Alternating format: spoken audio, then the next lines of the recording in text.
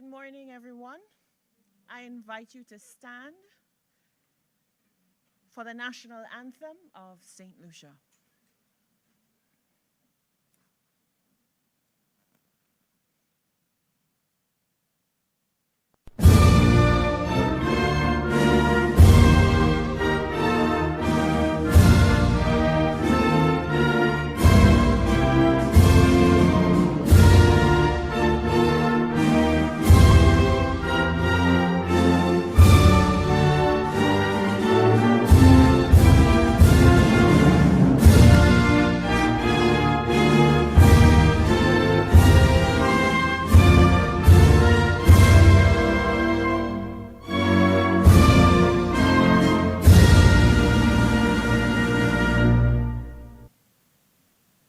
Please remain standing as I call on the Field Officer of the Youth Economy Agency, Ryan James. We are going to set things off right. He will deliver the invocation. Let us pray. Heavenly Father, we gather here today at this Youth Investment Forum with grateful hearts for the vision and purpose behind the Youth Economy Agency. We thank you for the guidance given to the founder, Honorable Prime Minister Philip J. Pierre, who understood the immense importance of empowering our youth, igniting their business spirit, and providing them with opportunities to flourish in their business ventures. Lord, we seek for your continued blessings upon the endeavors of our young clients. Grant them courage, O Lord, wisdom, and determination as they pursue their dreams and transform their hobbies into successful enterprises. Strengthen their resolve to overcome challenges and setbacks, and inspire them, mighty God, to embrace innovation and creativity in all that they do. In our pursuit of financial resources, we pray for your divine favor to open doors and create connections for our youth. Help them, Father, to access adequate financing and find supportive mentors and partners who can guide them on their business journey. May the Youth Economy Agency be a channel of transformation, O God, equipping our young entrepreneurs with the skills, knowledge, and network they need to thrive. Remember your words in Jeremiah 29, verse 11. For I know the plans I have for you, declares the Lord. Plans to prosper you and not to harm you. Plans to give you hope and a future. Lord, we trust in your promises and believe in the potential and abilities of our youth. As we move forward in this Youth Investment Forum, grant us, mighty God, clarity of mind, collaborative spirits, and open hearts to truly invest in the dreams and aspirations of our young entrepreneurs. May our efforts here today bring about positive change in their lives and contribute to the growth and advancement of our economy. In your holy name we pray. Amen, amen. Thank you, Mr. James. Please be seated.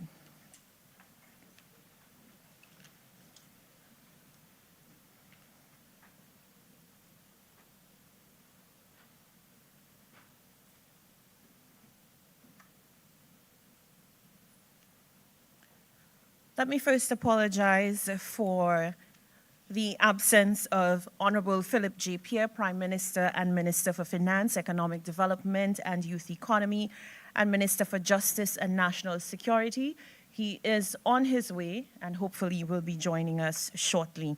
Also, Dr. Ernest Hilaire, Deputy Prime Minister and Minister for Tourism, Investment, Creative Industries, Culture, and Information. He will also be joining us.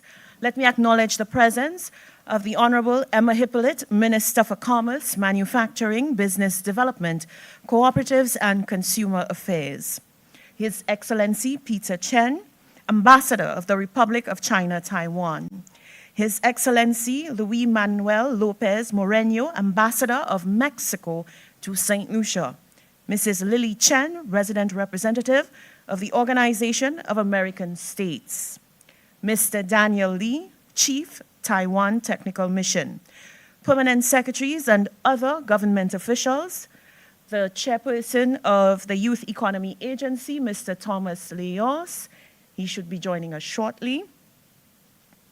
The CEO of the Youth Economy Agency, Mr. Brian Vidal, other members of the Board of Directors of the Youth Economy Agency, staff, facilitators, and mentors of the Youth Economy Agency, guest speakers of the Youth Economy Agency's inaugural Youth Investment Forum, clients of the Youth Economy Agency, other specially invited guests, members of the media, ladies and gentlemen, good morning. Welcome once again. My name is Lovely St. Amy Joseph. It is a pleasure to be taking you through today's proceedings. We are all here because the astute minds of the Youth Economy Agency recognize the indispensable role of mentorship in the journey of young entrepreneurs. We know that mentorship is a linchpin, it's a bridge between the wisdom and expertise of seasoned professionals with the unbridled potential of our emerging innovators. So welcome once again, especially to our young people. But to give you the official welcome, it is my pleasure to ask you to put your hands together and give a very warm welcome to the Chief Operations Officer of the Youth Economy Agency, Mrs. Crystal Rivera.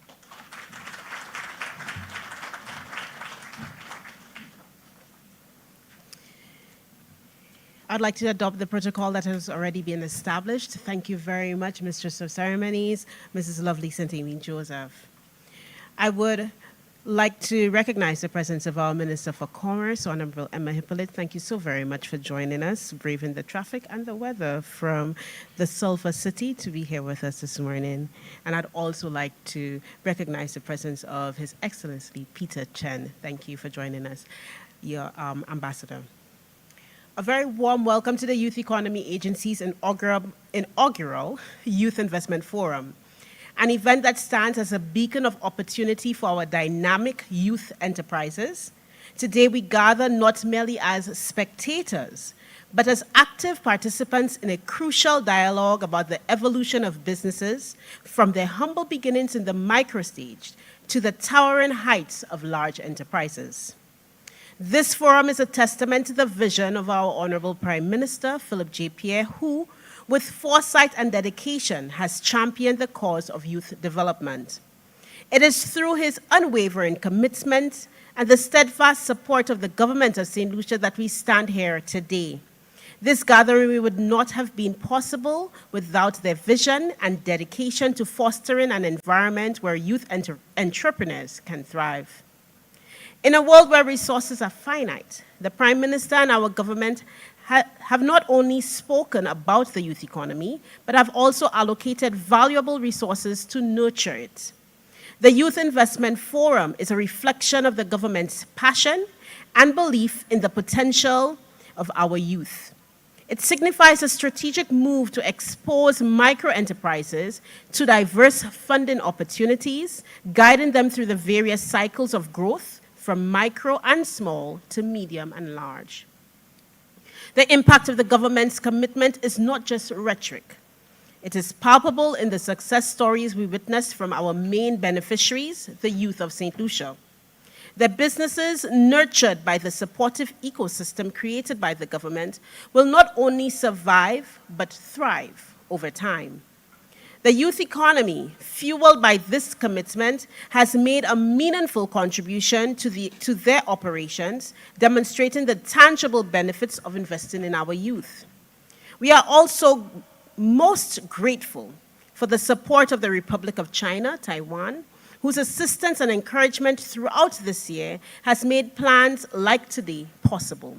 Ambassador, the Youth Economy Agency, and the young people of St. Lucia, thank you and your amazing team for the immeasurable investment you've made to the success of our developing nation. Thank you. It has been proposed that the failings of most entrepreneurial ventures can be attributed to inadequacy of funds. Therefore, in our quest to facilitate the greatest success among our clients, the Youth Economy Agency is exploring multitudinous funding options. So while we note that the commonly cited reason for failure of startups and micro-enterprises is inadequate funding, we also note that the amount of funding available through our grants, up to $5,000, and our loans, up to $30,000, may not adequately meet the needs of all our clients. Therefore, to complement our funding resources, we would like to offer our clients a viable alternative: opportunity for investment. In an effort to fulfill this mandate, the Youth Economy Agency has forged strategic partnerships with key agencies and organizations, for example, Export St. Lucia, who assisted with identifying young persons who would benefit from the 2-day investment training. Invest St. Lucia identified suitable investors to participate in today's forum and consider the businesses of our creative clients for possible investment opportunities. And Bank of St. Lucia, who trained our investment-ready clients in fundamentals of investment this week. The overall goal of today's forum is to stimulate economic transformation. As we embark on this forum, let us remember that it is not just a meeting of minds, but a collaborative effort to shape the future of our youth-led businesses. May the discussions and interactions here today catalyze innovation, spark partnerships, and illuminate the path for our budding entrepreneurs. 2023 was dubbed the Year of the Youth, and we at the Youth Economy Agency have definitely focused all our energy on the youth of St. Lucia. In this regard, with today's forum, we hope to finish this year, the year dedicated to the most creative, innovative, fearless, energetic, and passionate of our population. We hope to finish this year strong. Thanks for joining us in this endeavor, and welcome.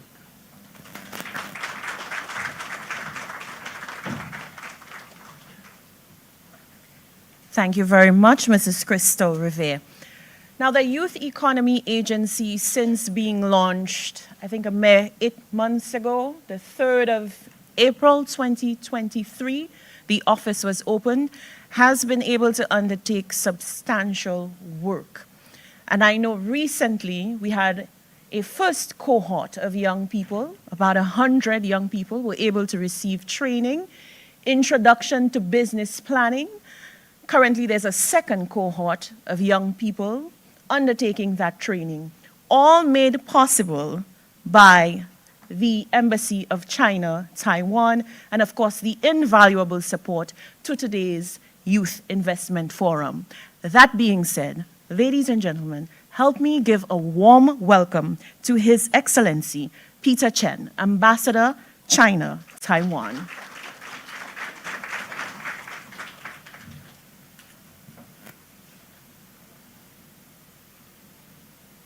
Honorable Emma Hippolyte, Minister for Commerce, Manufacturing, Business Development, Cooperatives and Consumer Affairs. Mr. Thomas Lyons, Chairman of the Youth Economy Agency. Mr. Brian Vidal, Chief Executive Officer of the Youth Economy Agency. Colleagues from Diplomatic Corps, and colleagues from Youth Economy Agency, distinguished guests, all the entrepreneurs, ladies and gentlemen, good morning. It's a true pleasure and honor to be here on behalf of the government of the Republic of China, Taiwan, not just as a supporter, but as an enthusiastic participant sharing in this inspiring moment and proudly backing the youth economy policy initiated by Honorable Prime Minister Philip J. Patien. And I would like to share a heartening story about the impact of investment. A legacy left by a Taiwanese entrepreneur, Xu Wenlong. Beyond building successful businesses, Mr. Xu has founded the Qimei Museum, housing invaluable instruments available for loan, not for sale. And borrowers only need to cover insurance costs. This initiative has been a lifeline for less fortunate students, ensuring their musical dreams thrive. In 2015, a young Taiwanese musician, Zheng Yuqian, won the silver prize of the Tchaikovsky International Music Competition, playing a priceless violin made by an Italian master in 1732 and generously loaned by this Qimei Museum. This example not only underscores the significant benefits of investing in talented youth, but also shows that investment goes beyond monetary contributions. AI pioneer and NVIDIA founder Jason Huang once said, "The path of entrepreneurship is filled with pain, vulnerability, challenges, embarrassment, and shame. Qualities that ultimately become the superpowers of entrepreneurs. Therefore, I encourage all the young minds here to fearlessly pursue your dreams and embrace challenges. For you are the future of the nation and catalysts for global development. This forum is not just a stage for listening, but a platform collaboratively constructing the blueprint for the youth entrepreneurs. The government of the Republic of China, Taiwan remains committed to partnering with the government of St. Lucia to assist and invest in more young individuals in seizing entrepreneurial opportunities, thereby transforming not only individual lives, but also shaping the future of our nations. And I would like to take this opportunity to commend the hard work, the efforts, and the achievement for the promotion of development of the youth in St. Lucia for Youth Economy Agency.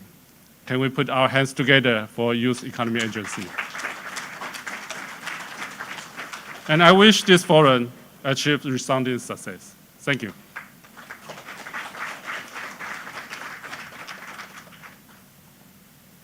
We are certainly putting our hands together for the youth of St. Lucia, and we will put our hands together yet again for His Excellency Peter Chan from the Republic of China, Taiwan. Always ensuring grassroots level support and overall support to our economy. Speaking of our economy, business development, commerce, ladies and gentlemen, help me welcome to the podium Honorable Emma Hippolyte. She is the Minister for Commerce, Manufacturing, Business Development, Cooperatives, and Consumer Affairs.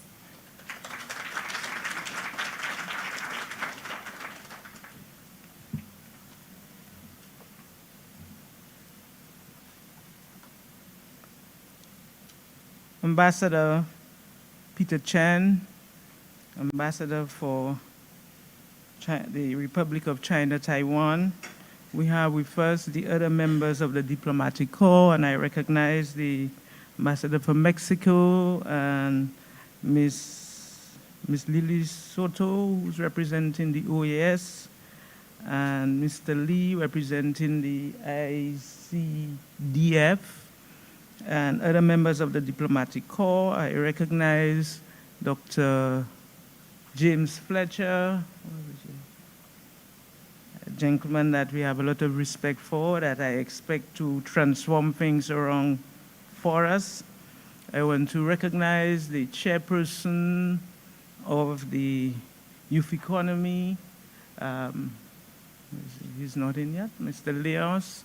I recognize Mr. Vidal, Mrs. Riviere, and the senior managers of the Youth Economy. I want to recognize here, and I have a young list here of persons who are going to share their knowledge with us today, and that is Dr. Donathan Gustav, Mr. Clemio Hodge, and Miss Donna Regis Prosper, and I think I knew the name at some point as Donna Regis, so she's done other things in recent times. Miss Tamu Petra Brown, Dr. Tamu Petra Brown, and Mr. Raphael Saul. As members of the panelists, I recognize as well our exhibitors, our youth who have really benefited from the youth economy. I recognize other civil servants who are here, and esteemed ladies and gentlemen. Thank you for being here, and welcome to this inaugural Youth Agency Investment Forum. I'm extremely pleased to be here, and I will share a few words as the Minister for Commerce today.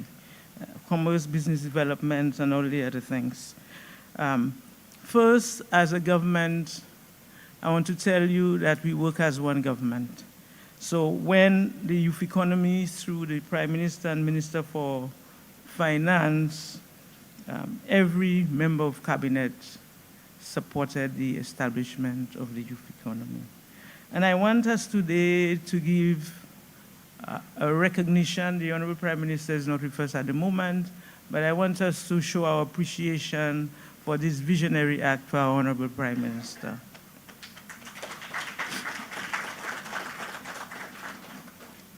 And as the Minister for Commerce, it was very important for us at our ministry to understand what was happening because of the role that we play in business in general. And we saw the youth economy as providing to us a new crop of business persons. Because when you look around us in St. Lucia, and I will say some of the OECS countries, you have, when you look at the retail trade and you look at what was happening to us, we had a few businesses that were there that were established 50 years ago, 60 years ago, 80 years ago.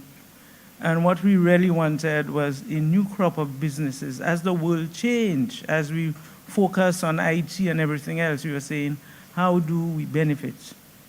How do we provide, how do we get new businesses coming into the service sector? So the youth economy was actually providing us with this new ground and new set of persons.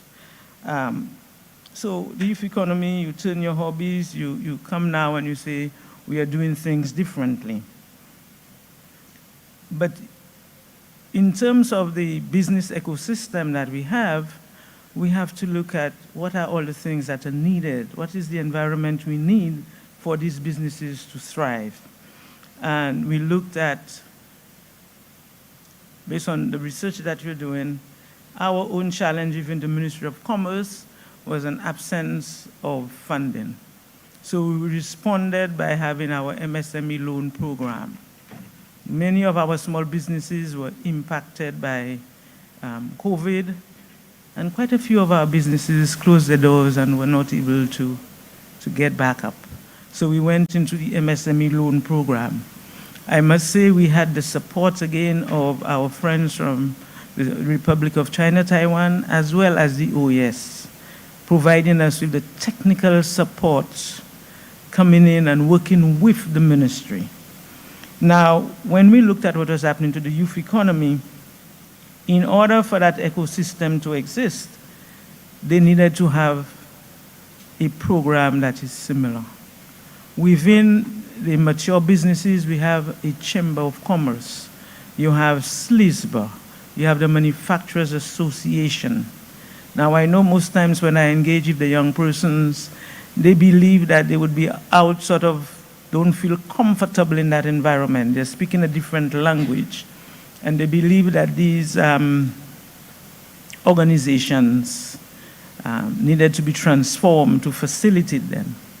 So I'm hoping that with the youth economy, you now have the inaugural investment forum, but you then have to start talking about putting that ecosystem that is addressing this young environment. Because the language is different, the method of work your method of work is different, your thinking is different. But one thing I want to tell you, that you need to have a partnership with the older businesses. You need to have a partnership. Like 2 weeks ago, we recognized companies such as the companies that we had the JQ group of companies, JQ Charles group of companies, and you can see the transformation that they went through, those of us who understand what JQ was. We looked at Carrasco and Company, you see the transformation. You look at J. Gas and Company, significant transformation. But some of the older companies still require a lot of assistance. So I'm hoping that that partnership that we have within government is also a partnership that we will have within the private sector. Mature companies partnering with young companies. When I went across there, I'm looking at your marketing, very fresh. And that is what the mature companies need. So in creating your new companies here, you need to see opportunities. How can you provide services to the mature companies to cause them to expand? When I look at the other partnerships that we have, you've heard that you need the support of agencies within the Ministry of Commerce. Export St. Lucia, for example. It is an agency of the Ministry of Commerce. One other agency that is extremely important for your manufacturing sector is the St. Lucia Bureau of Standards. I want you to pay attention to this institution, because as you try to scale up your companies and provide services to the outside world, the recognition that you have to embrace standards is critical, both in the service industry and other manufacturing industry that you have. You need to embrace international standards. So you need to know, walk through the doors of the St. Lucia Bureau of Standards to understand the standards that you need to embrace now, to understand the support that you need, whether it is within the Ministry of Commerce or within the Youth Economy Agency. The standards are important. You need to embrace quality, and it is quality that is going to cause your client to come back to you day after day. In terms of the investment forum that you have here, you started your businesses, you've received your $5,000 grant, you have an opportunity to get loans up to $30,000. But in order to scale up that business, you need investors. You need funding. And one key way of getting funding is to invite investors. But you need to be able to sell your product properly. The investor needs to see an opportunity for profit, because investors, when they come to you, that is what's in their head. What is the potential for my investment to give me returns? And I'm hoping that the various panelists today will put you on the right track as to what it is that you have to do. Finance is the fuel that grows any business. Your investor as well might come with various specific skill sets that your business requires. So today I am hoping that as I look around, as I walk around, I see quite a few products that are very attractive. I see you as being the next set of businessmen and women for this country. I believe that the partnership between the youth economy and the Ministry of Commerce is critical for that growth. As the minister responsible for the Ministry of Commerce, I tell you that we are available day in, day out to work with you, because you are the youth economy. As soon as you get into the age 30, you've got to move to the Ministry of Commerce. So I'm telling you, so I am looking at all of you here and saying these are my future clients of my ministry. Today I speak with you because your Minister for Investment is unable to be here. And as one government, I felt it was so important that I stand here today to say that as a cabinet, we are proud of what you have achieved. We are proud of the energy that the youth economy is bringing to the work that it has to do. But it is when we work together, that we will move that angle and that we will move this economy. So I want to thank our partners. Let us give all our partners, the OAS, the China, Taiwan, for the support that they have done to our economy in general. Let us show our appreciation to them. And let us give you, the beneficiaries of the youth economy, a round of applause for taking that bold step. I thank all of you, and I pray blessings upon your respective initiatives. I thank you.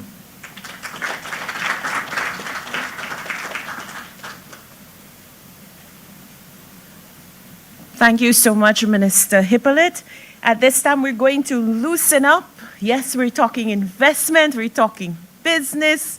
And I know as the young people say now, we're standing on business today. We're going to stand on business today. We're definitely doing that. But we also want you to bring your creativity, your ingenuity, and your charisma to the Youth Investment Forum. Now, I have a question, and I see a gentleman in the back who I think will be able to answer that question. I just indicated that we want to see some charisma. How many of you know the BBC's Word of the Year this year? And speaking about youth energy, we're going to walk. I know that he knows this. So if we're talking charisma, according to the BBC, this year's Word of the Year is? Riz. What's Riz? The ability to sweet talk, be romantic. And it is thought to be a shortened form of the word charisma.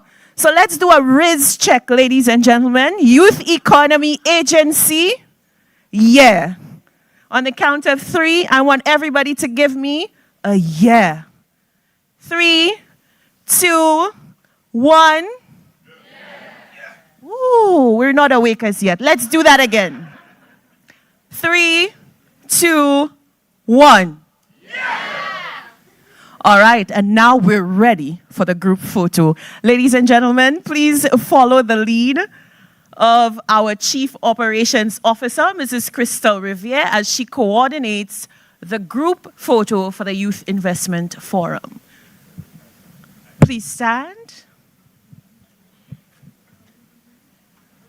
So we're all standing because we have energy and Riz. And it's the year of the youth? Yeah. So we're going to huddle as close as possible together. This is the center. Minister will be at the center with our Youth Investment Forum thingamabob. That's not the name of it. Everybody. So everybody, you just come on in. Don't be so shy. Because by the end of today, nobody's going to be a stranger. Everybody's going to be your friend and a potential investor in your business. We're focusing on the picture takeouters in the front. She buried the one who She buried the one who died on the cross. And the picture takeouters in the front will give us a countdown so that we will all say. So we will all say. By Jack teasing. Pity boy, you pity Jack laughing by run, run, look Satan come. Pity boy, you pity Jack laughing by run, run, the devil come.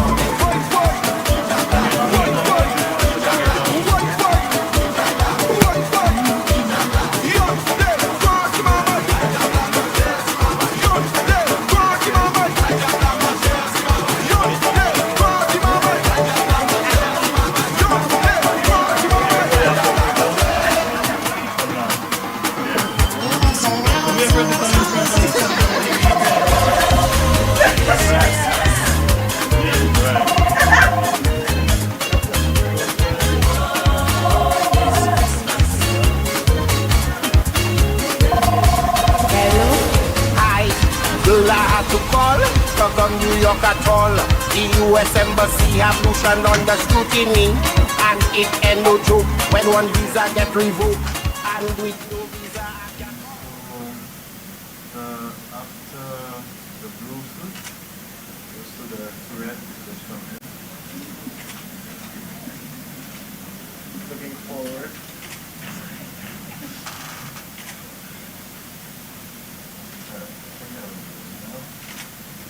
Everybody ready? Yeah. All right. 3, 2, 1. Yeah. Yes, I want more.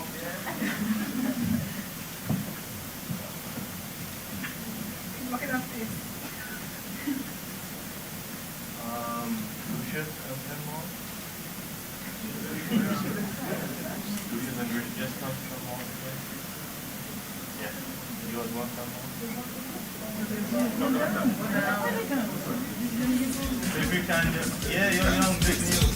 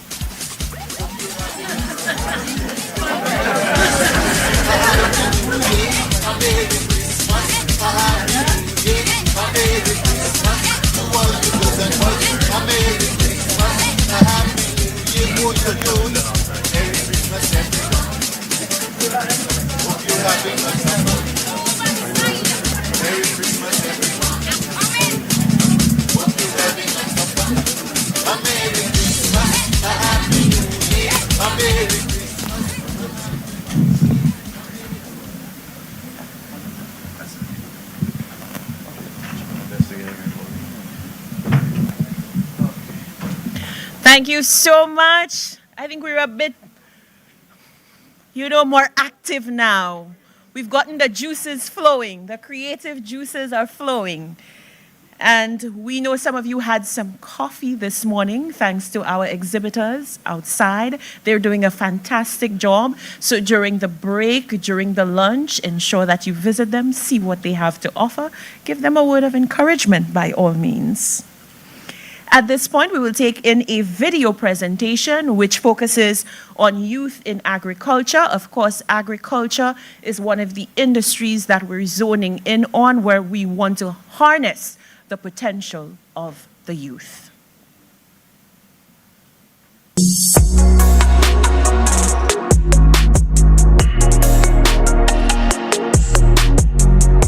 I've been doing farming for 2 years now. After I lost my job, I went into farming full-time. I grew up doing farming with my parents. They had bananas, coconuts, and other crops, vegetable crops. I have taken it not just as a passion, but on a serious level in terms of sustainability, as well as an income. I've been planting seasoning peppers, cucumbers, watermelon, corn, broccoli, cauliflower, chives, celery. Sometimes it don't go as planned. I lost some of my crops to pests. I lost some of them to the heavy rains. I will continue because it gives me great pleasure knowing that I make a contribution to my community, to my family. When I plant and I see that I can harvest and I can share, I can sell, it gives me great joy to know that I have the potential to make a difference in persons' lives. We started off in 2020, and originally the farm used to be a banana farm, which was owned by my great-grandparents, then my grandparents. So for the last 2 years, we've been very successful. We held the largest market share of sales for 2021-2022, be it both tilapia and shrimp. Currently, we're looking to expand into aquaponics. We have the guys from the engineering department, Joel and Mr. Quint Odlum, assisting us with that. 5 to 10 years, I see like we exporting. Looking to be in all supermarkets. We've been working with Export St. Lucia, Bureau of Standards, to get all our labeling and stuff done so we could package the shrimp, tilapia and produce and have it in stores and on the shelves, both locally and regionally. In the next 5 to 10 years, I see Royalty Farm as a supplier to hotels, vendors, restaurants, because right now we don't do it on such a large scale. Right now it's just hotels, but in the future I want it to be like import export.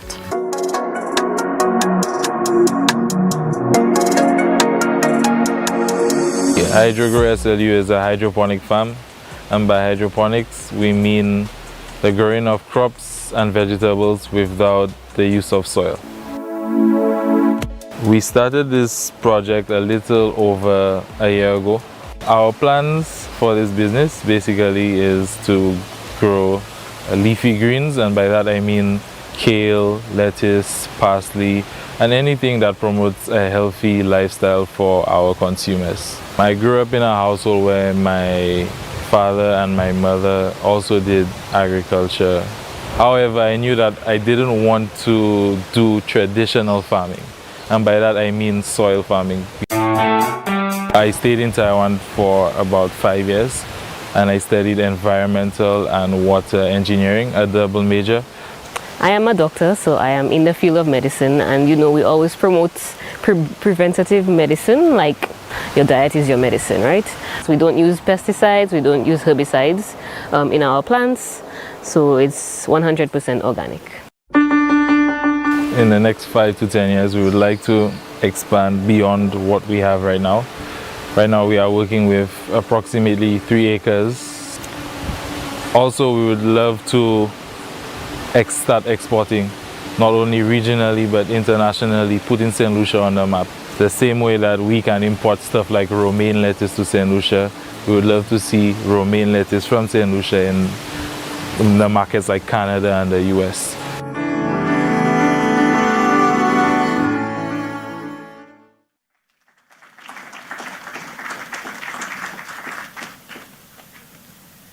Great work being done.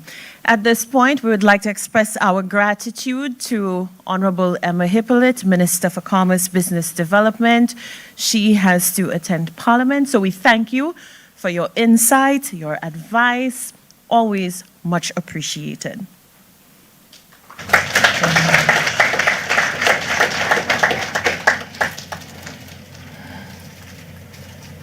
And it gives me distinct pleasure to welcome Dr. Donatien Gustave, who will be speaking on promoting investment in agriculture towards sustainable agri-food production and food security in St. Lucia. Let me tell you a little about Dr. Gustave before he makes his way to the podium. Originally from Maynard Hill, Marshall, born the last of 7 children to Miss Christiana Gustave and Mr. Albert Emmanuel, Dr. Gustave's passion resides in the empowerment of community organizations to facilitate healthy relationships and strategic thinking to achieve goals. He is currently the project manager of the Building Resilience for Adaptation to Climate Change and Climate Change Variability in Agriculture in St. Lucia. This project is funded by the Adaptation Fund, implemented by the Caribbean Development Bank, CDB, and executed by the Ministry of Agriculture in St. Lucia. Ladies and gentlemen, put your hands together. Welcome, Dr. Gustave.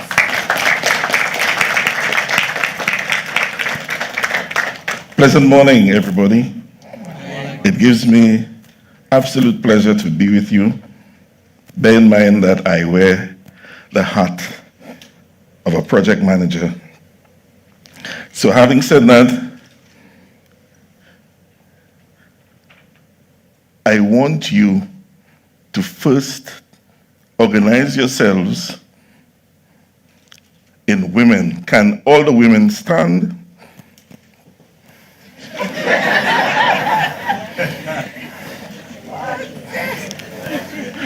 So we have roughly, let's consider 10,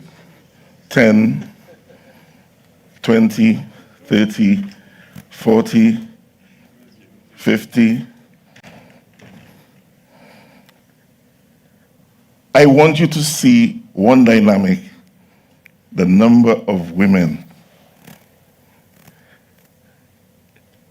Of these persons,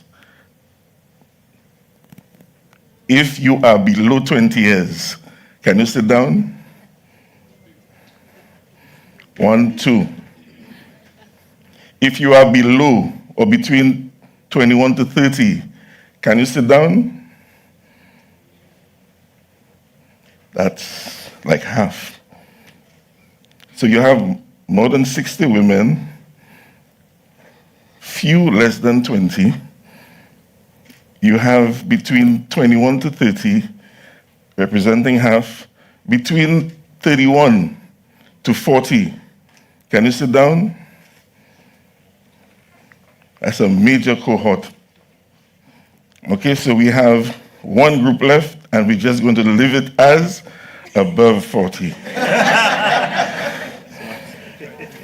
The next key question is, how many men, or the males, please stand.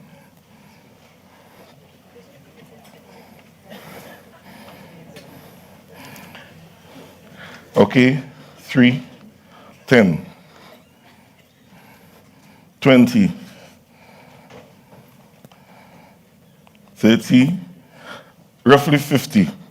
But of that cohort, less than 20 years old. Can you sit down?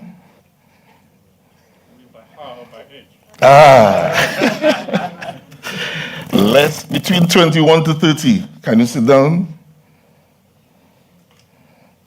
It's not a small group, but look at the numbers left. It's not as significant.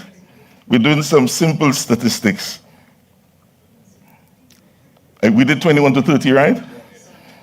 31 to 40. And coincidentally, they've grouped on that side. Above 40, 41, sorry. Have a seat. Above 41. So we have a very interesting group dominated by women. There is a comparable number of men, but what is strange is that we're supposed to be targeting the youth today. And everything I prepared was focused on the youth economy, basically persons between, let's say, 18 to 35. But it doesn't matter. We remember the hat that I wear. And before we go there, for the youth, in fact, for everyone, there are 3 key terms, or 3 names I'm going to mention that are going to ring throughout the presentation. One of them is a famous thinker, philosopher on war. His name is Sun Tzu, right? So one key concept that I have for you is from a man called Sun Tzu. I think it is written S-U-N space T-Z-U. I'm saying this because first, there's strategy. And did we pray this morning? Now, some of us don't believe in prayer, but let us look at the war in the Ukraine, in all the other countries. The key question I have for you is, what is strategy? Or what must strategy guarantee? Can anyone just say? Success, your victory. So one key action for you is to have a strategy going forward. You need to guarantee that whatever you do, that you succeed. And I mentioned one key person called Sun Tzu. Now, Sun Tzu said that in any battle, you must know the enemy and you must know yourself. Apparently, most of us know about Sun Tzu. And he says if you do that, you're guaranteed to win all battles. I'm saying this because, do you know who I am? No. I think the description gave some detail that I love to work with groups, that I love to be involved in empowerment of people, of communities, this time with you. We know already a key word is strategy, and we must be able to win at whatever we set. So you don't know who I am, you know I'm a project manager, and you've heard of the BRAC-VAS project. You know it's funded by the Adaptation Fund, it's implemented by the Caribbean Development Bank, and it's executed by the Ministry of Agriculture.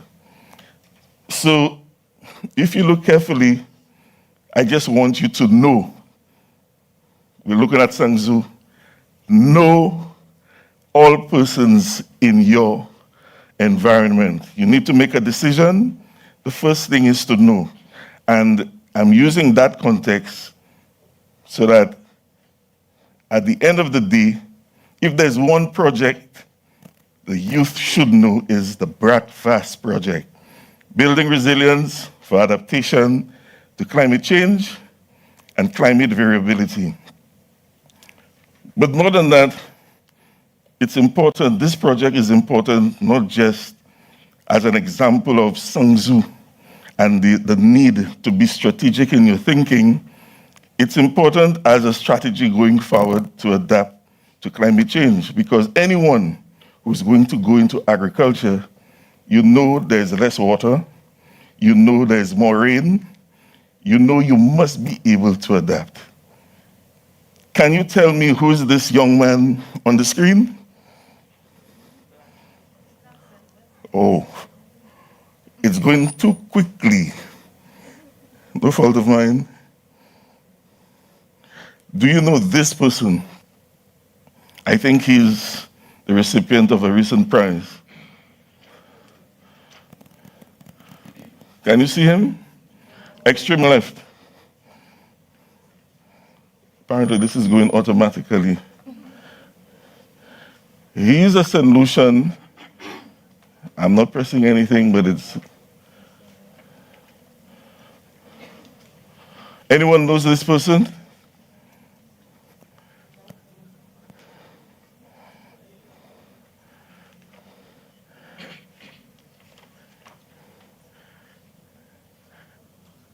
We'll leave it as an assignment, because you must know it is your duty to be curious and to engage. Hopefully we'll discuss who's this person at the end.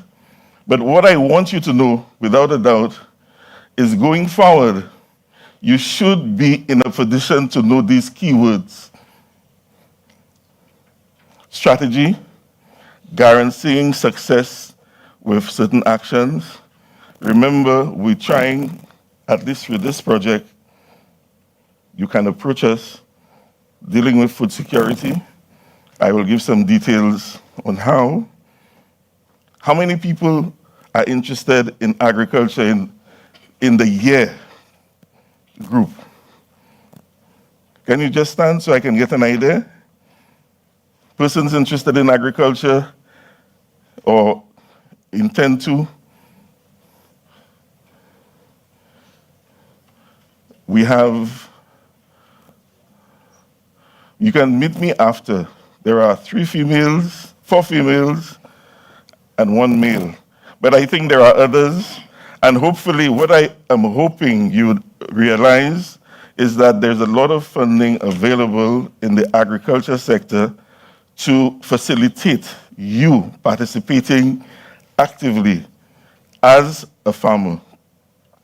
But going back, Sangzu strategy. Food security is another key concept I want you to be familiar with.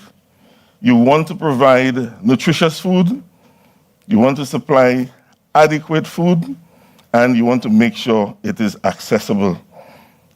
Not only that, you want to be able, this brings us to why we are here, why I was called to engage you, investments.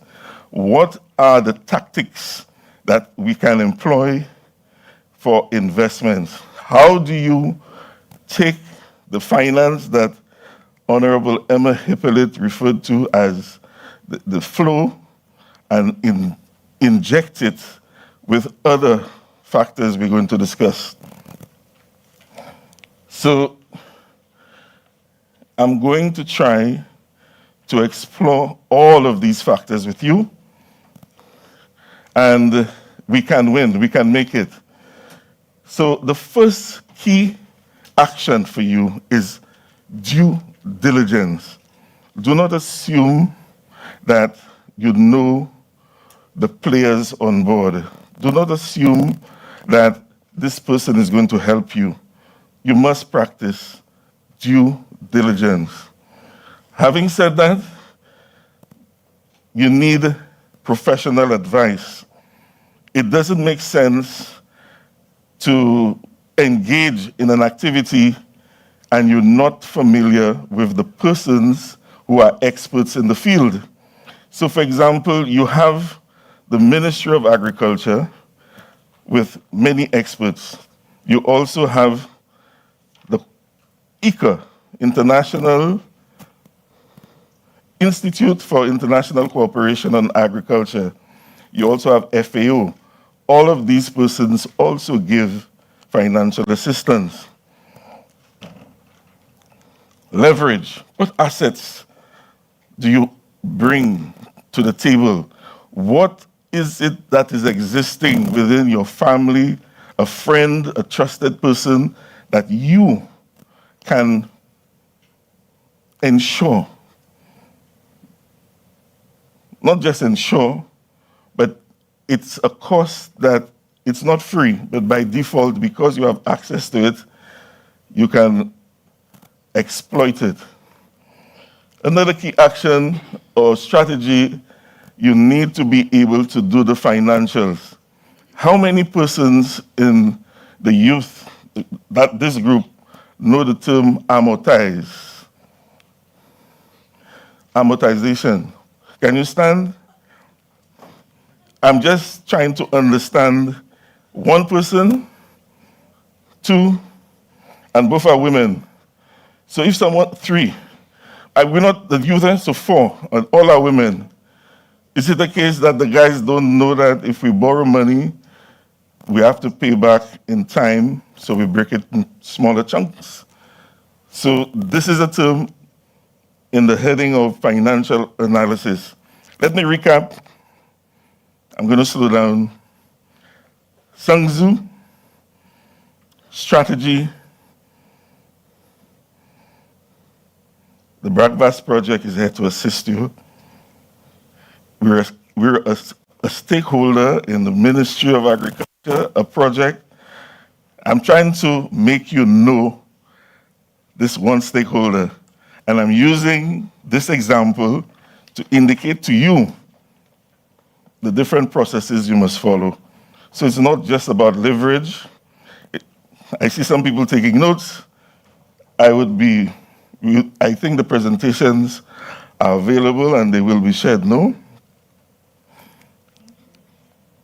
Leverage, professional advice, due diligence. Make no assumptions. But we're almost there. What is the risk, or what are the risks, and what is the return that will make you a successful entrepreneur? Having said that, I want to highlight a key thinker in the past. His name is Peter Drucker. And what he said is that if you're engaging in any business, it is very important that you consider satisfying customer needs. So long as you are satisfying the customer, then you begin to look at the different considerations that would ensure that you're making a profit. So we have financial analysis, yes, but we also need to know the risks and the returns.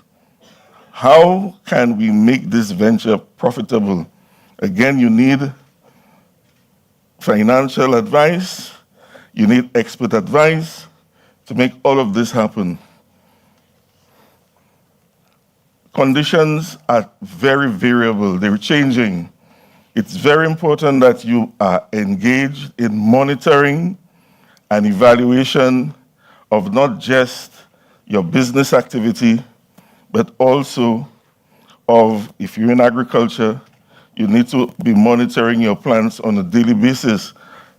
How long does if you have an outbreak of a pest or disease on a farm, how long do you think does it take for it to spread?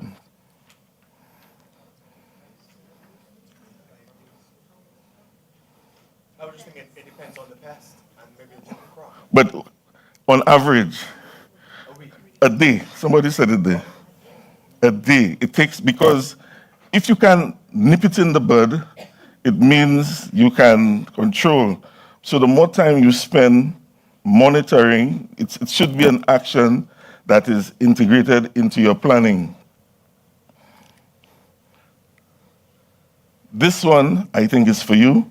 And if you didn't know these names, I think you should be in a position to approach the BRACVAS project.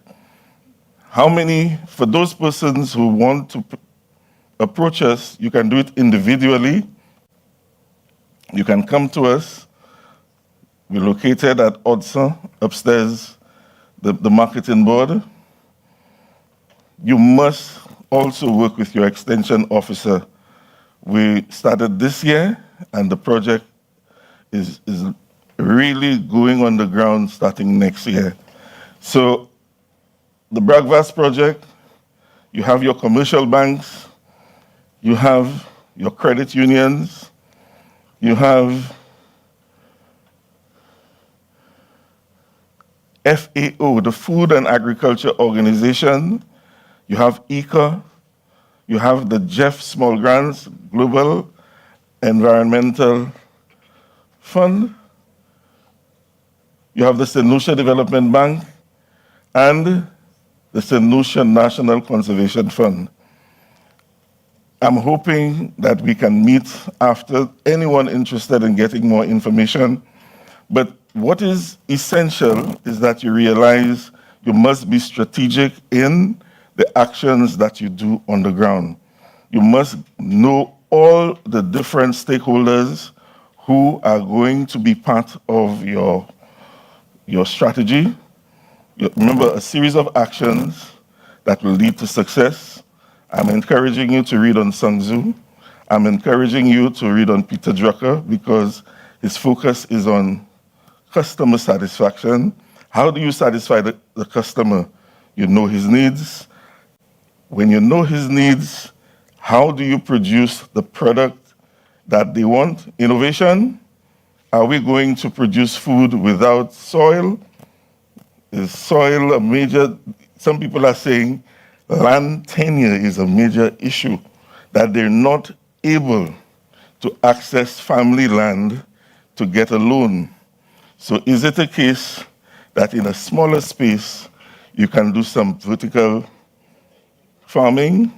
Is it a case that you need infrastructure so that you can approach the BRACVAS project or FAO or all the other friendly governments in our region? Having said all of that, I'm thanking you on behalf of the Ministry of Agriculture. I'm hoping we can meet to discuss at any time going forward. I think it is your business to exercise due diligence, to know your financial and risk analysis.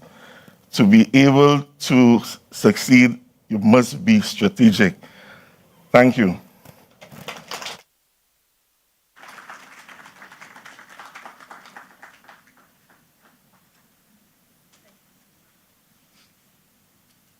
We can certainly do better than that for Dr. Gustave.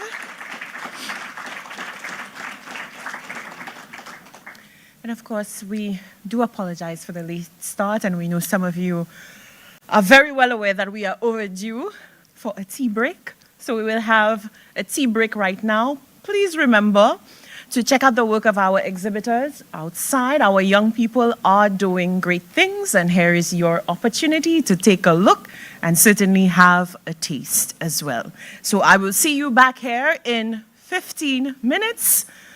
Look at your neighbor, give a smile, a little chit chat, some coffee, a break.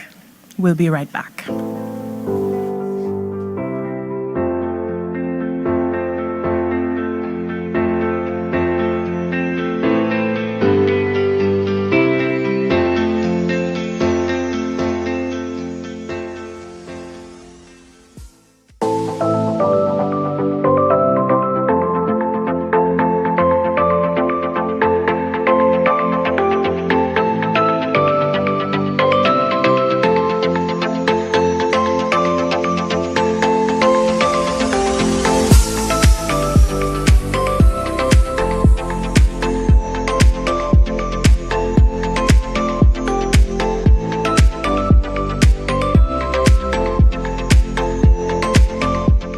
We at the agency are on a mission to help you, the young entrepreneurs, to turn your hobbies into entrepreneurship and skills into business. So in addition to your interaction with industry experts this evening, please take some time to ask us about how the Youth Economy Agency can serve you. Today, as we host you, aspiring businessmen and women from Choiseul, Soufrière, and Canaries, please capitalize on this opportunity to mix and mingle with each other, network with industry professionals, and tap into the expertise of business professionals. I urge you to take advantage of this unique opportunity to ask as many questions as possible. Soak up as much knowledge as you can. It is our sincere hope that the invaluable information you will garner today will help propel your business into a season of success. The Youth Economy Agency has successfully completed the Entrepreneurial Development Training Program. Over the past few weeks, we embarked on an Introduction to Business Planning training initiative aimed at empowering our aspiring entrepreneurs and equipping them with the necessary skills to bring their business ideas to life. By facilitating this training program, we are hoping to upskill 100 St. Lucians between the ages of 18 and 35 years old. Today, I am thrilled to announce that our business planning training has been a resounding success in terms of attendance, completion rates, and most importantly, angel fund qualification for the various business startups. The objective of the training was to help our young entrepreneurs develop a deeper appreciation for the importance of planning. At the conclusion of 3 weeks, participants prepared a comprehensive business plan for their individual business ventures.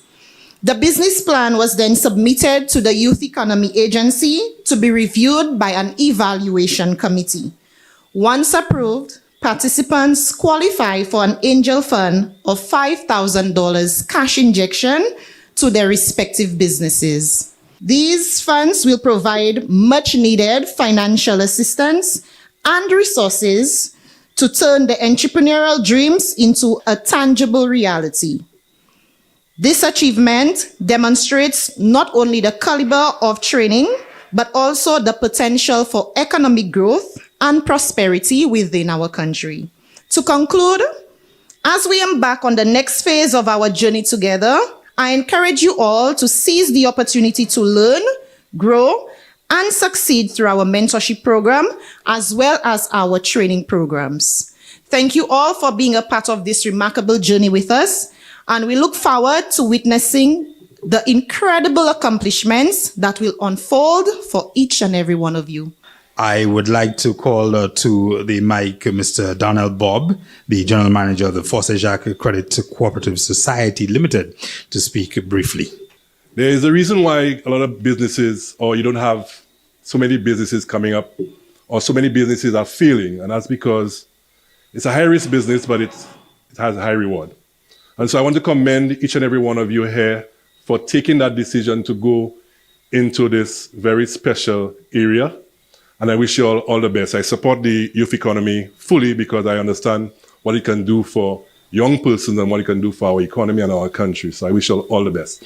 Yes, so in terms of credit unions and what they are, I would like to start by letting you know the importance of money. Money is seen by many as a means by which we can pay for, purchase goods and services, but it's more than that. There are benefits such as a store of value. It can help you determine the value of your products and services. It can be used as collateral. It can be used as investments, and so on and so forth. And hence the reason why it's important that you manage your money properly, not just as an individual, but as a business. So you would know of the traditional commercial banks, investment banks, online banking, and so on and so forth, all there to assist you with that. But credit unions are a very special creature. They are a type of cooperative. And cooperatives are businesses that are owned and operated by members to provide benefits to members that those members felt were not being provided for well enough for them. And so credit unions date back all the way to the 1800s in Europe. And before we had credit unions in St. Lucia, we had things like susus and other means of causing persons, primarily persons who are not well off, to be able to save and be able to afford goods and services that they would not be able to do on a normal basis. Credit unions are a financial cooperative. In other words, they provide financial services to their members. We are in the business to improve lives for our members. So when you come in and you join a credit union, you're not seen as a customer or an individual that we're looking to maximize profits, but rather we're looking at you as the owner. So if you're a member of a credit union, you're the owner of that credit union, or you're a part owner of that credit union. And as such, we are supposed to treat you like owners. We are supposed to look after your best interests. And so we provide financial services for you, not with the intention of making a profit from you. One of the things I tell young people when they start businesses, put in there as one of your expenses your salary or your wage, and pay yourself, if you can afford to pay yourself a wage, but do not use the business money and mix it with your personal expenses and your personal business. All right? So managing your money, a lot of businesses fail because they don't manage. They have a good product, good price, they have customers, they're making the money, but where's the money? And a lot of people come to me and say, Mr. Bob, I can't save her. Help me save her, please. Help me save. And what we put in place for y'all is a special depositors account within your account where we put instructions there. Do not allow J-Buds to withdraw money unless it's an emergency, unless approved by the manager. So you'd save in there. And when you need money from that account, you will have to seek permission to get your own money. Now, to deliver our feature presentation this evening, it is my pleasure to introduce Mrs. Mauricia Thomas Francis. It is my distinct honor and privilege to be here this evening to address you, and I immensely thank the leadership of the Youth Economy Agency for this opportunity. Of course, when I received the request, I was dealing with a number of competing priorities, as I always do. But of course, anything to do with the development of the youth, number one. Anything to do with empowering suffragans, I show up. I will start my address by boldly stating that becoming a business entrepreneur has proven to be one of the most rewarding endeavors that one can undertake. The fact that you have decided to capitalize on that tremendous opportunity afforded to you by the government of St. Lucia to become entrepreneurs speak volumes. It speaks to your ambition, your focus, your passion to contribute to your own empowerment as well as to contribute to the development of your country. Let's give them a round of applause, please.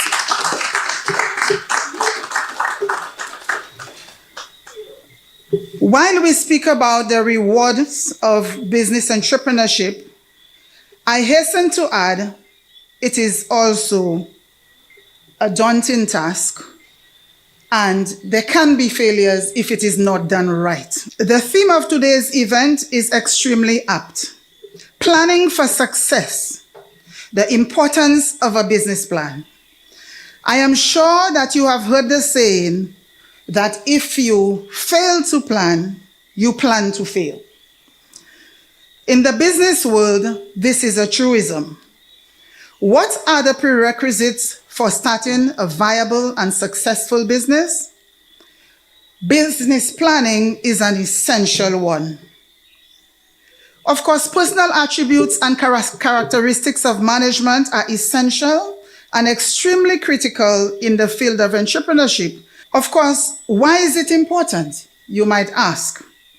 Simply put, if you do not plan to address what you wish to achieve, how you plan to achieve, and what resources are required to succeed, you will never attain your business goals. A business plan is critically important as it assists with validation of a business idea through an in-depth feasibility assessment. So therefore, the business plan is the roadmap which helps to set and communicate strategic business goals, track and take strategic actions on these goals by taking important and timely business decisions, manage resources of a human, financial, and physical nature, and or identify and manage risk or change that may impact the business from time to time. A business plan is an important guide for service providers and for securing financing. The other element is operations and management. People and process are two very important elements for maintaining a successful business. Ensuring the correct workforce, both in terms of quantity and quality, is key to ensuring efficiency in your business. In recruiting people to assist you in the business, you have to make sure you recruit the right fit.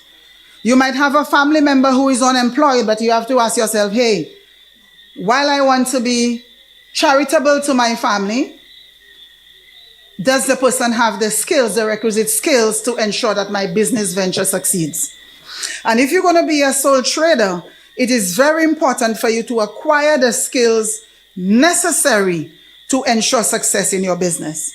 So those of you who have not done a customer service course, there are small courses that can be done. And these days, YouTube is replete with all kinds of courses. You can teach yourself customer service, you can teach yourself sales, techniques, business operations. If you cannot afford the time and the financial resources to do a course, go to YouTube. It's all there. One of the areas that sink businesses or cause business failure is the credit policy. How much credit you give. And the same way I spoke to you about managing stock efficiently, in that same vein, you need to be able to manage credit. Because if you take stock and you give it on credit and the cash is not coming, at the end of the month, when you need to meet your overheads, you'll need to face the bank again. And again, the bank will ask you the question, let me see your sales book, let me see your records, what did you sell? All the sales are there, but you've sold on credit and you cannot collect. So your credit policy has to be effective. It has to be one. For small businesses, the better thing is not to give credit. Management and staffing is another key element. So therefore, your business plan must contain an organization chart which would show the level of management, how many staff you're going to have, what are your staff going to be doing, what will be their role in the business. And of course, you must include a financial plan as to how much it's going to cost you. In other words, you must know how much you're going to pay the staff. And you don't just pull that from a hat. You have to do the analysis to determine at what rate do they pay a teller in Soufrière? At what rate do they pay a bartender in Soufrière? At what rate do they pay a masseuse in Soufrière? So that at the end of the day, you can do a comparison and determine how you're going to cater for those salaries and ensure that you attract the best talent and talent that you can keep motivated, because pay is very, very important as well. The final element of the business plan is the financial plan. The financial plan is one of the most important elements of your business plan. This is especially true if the business plans to borrow capital from a financial institution. The financial institution, apart from everything else that I have mentioned that you must include in the plan, you must have cash flow projections. If it's an existing business, you have to include your balance sheet for your last financial year. You have to include your income and expenditure statement for the last financial year, and that would show what you achieved for the last financial year. If it is a new business, we are dealing with projections. And even if it's an existing business, you would have both the projections and the historic data. But for new businesses, you have to have the projections. My experience has shown that entrepreneurs have a false notion that business plans are developed for the bank. Business plans are not developed for the bank. This is far from the truth. The business plan is used by the bank to assist you to achieve your financial needs. However, the plan is for you as the investor to know how you're going to approach your investment. It's going to help you with making decisions in terms of changes that you need to make in your business to ensure that it remains viable, whether you are looking at risk, whether you're looking at opportunities, whether you're looking at threats, and what have you. Ladies and gentlemen, running a successful business, especially a micro business, is not for the faint-hearted. I want to let you know that. It's not for the faint-hearted. There is inherent risk in entrepreneurship. Entrepreneurs must possess the ability to multitask, mitigate numerous business-related risks, as I said, while simultaneously bringing a product or service to market at a price point that meets customer demands. The life of a sole trader, as many of you are or will become, is even more daunting and demanding. If done well, however, the end result can be extremely rewarding. You must be passionate about your venture, your goals and achievements. Keep in mind that there is no going back. Once you've made that decision to invest, you are in it, and you are in it to win. This will ensure that you are in it wholeheartedly, and it's not just another job. Understand your business in and out. Do not get into something you don't have a passion for. You should be ready to eat, sleep, and breathe your business. Treat it as the epicenter of your life. That's how you will succeed. Exercise resilience and patience to navigate the daily demands associated with your business. As you are now starting your journey, this is particularly important as there are several hoops to jump before you can start to operate your business. Hoops to get licenses, to get funding, to get inputs. From my experience, this can be extremely daunting. I must mention government agencies whom sometimes do not have the requisite sense of urgency. Don't lose patience. Continue to beat the pavement and continue to focus on your dreams. Practice good interpersonal and communication skills to interact professionally with all your different stakeholders, including, very importantly, your staff and your customers. Be disciplined and prudent to maintain the correct focus, especially with management of the financial resources of the business, as I mentioned earlier on. Sales do not equate profits. We cannot overemphasize that. Be highly organized, learn to multitask, and manage time efficiently. Management effectiveness also requires the discipline of hard work, adaptability, flexibility, agility, and continuous learning and development. Enroll in related courses to enhance your entrepreneurial skills in customer service, sales, as I mentioned earlier on, and so forth. Honesty, fairness,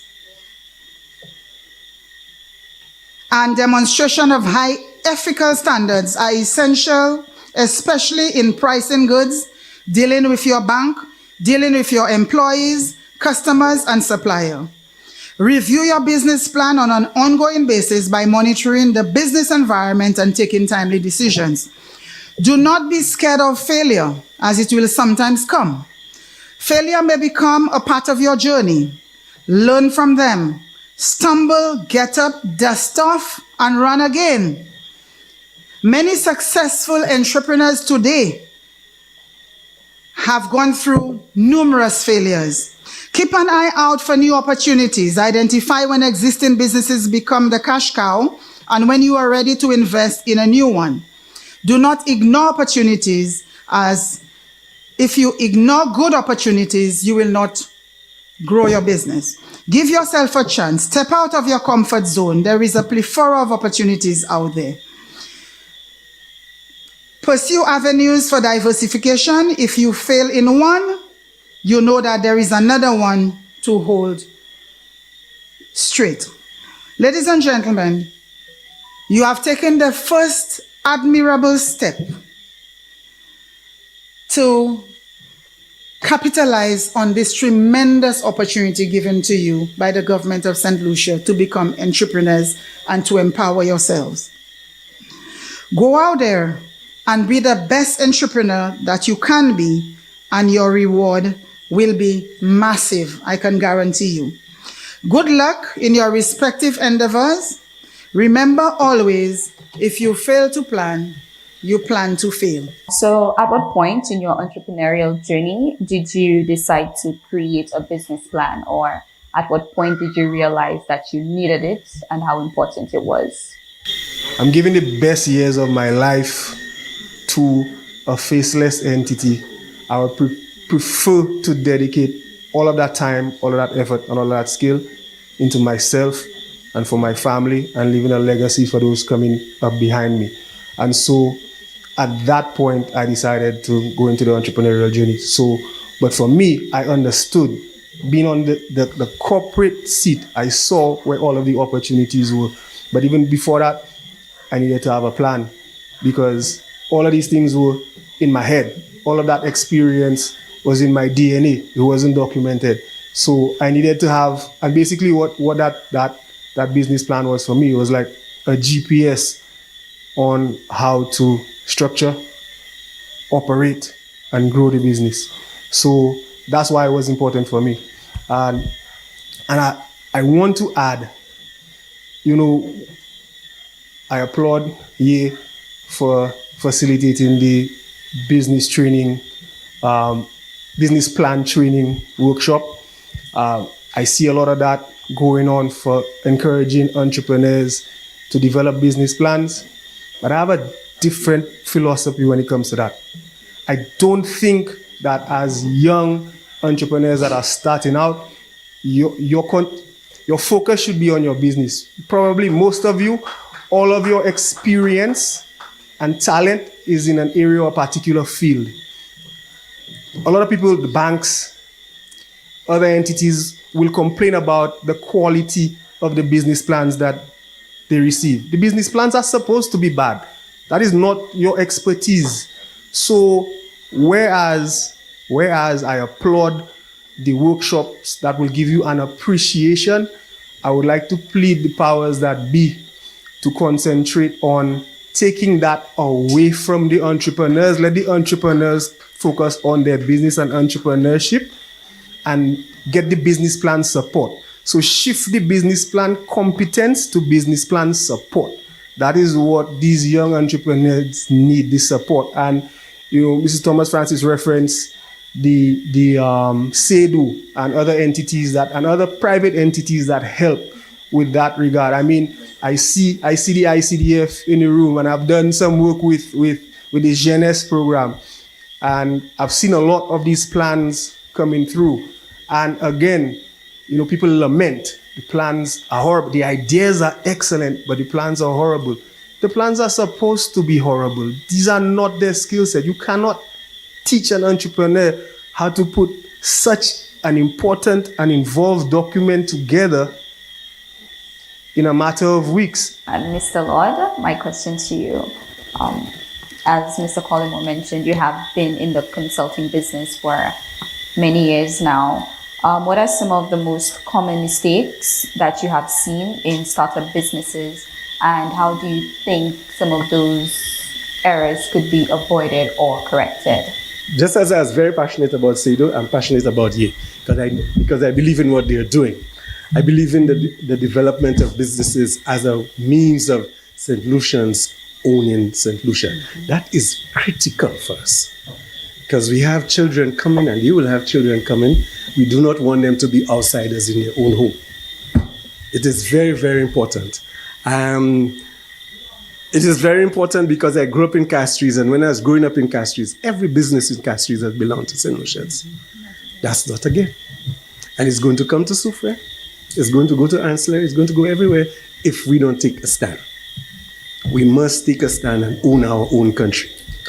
Having said so,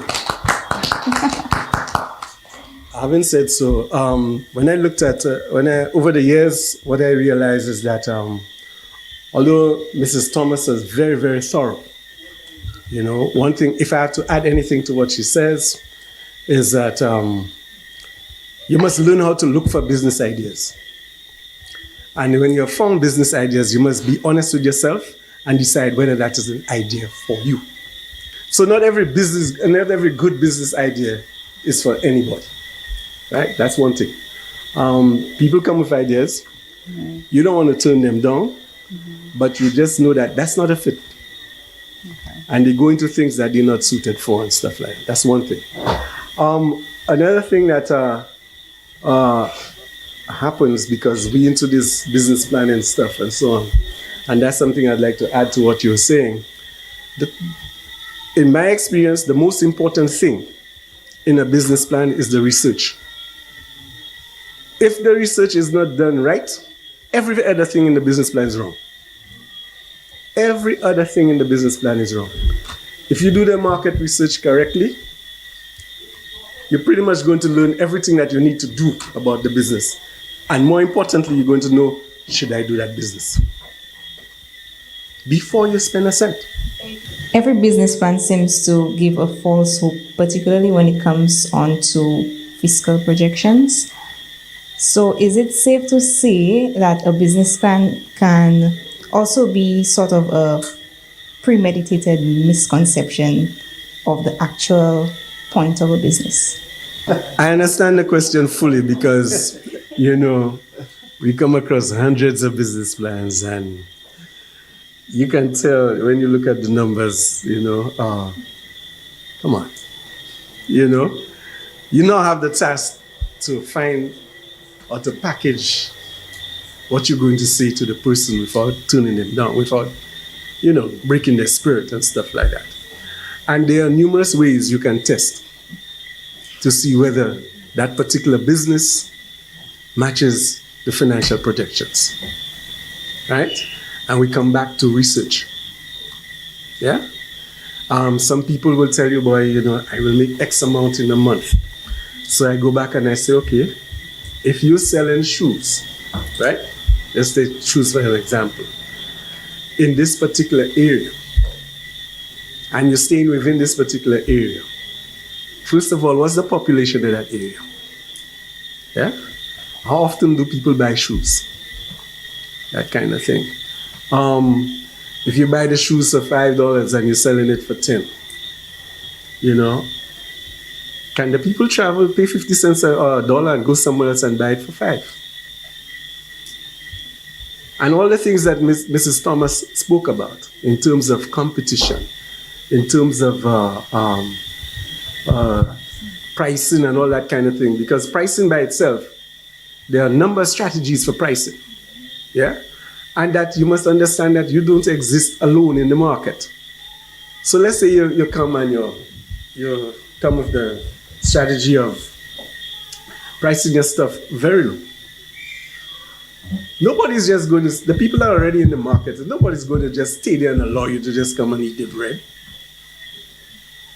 Some businesses have the power enough to just undercut you in prices just to drive you out of business. That's happening in small businesses, that's happening in very large businesses. Business is actually civilized war, sanctioned war by the government. It's nothing friendly about it. So when people make the unrealistic financial projections, they're only hurting themselves. So what we do, we try to tend to bring them to reality and say, okay, who's buying this stuff? How often do they buy it? Are you the only one selling it? And it's more so today because anything you can think of buying around the corner, you can stay in your house and buy it. You don't have to go out anymore. You can stay in your house and buy it. And get it cheaper too.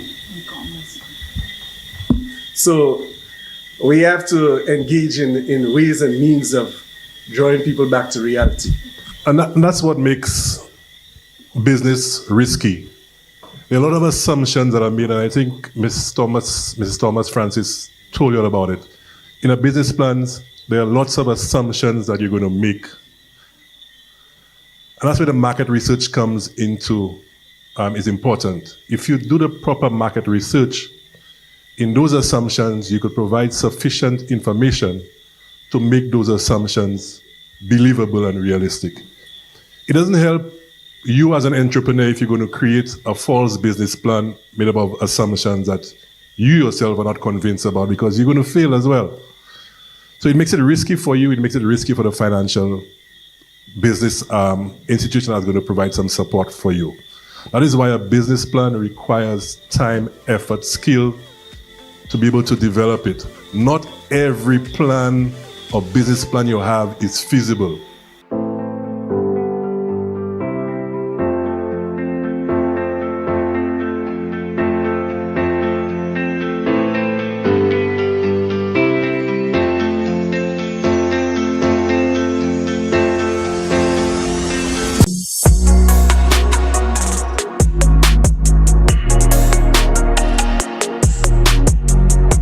I've been doing farming for 2 years now. After I lost my job, I went into farming full-time. I grew up doing farming with my parents. They had bananas, coconuts, and other crops, vegetable crops. I have taken it not just as a passion, but on a serious level in terms of sustainability, as well as an income. I've been planting seasoning peppers, cucumbers, watermelon, corn, broccoli, cauliflower, chives, celery. Sometimes it don't go as planned. I lost some of my crops to pests. I lost some of them to the heavy rains. I will continue because it gives me great pleasure knowing that I make a contribution to my community, to my family. When I plant and I see that I can harvest and I can share, I can sell, it gives me great joy to know that I have the potential to make a difference in persons' lives. We started off in 2020, and originally the farm used to be a banana farm, which was owned by my great-grandparents, then my grandparents. So for the last 2 years, we've been very successful. We held the largest market share of sales for 2021-2022, be it both tilapia and shrimp. Currently, we're looking to expand into aquaponics. We have the guys from the engineering department, Joel and Mr. Quint Odlum, assisting us with that. 5 to 10 years, I see like we exporting. Looking to be in all supermarkets. We've been working with Export St. Lucia, Bureau of Standards, to get all our labeling and stuff done so we could package the shrimp, tilapia and produce and have it in stores and on the shelves, both locally and regionally.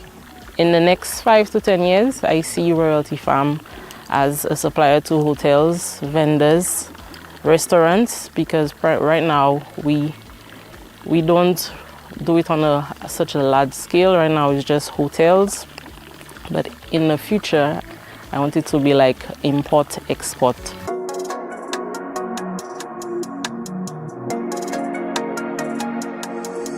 HydroGrow SLU is a hydroponic farm, and by hydroponics we mean the growing of crops and vegetables without the use of soil.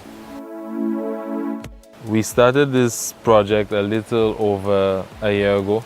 Our plans for this business basically is to grow leafy greens, and by that I mean kale, lettuce, parsley, and anything that promotes a healthy lifestyle for our consumers. I grew up in a household where my father and my mother also did agriculture. However, I knew that I didn't want to do traditional farming. And by that I mean soil farming. I stayed in Taiwan for about 5 years, and I studied environmental and water engineering, a double major. I am a doctor, so I am in the field of medicine, and we always promote preventative medicine, like your diet is your medicine, right? So we don't use pesticides, we don't use herbicides in our plants, so it's 100% organic. In the next 5 to 10 years, we would like to expand beyond what we have right now.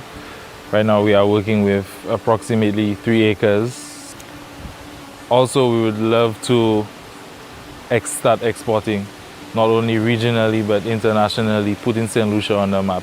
the same way that we can import stuff like romaine lettuce to St. Lucia, we would love to see romaine lettuce from St. Lucia in the markets like Canada and the US.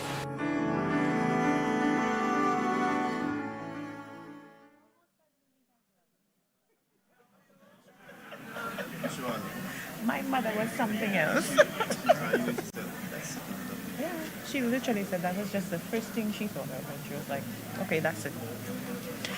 Ladies and gentlemen, I hope you are replenished, you are refreshed, that you made the most of that tea break, and you're ready to go and continue, ready to learn, ready to enhance your capability to identify investments and seize those investment opportunities.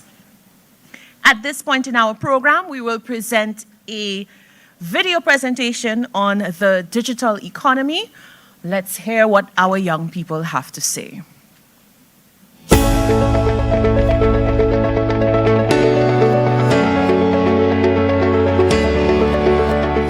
Real 3D Printing is a local manufacturing company which is capable of fabricating or making a wide range of products.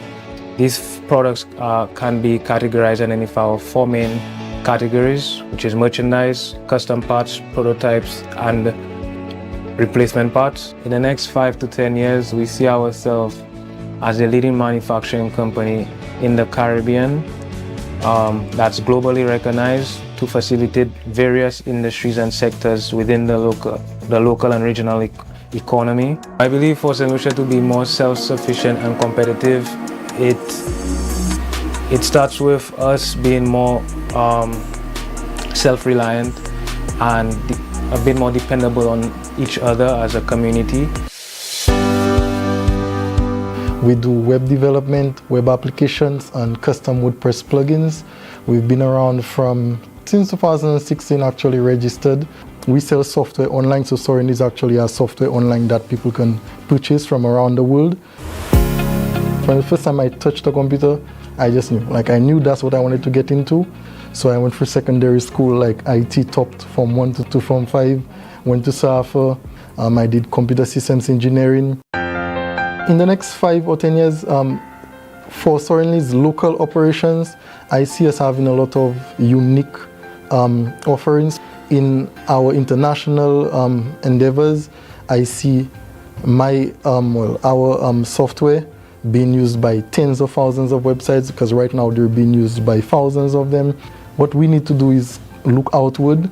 I am in St. Lucia and I'm building stuff in St. Lucia, I'm building software in St. Lucia. People overseas purchase my software and the money comes to St. Lucia. I attended a summer camp in Barbados, and it was there I really got exposed to engineering, STEM subjects. And that's when I realized that with STEM, I could have the widest impact. So just one product, just one idea, then you have an impact on millions of people. Keegan, Patrick, and I would have started Optronics. Optronics was founded really on the belief that we could solve some of the biggest problems in the Caribbean using technology. One of our first initiatives, we started off with the STEM education aspect of things. We grew into software development services where we offer web and app development services. And one of the things that Optronics is working on is how can we leverage technology to help with the crime situation on the island. So definitely next 5 to 10 years, we want to be the premier technology provider across the Caribbean, forging relationships with government officials across the region. And we formed a lot of relationships internationally with accelerators, incubators, investors.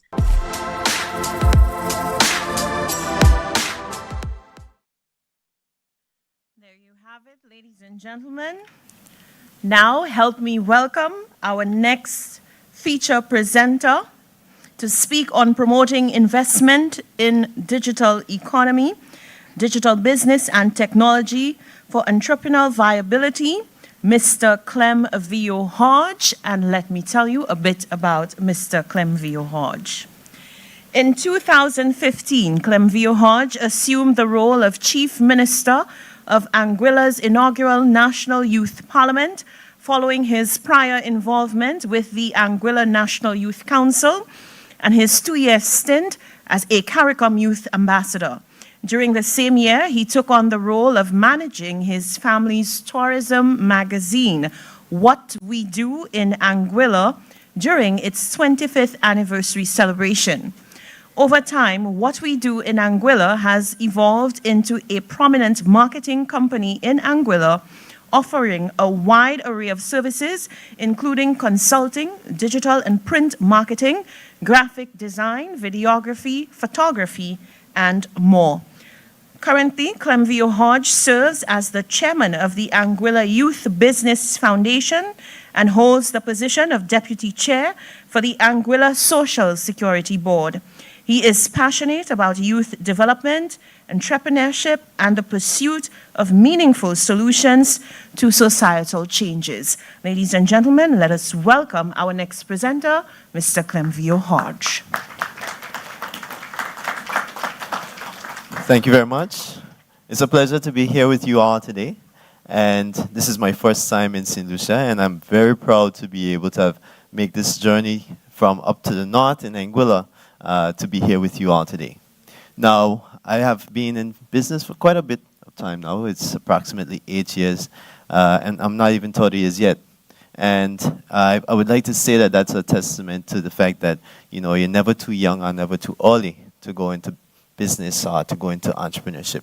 So today my topic is promoting investment in digital economy, digital business, and technology for entrepreneurial viability.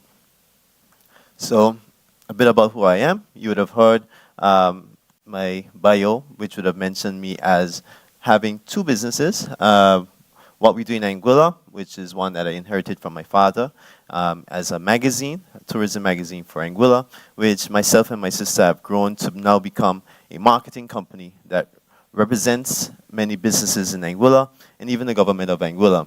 And a few of the areas that we would have worked in was with the government of Anguilla in this launch of the goods and services tax, and also with the launch of their multi-tax system, where persons can go online, pay their taxes, and so forth, and interact with the government online. And one of the things that they wanted people to do is to no longer come to the office to pay their bills. They wanted them to be able to stay at home. And today, I would say, thanks to our efforts and working with the team at the Inland Revenue Department, you can go in there and you'll find no one in the line. So I think that that's a testament to marketing in general.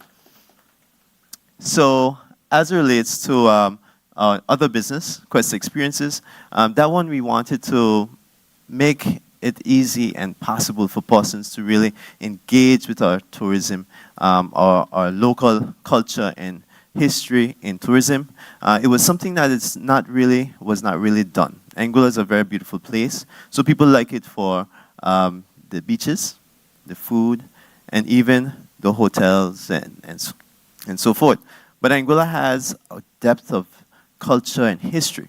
And as a very small country, we also are plagued by acculturation, especially from the United States of America.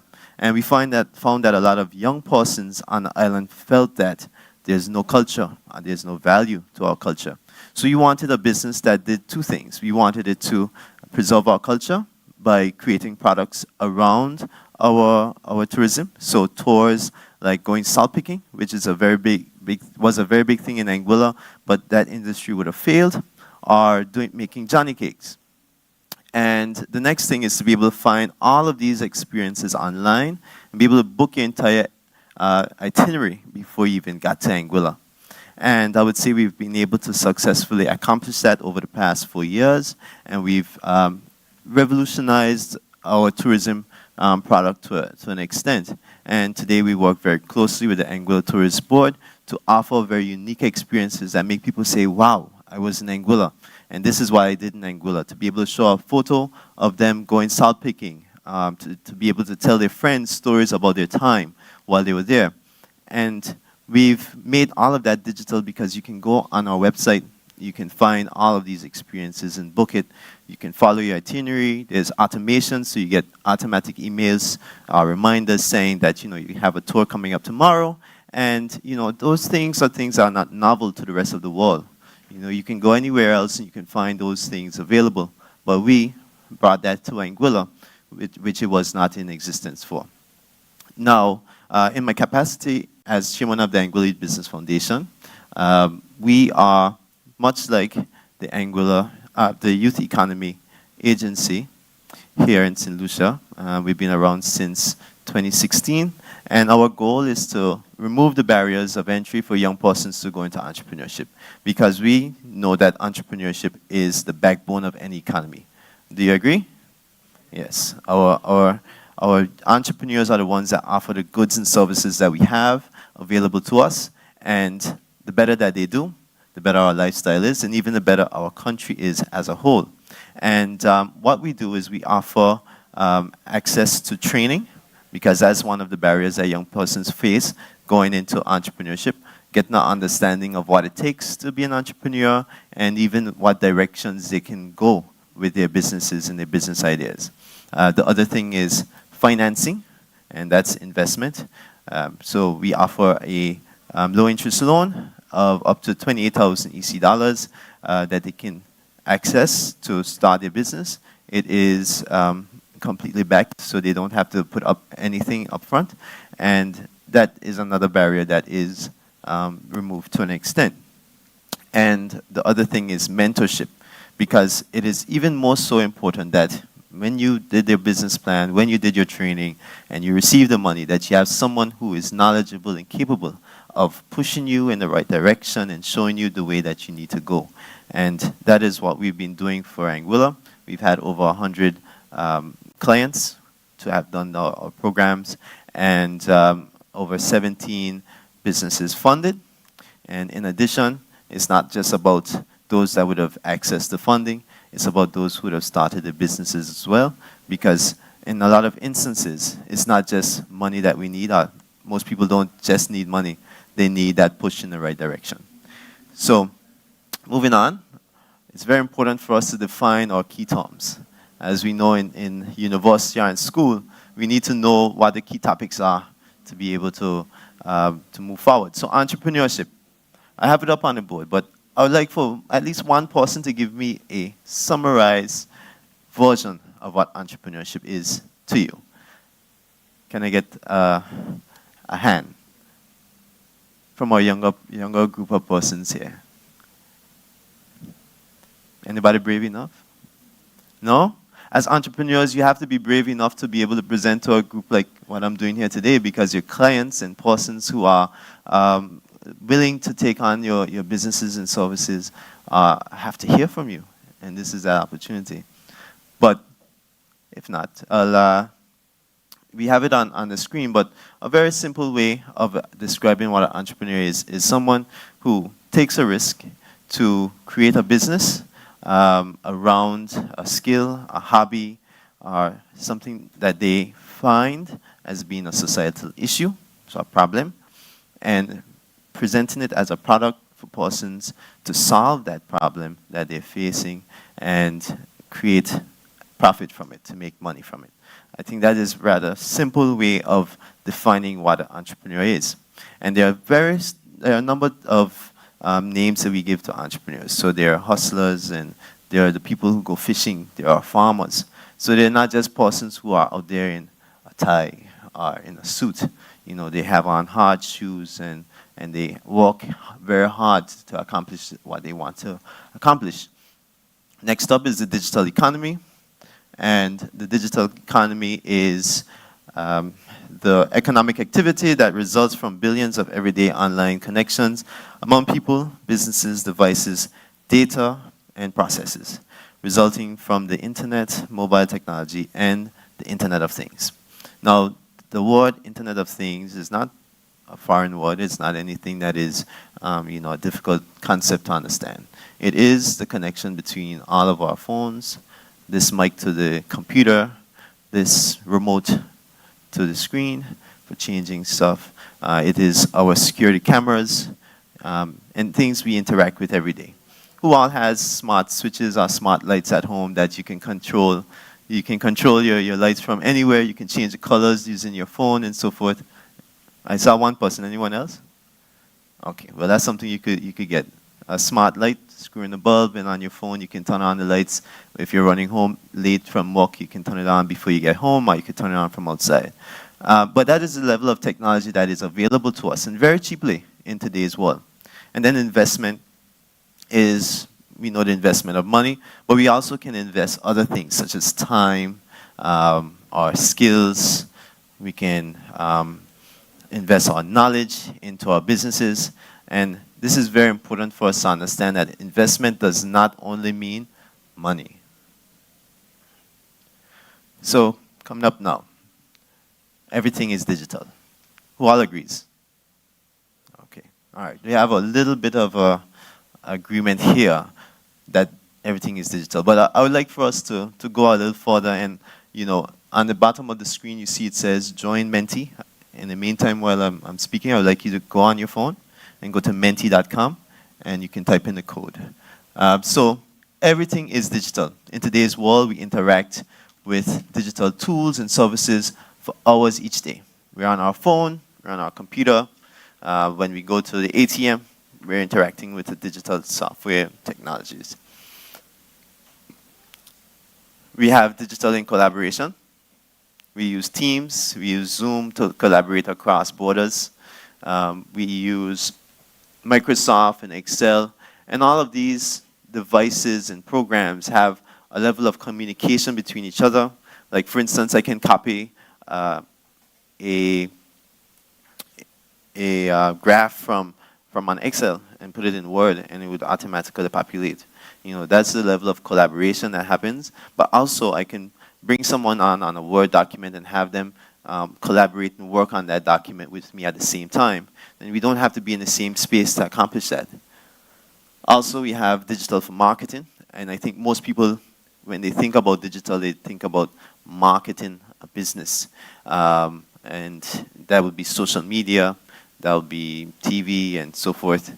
Anything that we can view digitally on our phones and so forth. But that also includes like videography, photography, graphics designs, and so forth. Now, at this point, I'd like for us to move on to the Menti screen, and there I want you to type in what digital means to you. So, what is digital? And on the screen, we've already had some responses, which is great. So, digital is, let's see, steel pan is digital. Family, cocoa, Navy, let's see, houses, chips. And as some of them, we might consider or laugh at them and think that it's absurd, but everything is digital. That's a fact. On the chips bags, the Lays and so forth, you'll find that there are QR codes now that you can scan, and you can go onto their website and interact with the brands through that. I saw the Navy. I know the Navy does a lot of digital marketing to try and get people to work with them. Graphic design. Let's see what else we have. We have a lot of stuff coming in. So it's just that you guys are a little bit afraid of speaking, right? That's the problem. All right. Well, one of the things I want you all as entrepreneurs, potential entrepreneurs, and even in your own lives, is to develop some of those key skills, which speaking, public speaking, is very, very important. All right. So thank you very much for contributing to this. We'll have some more coming up, so don't close out the Menti screen on your phones at this time. So we're going to switch back to our presentation now. So now that we understand what it means to be digital, what digital is, it's important to know what digital means or what it is like from the context of St. Lucia. Now, I did some research on St. Lucia to find out what is the adaptation of digital devices, skills, and even the capabilities of the country from a telecommunications perspective was. And you can tell me if you agree or not, but 78% of St. Lucia has access to internet. Has access to internet. At least 78%, right? Could be more. Who thinks it's more? Maybe less? Anybody think it's less? Let me hear more or less? More? Okay, all right. So that mightn't be true, but what about this? There are 66% social media users. Probably more again, right? No? Less? Oh, okay. So what is the main social media platform you think is used here? WhatsApp is one, yeah? Facebook, okay. Good. And Instagram, all right. And the TikTok and just a little bit? Okay, a bit of TikTok and so forth. But it's really good to know and understand that metric right there, because if that is where people are, you need to be able to meet them where they are as entrepreneurs and present your businesses to them using these methods. A lot of these methods are also cost-free, low cost, and they present a great opportunity to really get your brand out there and even define what the image of your business is.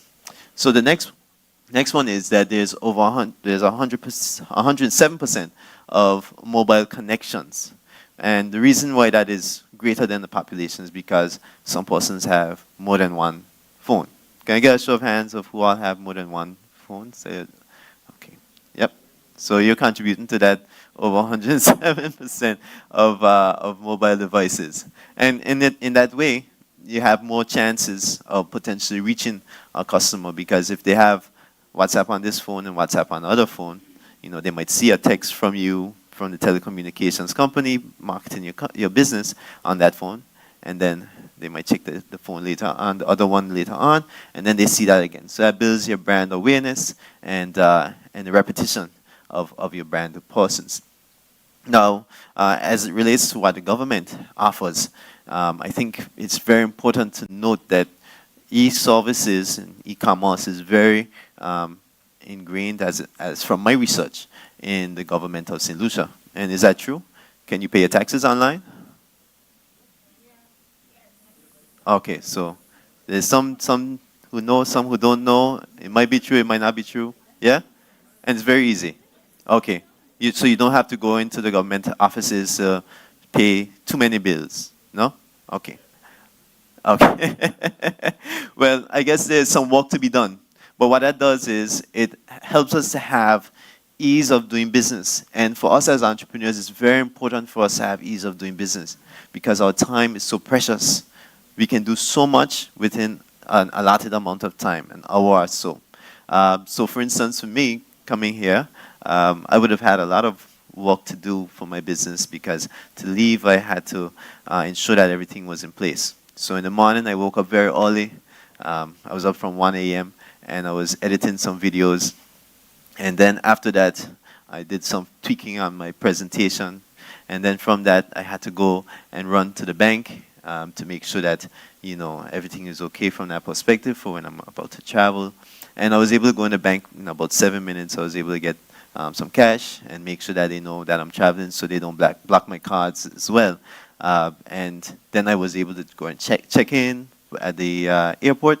And because Anguilla is small, I ran to the barber shop to cut my hair as well, right in between at that time. So, you know, you can do a lot of things within a very short period of time. And for me to stand up in a line at the bank, at the government's departments, it really wastes a lot of time. And by extension, it can waste money. And that's very, very important in our context. So ease of doing business is important.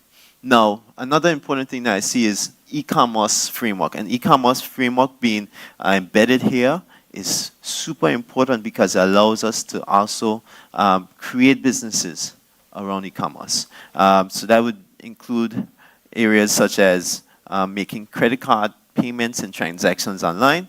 So having your business able to accomplish that is very important, because you're able to meet your customer where they are. They do not have to come to your premises, or you don't even have to have a premises to be able to run your business, depending on what it is. And by that extension, you're able to tap into more people, not only locally, but even regionally around the world.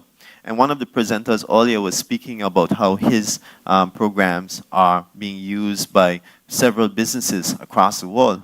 That shows the potential that we have with our businesses today. We don't have to just think of entrepreneurship within the bubble or the confines or the border of our country or of our village and so forth. We can look at it a bit further and be a lot more creative and consider the world as our market. And lastly, the Internet of Things, which I would have mentioned earlier. So the communication between devices across different areas, across, like just now, we would have gone on menti.com, and all of you interacted together on this one space, and all of us were able to see what that interaction was like on the screen. That right there is part of the Internet of Things. And there are so many other areas where that connection and collaboration can occur between us and our devices with themselves, and us with each other. So now, we're going to go back to Menti, and we want to speak on some of our digital opportunities. And I found 3 persons that I think operate within a digital or even technical space. One such being DJ Styles, who is an Anguillian.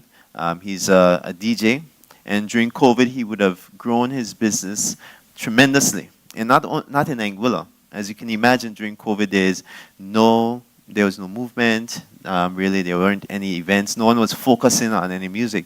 But what he did is he would have gone to beaches and very scenic locations on the island, and he would have set up his deck and play his mixes and have someone record him. And Anguilla has some very beautiful landscapes, and he posted those on YouTube. And within the space of COVID till now, he's garnered millions and millions of views for his mixes. And you can see him holding up an award that he got from YouTube itself for that. Then we also have Moto. Moto has a very strong social media following, and leveraging that social media following around the world is very important. Everyone knows Moto, right? Okay, good. What's his slogan? Moto Day. Yeah. And me from Anguilla, I know Moto. We love soca as well, you know. So, that is one of the areas where people can gravitate and learn about who you are as a person, who you are as a business, and so forth. So his stuff would be on YouTube as well. He has Instagram, so people can follow him. And he's a social influencer. Now, the next one that I saw was Invictus Inc., which is a social solution company that is into renewable energy solutions. And I felt that was very fitting, because this presentation is also about technology and the use of technology in creating a better life for us, and the investment that we can make into businesses that are able to accomplish that. Do you all know Invictus? Yeah? Okay. And the renewable energy scape is a very vast one. There's so many emerging technologies that are occurring, and there's so many opportunities for us as Caribbean nations who are, in this case, reliant on fossil fuels, to be able to delve into these technologies and even present those as solutions for our people who are plagued with high electricity bills, issues when it comes to fluctuations in accessibility to electricity. And even so, I would have spoken to one of the persons who was here, and he was saying even for security of his property, he's able to now be able to use solar cameras in areas that are more remote, to be able to protect his property. And I find that to be very, very important. So we're going now to Menti. And I want to find out some more persons who you feel are digital influencers, who are businesses that are operating in that sphere. So we go to the next slide, and if you lost the screen, you can just type in the code at the top, and you'll be able to give your input. So names of successful persons, businesses that you know who are operating in the digital economy.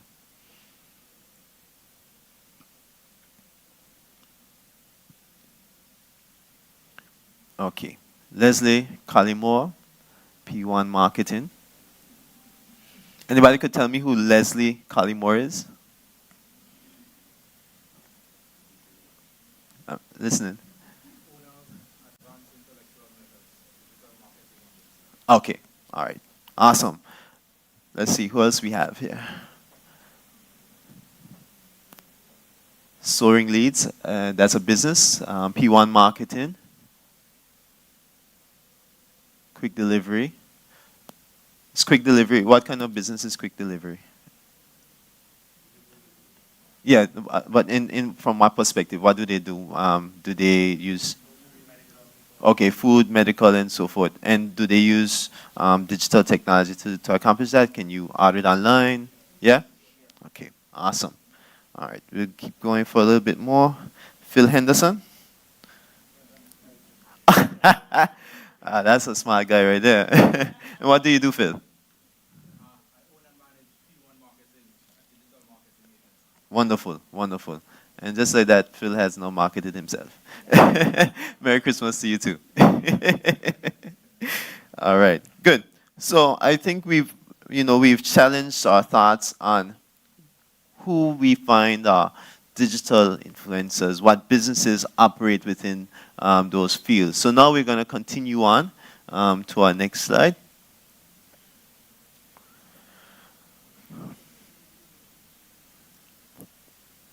Okay.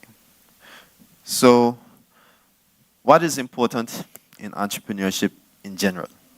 I find that digital skills are very important. And remember what we said, everything is digital. That's where we started at.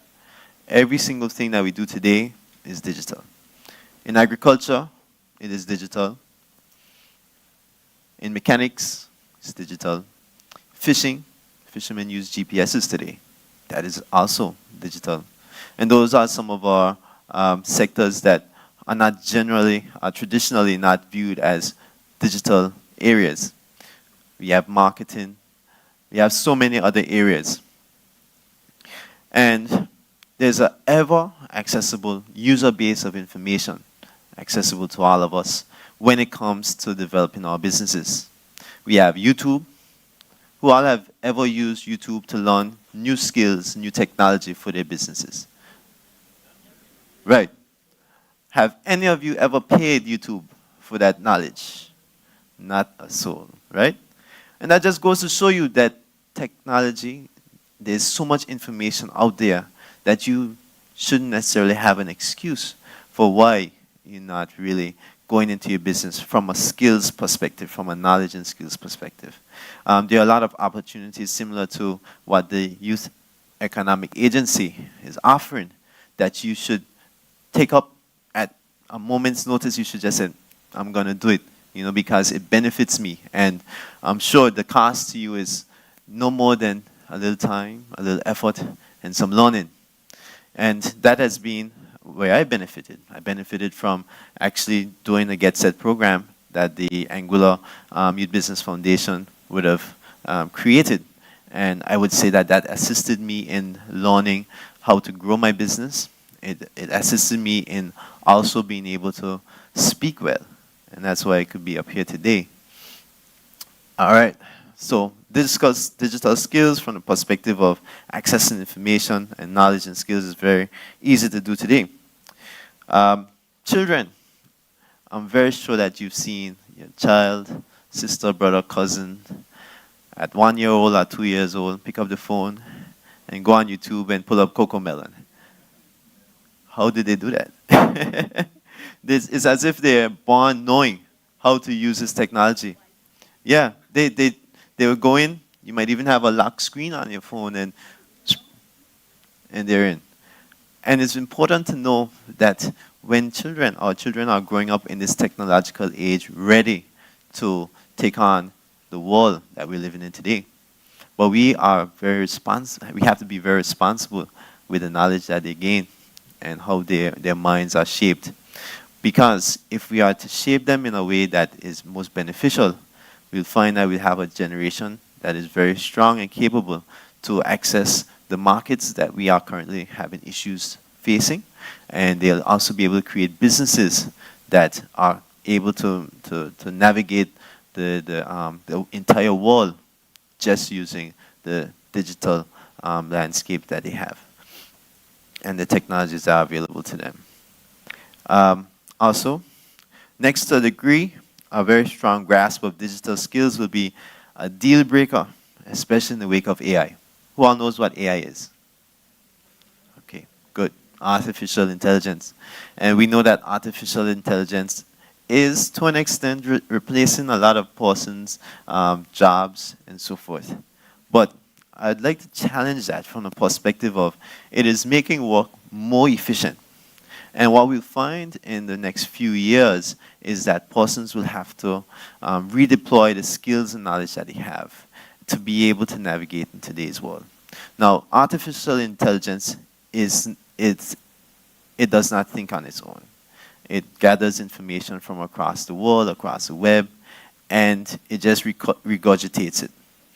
It's very important for us to be able to have the knowledge to put in the prompts to tell it what to do, because without putting in the prompts appropriately, you get a response that reflects the information that you put in. Because I think in IT, all of us would have learned that a device works from inputs, then it processes that input, and it produces an output from that. You know, just it's as simple as that when it comes to artificial intelligence.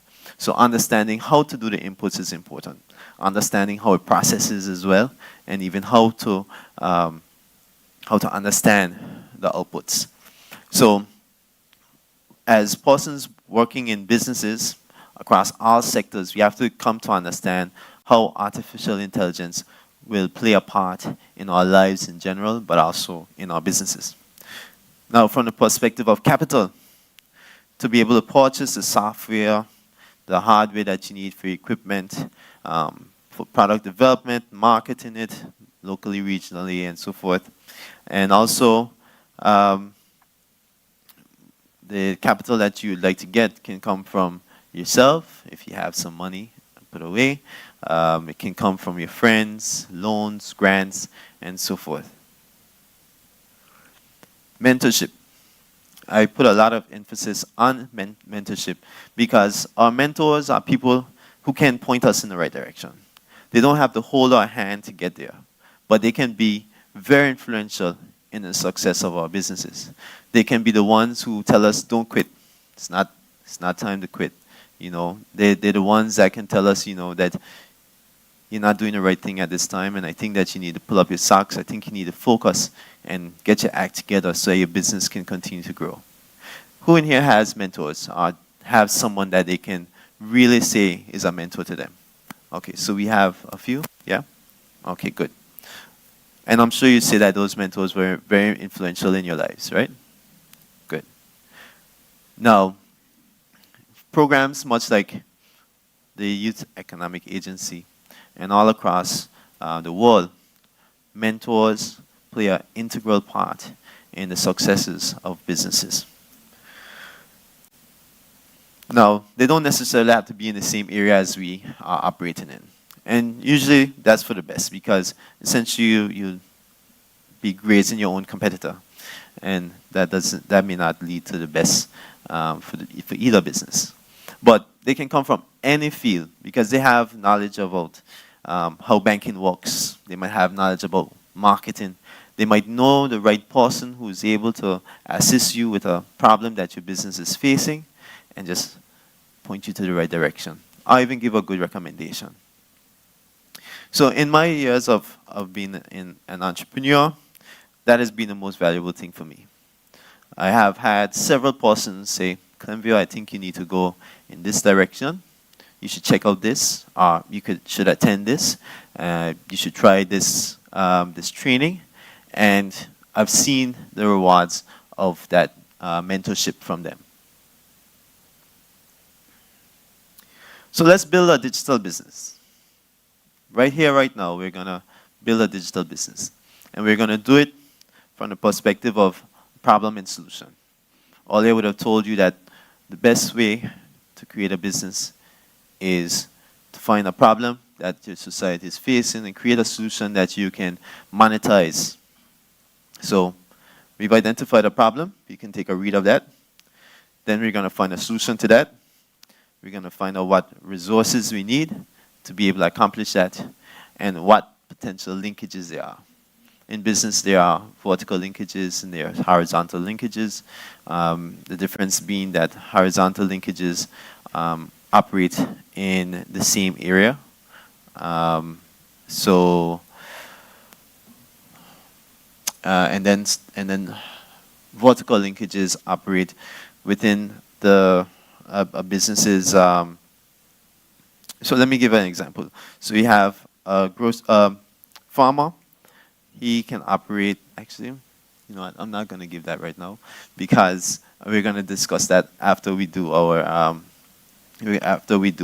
this exercise. Because the problem that we're trying to solve is one for a farmer. So our problem is we inherited a banana farm from our parents and is having challenges finding a market locally. And it's on the brink of failing. So we're going to head over to Menti, and we're going to come up with some solutions for that. And we're going to think of it from the perspective of some digital solutions. So we have the land, we have the space, we might even have the name, the goodwill that that business would have had over the years as a banana industry or banana company, but now it's going down in its in its ability to reach a market. So what are some solutions that we can use? So we can think of it from the perspective of sustainability. We can think about it from the perspective of our products and its quality, utilizing marketing and social media to be able to reach new markets, using graphic design and a brand, brands, right? Brands are important because people attribute certain things to a particular brand. They attribute quality, they attribute the recognition of a business based on a brand. So that's very important. Okay, let's see. Investors. Let's think about some more areas from a tech perspective. What can we do using technology to be able to make this business successful? Let's think from the perspective of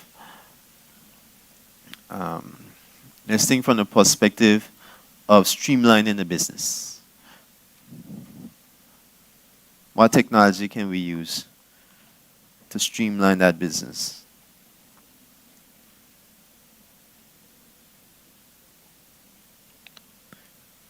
Okay.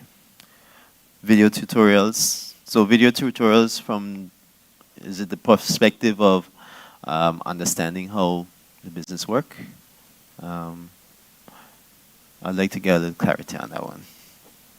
Not to pull you out, but if you are the one to give that suggestion, I would love to understand where do you see video tutorials coming in to be able to help the business grow. Yes.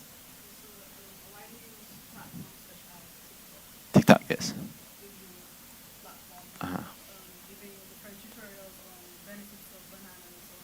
Mm.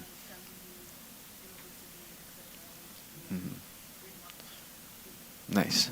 All right. So using video tutorials to sensitize persons about what the business is, what it offers. So bananas, how they taste, what's good about them, maybe even some of the challenges, and get people really involved in the business a little deeper.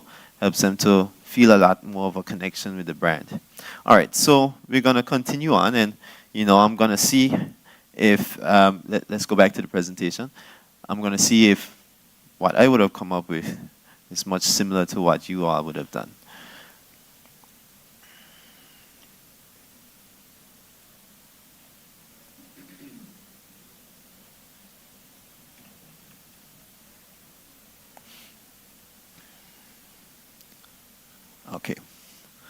So, an agricultural business producing bananas with the potential to go into other crops, which has leveraged its use of technology. That is essentially where I would have envisioned this business going, to potentially assist it in growing, in tapping into new markets and so forth. So that would have been some vertical linkages and also some horizontal linkages. So instead of just doing bananas, we could go into avocado production, vanilla, cocoa, and so forth. And then we could utilize our technology to assist us to extend our markets to other Caribbean islands by using them for supply chain management and marketing regionally and even globally. Some of other things is to streamline the business. We'd use software to assist us with our accounting, our forecasting, purchasing, and sales. Some of those software include like QuickBooks. Anybody ever used QuickBooks before? Yeah? Excel would be another option that can be used for doing your tracking and accounting. And potentially entering into other crops and using our online presence to be able to, online presence and even the systems that we create, the software that we create to provide digital solutions to other businesses that are having challenges in their crops. So instead of only maybe going into another crop, we can say, hey, hey John down the road who's selling vanilla, you're having challenges selling this, and I believe that I can present to you software technology that I've used to grow our business. Our business is a great case study for the growth that we've seen through digital means, and I would like you to purchase this from us, So that's another area that you can go into.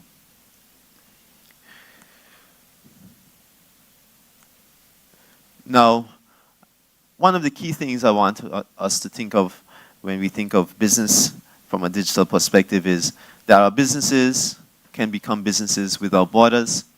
We are not plagued by the fact that in order to cross from St. Lucia to Dominica, we'd have to get on a boat. For me to get to from Anguilla here, it would take maybe 12 hours traveling. We can communicate and connect in an instant using our technology. So we're no longer bounded by those physical restrictions in business to a great extent. And there's an interconnectivity of people and our devices, our goods and services that occurs as easy as it is to breathe. Right now you can take up your phone and type a message and send to your friends.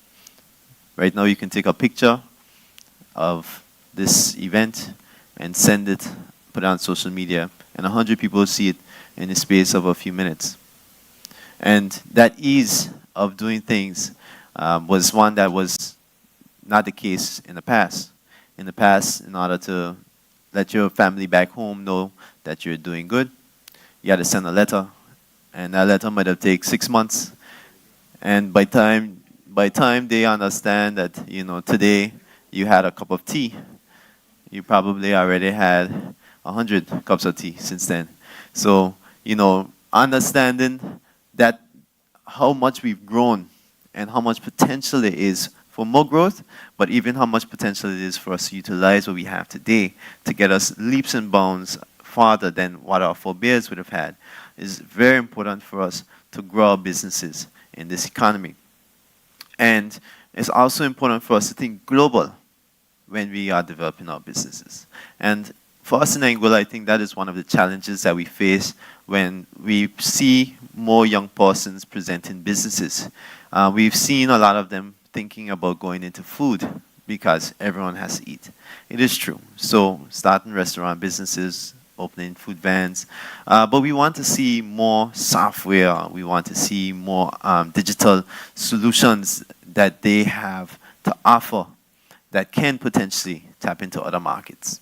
Now, the limitations that we would have faced, or we still face, is issues with frameworks. So e-commerce is not really as big of a thing as yet, but it's growing in Anguilla. And the ease of implementing those e-commerce solutions into your business and into your website is still something that we're having issues with. And so persons won't think in that direction of a business without borders because they have those blockades in front of them. But it is my intention and my hope, and also the team that we have at the Anguilla Youth Business Foundation, to be able to remove those barriers and have them participate in a global economy in growing their business. I also believe in starting small and scaling. It's very easy for us to look at the big mountain that we have to climb to create the business of our dreams. But a lot of times, all you need to do is move a grain of sand. And it's just as easy as, and you just move the grain of sand from one location to the next. Now, what it may call for is a lot of repetition. And what repetition does for us, it helps us to develop those skills better. It's just like playing any sport. You shoot 1,000 basketballs. Eventually, you'll be doing it as if you can do it in your sleep. Same applies for business. And when you start small, it's easier to get financing for it. It's easy to operate on assumptions and even question the growth of the business. So when you start a business, you can say, okay, I need to do this much output. So let's say I need to sell 10 hands of bananas a day to be able to grow my business. That's a very small number, but it's a manageable one that we can really understand and say, okay, if I didn't make the 10 hands today, why did I not make it on Wednesday, but I made it on Friday or Saturday? And it may be a case that on Wednesday everybody's working, they don't have time. So a Saturday is a better day because everyone is out, they're going to the market, they're purchasing. And then you can question that and say, okay, so if I want to sell on a Wednesday, how can I get that done? Do I need to go to their businesses? Should I not go to the market and sell to them directly? Should I have the business online? And if I have it online, they can purchase from the comfort of their desks while they're at work and then solve that problem. So starting small allows us time to test those theories and then adjust quickly and swiftly. And then use a problem and solution approach in developing your business ideas. Because at the basis of it, if there's a problem that needs solving, it won't be solved unless someone does it. And if it's a big enough problem, people will pay for it to be solved. And by that extension, you already automatically have a captive audience. You already have a market. So now our borders would be, borders still exist, and a lot of them are mental blockades that we'd have, thinking that we're not ready, thinking we don't have the money for it, we don't have the support, there's not enough market for it because in our small country that we have today, you don't think anyone is going to buy. But you need to start, and you need to start small. And you'll find that over time, your business will evolve. And it may not take the shape of what it was originally when you started it, but it'll become something more grand as time progresses. And I'll give you an example of our family business, what we do in Anguilla, the magazine. It started off as a magazine to represent the island because when we went into tourism, there was no print publication that vividly represented and captured what Anguilla is and what it had to offer. And that was a problem that my dad wanted to solve. And he did it. And he did it for 25 years. And from that, when he handed it over, I'm sure he would have never thought that that business would have grown to become a marketing company that does video editing and graphic design and consulting, and that would also be able to tap into other markets such as government and so forth, and still have the potential to grow further than that. Also, invest in the things that you already have. You may not have money, but you have time, you have skills, you have knowledge and energy. And even if you feel like you don't, sometimes we have to sacrifice. We have to make sacrifices for the greater good, for the businesses that we hope to produce. Now, don't be daunted. Don't feel daunted by the scale of your aspirations or the scale of your dreams. As we always have heard, I'm sure you've heard before, they say, shoot for the stars. And how does it go? Shoot for the stars, shoot for the moon, and right. Good. So everybody knows that. So it's not bad, it's not wrong for you to have large aspirations. You know, those large aspirations will help you to shoot way beyond what you currently believe is possible for you. So there is no failure, but a failure not to learn from your mistakes. In business, you may think that your business failed, but I would like to challenge you to not think of it from the perspective of a failure. It is a lesson about life, a lesson about business, and the opportunity for you to continue to grow your businesses in the future. Thank you very much for listening. And you know, if you have any questions, I'm here. If you have any questions, you can always pose them to me at the end of today. Yes. Thank you very much. All right.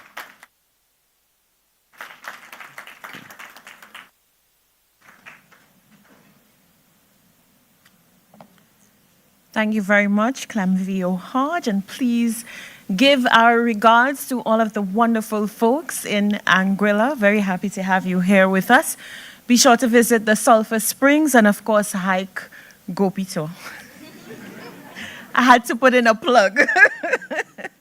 Ladies and gentlemen, it gives me great, great pleasure to welcome a gentleman who I'm sure you all agree has certainly earned his stripes and earned the respect of every St. Lucian, every member of the Caribbean, the work that he has done in terms of climate change, internationally. It simply cannot be overemphasized, the importance of the work that he has put in. Our next presentation is on artificial intelligence, AI. Now, I know you've been hearing a lot about AI, and there are so many fears concerning AI. So I will be glued to this presentation because I'm very interested to know what the potential is, what the possible threats are, and I'm sure we will find out so much about this emerging artificial intelligence. His presentation focuses on positioning St. Lucia for economic development. Dr. James Fletcher was the Minister for the Public Service, Information, Broadcasting, Sustainable Development, Energy, Science, and Technology in St. Lucia from 2011 to 2016. Under his leadership, the Caribbean's 1.5 to Stay Alive Climate Change Civil Society campaign was developed. During the negotiations on the Paris Agreement in COP21, he was a member of a small group of ministers chosen to help achieve consensus on the Paris Agreement. In recognition of his work, Dr. James Fletcher was highlighted in Profiles of Paris as one of the people who played an important role in creating the Paris Agreement. Dr. Fletcher is the author of the book, Governing in a Small Caribbean Island State. He authored the chapter, The Fight for Small Island Developing States, in the Cambridge University Press publication, Negotiating the Paris Agreement, The Insider Stories, and he edited and produced Where is the Justice?, an anthology of Caribbean youth perspectives on the climate crisis. Dr. Fletcher currently manages his own consulting company, Soloricon, and in 2002, he launched the Caribbean Climate Justice Project, which is an initiative aimed at increasing civil society awareness of the impacts of climate change and ensuring that there are appropriate responses at the national, regional, and international levels to issues of climate justice and just transitions. Ladies and gentlemen, put your hands together for our next feature presenter, Dr. James Fletcher.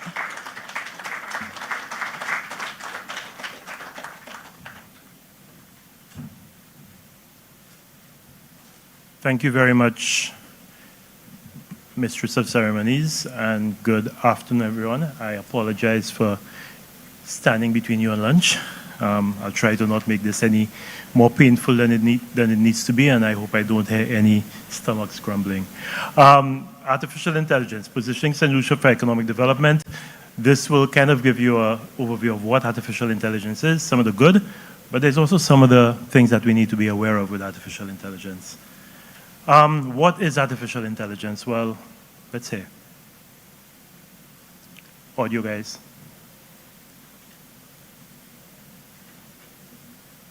Let's try again. Hey everyone. So, let's chat about artificial intelligence, or AI, which is kind of like the brainpower behind a lot of the tech we use every day. Think of AI as a very smart computer brain that's really good at learning how to do things by itself. AI is able to process very large amounts of data very quickly, and it learns from the patterns that it observes. This allows it to figure out trends, make decisions, and even predict what might happen next, all without needing humans to tell it what to do every step of the way. That, my friends, in a small coconut shell, is AI, and as I am sure you have guessed by now, I was created by Jimmy Fletcher using AI. So that's AI. AI basically processes large amounts of data in algorithms. And what is an algorithm? Well, an algorithm tells a computer how to solve a problem or perform a task. That's what artificial intelligence is all about. You give instructions to the computer, so you tell it, okay, if I want you to sort out a set of books, when you get this, what do you do? If you get it, where do you put it? That's what an algorithm does. You know, we've heard about algorithms in Facebook, and people say, well, it's because of the algorithm. I'm not seeing my friends, or I'm not seeing their posts. So an algorithm is something that gives instructions to a computer, and it really is at the heart of what artificial intelligence is all about. It allows the machine to learn from experience, make adjustments to new inputs, and perform tasks that are usually performed by humans. So that's what AI allows it to do. You know, it's a set of routine tasks. So having been said, is AI something far-fetched? Is it in a science fiction movie? What are some of the examples of AI that we've seen? Have you ever wondered how Instagram or Facebook always seem to know the kinds of posts you like? That's AI at work. It learns from what you've liked or commented on in the past, and it uses that to decide what to show you next. I'm sure you use Spotify and Netflix. Well, guess how they know which songs and movies to recommend to you? They use AI. They look at what you've enjoyed before and find songs or shows that match your taste. Siri, Google Assistant, and Alexa, they're all powered by AI. When you ask them a question or set a reminder, they're using AI to understand what you're saying and to respond accordingly and accurately. How do you think Amazon always seems to know just what you're looking to buy? AI analyzes your browsing and buying habits to recommend other products you might like. As a final example, every time your phone or your computer corrects your typos, or your phone suggests replies in chat apps, that's AI learning how you generate text and offering quick fixes or responses. The only thing I haven't been able to do is get Caribbean-sounding voices for the, and that's something I think that's an input that we have to work on. But it means that very soon I'll be able to sit there and do this presentation and not have to stand here. So you don't have to see my face, you could just see a whole set of people who look like me and also who can speak various languages. I don't have to learn Spanish or learn French or learn Mandarin. The AI will do that for me.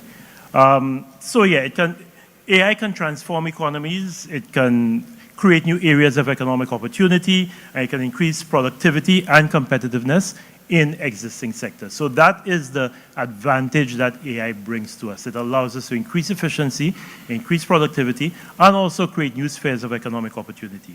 It will improve systems and processes. So things that are done routinely, you know, things that you need to go from A to B to C to D, AI will help improve it, will help to remove some of the wastage in systems. One pet peeve of mine, for example, when I was Minister of the Public Service, I always found it ludicrous that one government agency will collect information from you and tell you that you have to bring it to another government agency and then another one. So you collect a trade license from here and then you bring it somewhere else, but that's the government. So all I really should have to do is to present something that shows that I am James Fletcher. And then the government mines all of the information from James Fletcher and sends it to whatever agency needs to process whatever it's processing from James Fletcher. And that's it. Why do I have to go from infrastructure to trade to labor department to some? It makes no sense, right? And that's what technology will do if we would only use it properly. The problem is sometimes we take the technology and we lay it on top of bad systems, so the technology then becomes a hindrance instead of a benefit. But technology allows us to improve systems and processes, and AI makes that even better. In one of the early videos, you saw someone doing hydroponics with agriculture. AI will help you automatically check that water, because hydroponics is water that's flowing through these tubes. So it'll check to see if the nutrient values are low. So if it has insufficient nitrogen, insufficient phosphorus, insufficient potassium, and then make those changes automatically so that you could tweak it. And it depends on what you're growing. If you're growing kale or lettuce or sweet peppers or cabbage, it knows exactly what combination that you need, and it will do the monitoring and it will do the adjustments. So you can basically, and you could do that from any remote facility. So you could be over in St. Vincent or in the United States, and it will give you a readout of what's happening on your farm, and then you could make the adjustments. If the humidity is too high, if the humidity is too low, if it's not receiving enough sunlight, if it's receiving too much sunlight. How many of you know the reason why we only get sorrel at this time of year? Anybody knows? No, it's not too hot. Yes? Right, perfect. The day length. That's the reason, the only reason you get sorrel at this time of year is because the days are shorter. Sorrel is what is called a photoperiodic plant. My background is agriculture, so I can wax on this. Sorrel is what is called a photoperiodic plant, and that's why sorrel, that's why snow on the mountain, that's why poinsettia will only flower at this point, because the days are shorter, so there are more days of darkness. If you take a snow on the mountain plant or poinsettia plant and you have it underneath a street light, it won't turn, because it's getting light from that street light. So again, AI would allow you to make those changes so I can control the amount of day length in my greenhouse, and I can have sorrel all year round, because all I need to do is to ensure that I have shorter days in my greenhouse and I can grow sorrel all year round. That's what the technology would allow you to do. Tourism, improve visitor experiences. You know, right now, we can't communicate with potential visitors coming out of maybe China or Spain or even South America, because we have a deficiency in our ability to communicate with them. Well, you could set up a chatbot. How many people know what a chatbot is? You've seen chatbots, right? So you go onto a site, and then suddenly this thing comes up and tells you, can I help you? There's nobody at the back of this. It's not some person at 1 o'clock in the morning waiting for you to come on and ask you, can I help you? It's a chatbot. And a chatbot was created so that it would interact with you and answer, you know, all these frequently asked questions that we always see. Well, that's what the chatbot is doing. There's sometimes you'll ask the chatbot a question, it'll get stumped, and it might have to tell you, okay, I'll have to refer you to somebody else, and somebody comes on the live chat. But a chatbot will interact with you and give you, and that's AI. But the chatbot can also interact with somebody out of China in Chinese, in Mandarin. They can interact with somebody out of Argentina and speak Spanish to them, somebody out of Brazil and speak Portuguese to them. So you don't have to have people trained in all of those areas, and you could provide instantaneous responses. So somebody wants to know, can I see the Pitos and Groselli Friday night on the same day? The chatbot can answer that question. You know, how much does it cost to travel from Uonora Airport to my hotel in Rodney Bay? The chatbot will answer that question. So it improves the visitor experience. It also customizes the visitor experience. So based on what your interests are, if your interests are hiking the Pitos, then it will customize an experience knowing that you're an eco-traveler. It will give you all of the things you could do in St. Lucia that would be directed at the eco-traveler. If you're somebody who wants to do Carnival and Groselli, then it'll give you something customized for that. That's what AI allows. It allows us to personalize the experience of the visitor. Energy. We haven't yet gotten to that point yet, but what AI would do is allow us to optimize distribution of renewable energy and energy in general. If you look at LUCELEC, St. Lucia Electricity Services, most of the demand for energy is at this time. So around 11 o'clock to 2 o'clock in the afternoon, that's when there's a peak demand. People at work, also it's hot, so air conditions are running. Then there's another peak around 5, 6 o'clock when people get home, but around 9 o'clock it starts going down. Now really, what should happen is that Lucelec should charge us more for electricity during the times that we use the electricity more, and charge us less for electricity during the times we use it less. That's what happens in many countries. So what many people do is they program their washing machine to do the washing at night, because that's when the price of electricity is lower. So again, you could then, and if Lucelec does that, for example, if Lucelec charges us more for electricity when we're using the electricity at its peak, it allows them to flatten that curve, and it's a lot more cost effective for them. And it also works out better for us. AI allows you to do that. AI allows you to make those intelligent decisions about how you program energy, how you put energy on the grid, how you use energy. Healthcare, robotics. You can now get diagnosed. I read something that said that based on information that was being collected from Google, one of the most difficult cancers to diagnose is prostate cancer. Not prostate, sorry, pancreatic cancer. People who are diagnosed with pancreatic cancer, it's almost a death sentence, because by the time you diagnose pancreatic cancer, the person is usually in stage 3 or stage 4, because it's one of these very, very difficult cancers to diagnose. But they had found that people who have pancreatic cancer, or they believe that there was a correlation between that and people who had back pain in a particular part of their back, because they found that a lot of the people who eventually presented with pancreatic cancer also searched for things to do with back pain. So is there a correlation? If you can mine enough information that can allow you to correlate people with pancreatic cancer, what else did they look for? Did they report a pain in their neck, a pain in their back? Then you could probably say, okay, there's a high probability that if someone is showing some problems with their back, then they should get checked for pancreatic cancer. By mining all of this information, artificial intelligence allows you to process large amounts of information that we need tons and tons of people communicating with each other, and it would be almost virtually impossible to manage. So healthcare can now be revolutionized. But not just that. I'm wearing an Apple Watch right now. That's no plug for Apple, but I'm wearing an Apple Watch right now. It's collecting information on my heart rate. So it'll tell me if, as I'm speaking to you, if I'm excited, if my heartbeat is going up. I was in a party, I was on a boat in Miami 3, 4, 5 nights ago. A friend was celebrating her birthday. And I got a message telling me that I should get out of this environment because there's a decibel of 95. It's bad for my hearing, get out. Now, a decibel reading of 95, those of you who go to parties know that's nothing. But it's telling you that, okay, this is not good for you. Prolonged exposure to noise above 95 decibels is bad for you. So, you know, you're getting all this instant feedback, but this can now start feeding into a health app that can now start giving you information on, okay, you need to exercise more. I know that, but you don't have to tell me. But you need to exercise more. You need to change your diet. You need to change your lifestyle. All of that information being mined helps you to make better decisions about your own health habits. And that, again, is what AI allows you to do. Social services.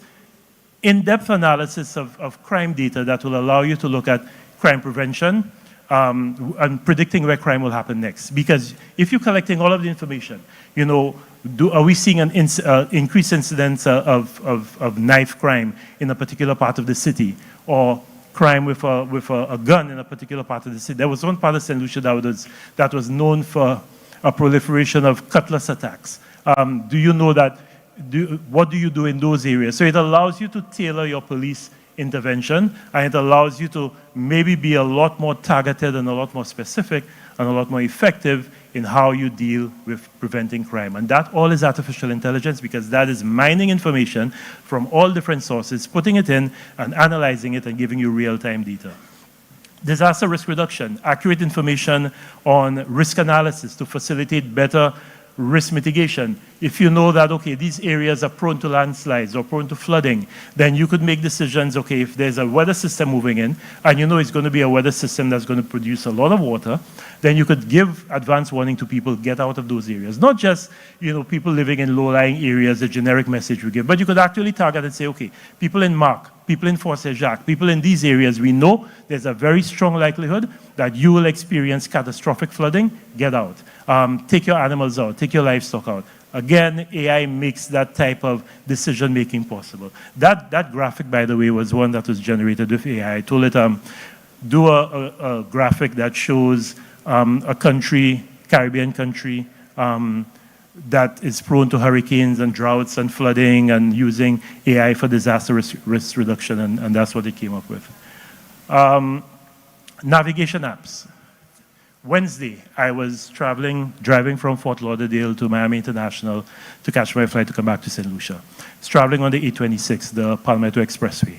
And I get a notice telling me that there's traffic congestion on the 826, get off the 826, and I can save 6 minutes by taking an alternative route, and it routed me through the alternative route. That's AI. But if you think that's only in Miami, yesterday, I put this in to get this graphic. So I asked, how do I get from my home to town? And it gave me this graphic that I used, and I put it in there. But I forgot I still had it active in my phone. So I was driving from my home, going to a meeting, and it told me, there is traffic congestion. Use the Moshi Road to save 12 minutes. So it's not just in the developed countries. This is available everywhere. And you know, it's how we use it. It helps us save time. It helps us be more productive. And it told me that to travel 8.8 miles would have taken me 40 minutes. Because of the, and you could actually see from the yellow marks where the areas of congestion were, because what it's doing is that it is taking digital breadcrumbs from all of the people who are using their phone, and it is saying, okay, to move from this area to this area, it's taking so much longer, so there must be traffic congestion. Nobody's telling it it's traffic congestion, but it can see that from the time it's taking people to move from one area to another, that there must be congestion. That's using AI. Consumer experience, improving online customer experience. It can be a bit of a nuisance sometimes when they actually believe they know what you want better than you know what you want, but that happens. It'll tell you what you should buy. Uncannily, it doesn't just work on the app. So if you do a search for something, all of a sudden you see all sorts of things popping up on Amazon telling you that you might want this. And you never searched for it on Amazon before. And it shows you how interconnected all these data systems are and why you have to be careful what you put online. Because very soon it'll get to the point where, again, because we are so liberal in putting everything about ourselves online, and I cringe when I see people share information about their children online, because that for me is wait until your child gets to the point where your child wants to make a decision about what you put online. But I see people putting everything about their whole family and where they are. That is information that's there, and it's there in a domain that everybody's using and everybody can use, and is being mined for all sorts of reasons. Some good, but also some nefarious, which you should be aware of. Smart home. I use this a lot. So I have Alexa. I have 2 Alexa units at my home, and I also have smart plugs. So Christmas time, I will tell Alexa, in fact, I don't even have to tell Alexa. Alexa puts on my Christmas tree and all of the lights, comes on at a particular time, goes off at a particular time. It's also good if you're not at home, because it means now that you could fool people into thinking that you are at home by programming when lights go on and when lights go off. Now that I've said that, people will know, okay, there's a strong possibility I'm not home. But you could do that. You could tell, I can get on my phone now and tell Alexa to put something on, to put on the humidifier in my bedroom, to do this, to do that. That's a smart home. You could program your lock so that it gets switched on with your cell phone. Of course, you have to depend on the reliability of service of Flow and Digicel so that you're not locked out of your home when you go in and find that you don't have any access to your broadband. But that's all possible. Education. You can personalize your education experience and make it more adaptable. So, you know, again, people can learn at their own pace, which is one of the problems with our education system right now. It's a one-size-fits-all conveyor belt system where once you pass common entrance, or whatever it's called now, that you get thrown from one form to another, and nothing looking at how well you can assimilate the information. You know, they say universal secondary education is a rising tide that raises all boats, but you have all different types of boats being raised, and we have to understand that sometimes you have to personalize the experience, and AI allows us to do that based on the person's abilities. And the creative sector. I mean, the possibilities for the creative sector are immense. The thing I like about the creative sector too is that it expands your reach. You know, so the creatives, it allows them to reach into areas that until now were not possible. The challenge for creatives is that it can eat into your market. During the Calypso season, I told ChatGPT what kind of Calypso I wanted it to write, and it produced a Calypso that was scary. I mean, that Calypso had every element in it. I told it I wanted a humorous Calypso about the political situation in St. Lucia. And it went and it spoke about red and yellow and I mean, it was scary, and I could have given that to maybe Ashanti or somebody to go and sing, and they might not have won the crown, but they would have certainly progressed through quarterfinals with it. You know, so again, you have to be careful because people can now, I can probably sponsor 2 people in the tents next year and get them to reach through to quarterfinals or semifinals just on AI content, and the judges don't know any better. So that's the challenge there, that you have to be able to differentiate what is creatively yours and what was created for you. And but again, the opportunities for marketing, promotion, augmented reality, you know, those are immense. And workplace, automating routine tasks, organizing workflows, providing insights from data, using chatbots. One of the things that we prided ourselves when I was minister was creating the 311 call center, where people could call this number 311 and get information on what was going on in the public service. We can probably now automate that. We can probably automate a lot of that by putting in AI to respond to many of the routine queries. That's what that. But on the other hand, we're now robbing people of jobs who would otherwise be employed doing this work. And financial management. You know, I have an account with Bank of America, and every now and again it tells me how well I'm doing, whether I'm doing a good job managing my finances, whether my expenses are higher than my income, and it can give you advice on investing and everything. That's possible now. You know, it also fraud alert. I use my card. I tapped my card somewhere. Where was I last week? I was in Dubai, but I was also in Miami, so I'm trying to remember where I tapped my card. And when I tapped my card to make a payment, it said fraud alert. But when I took the card and I put it in, it allowed the payment to go through. Because anybody can tap your card and make a purchase, but putting the card in means I have to put my PIN in. So not by making any calls or anything, it was able to determine, okay, there's a very high possibility that this is a fraudulent transaction. Also, my wife taps cards. I am old school. I like pushing my card in. So they probably figure he doesn't normally tap his card, and he's tapping his card for a $300 purchase. No, my wife doesn't use my card. She uses her card. So they probably figured, okay, you know what? That's probably fraudulent. Or maybe his wife has his card and it's still fraudulent. But yeah, that happens. Improve communication. As I said before, language, it completely breaks the language barrier. You know, I have an Instagram, my Instagram profile pic is of a young me at university in Ottawa, 23 years old. And this young lady from France decided that she wanted to communicate with me, so she wrote to me in French. So I kept the conversation going. I used Google Translate, and I communicated with her in French. And we had a conversation going for around 5 up and downs until she told me that her heater wasn't working and she wanted somebody to pay for a heater, and then the conversation ended right there. But these things happen. But yes, so it allows you to break that communication barrier by using Google Translate, using AI. I can now go to any country in the world, and with my phone, I can communicate with anyone. I don't need Rosetta Stone. I don't need Babbel. All I need is my phone, and I can communicate with anybody, anywhere in the world. That's AI. So AI will create new jobs, and some of the jobs it will create are things like algorithm developers, data analysts, ethics and compliance officers, robotics engineers, healthcare technicians, AI trainers, application managers. There's a wide range of new jobs that will be created. And there are also new entrepreneurial ventures that are becoming possible as a result of AI. So agri-tech, you know, using technology, using AI in the agricultural sector, tourism and hospitality, health tech, the wearables and, you know, education, fintech, which is using AI for financial management, ecotech for making decisions about managing resources, could be water, could be whatever, creative and entertainment, retail e-commerce and marketing.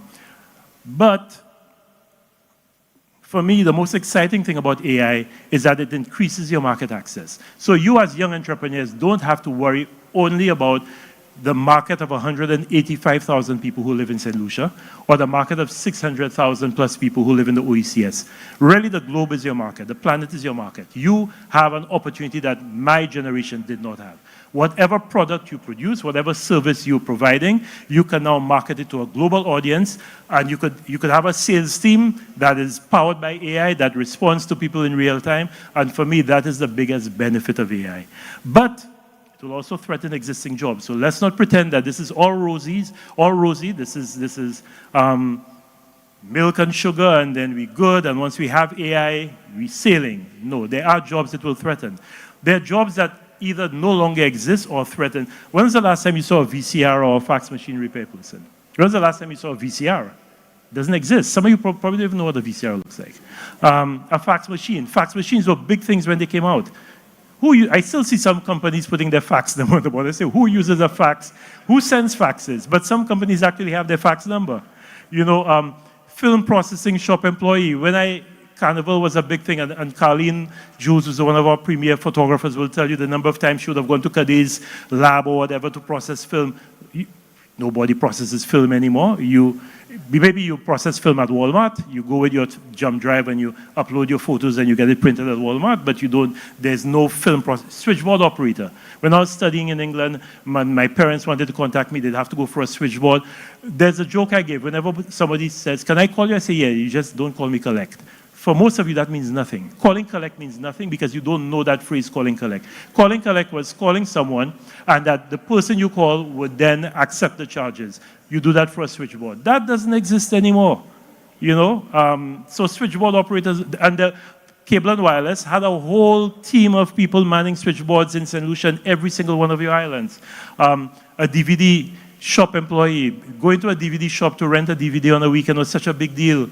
Then going and buying a CD or a DVD at my favorite place to shop, what used to be my favorite place to shop, Best Buy, was a big deal. I can't even find a Best Buy shop anymore because Best Buy, Amazon has taken over from Best Buy and everybody buys things online.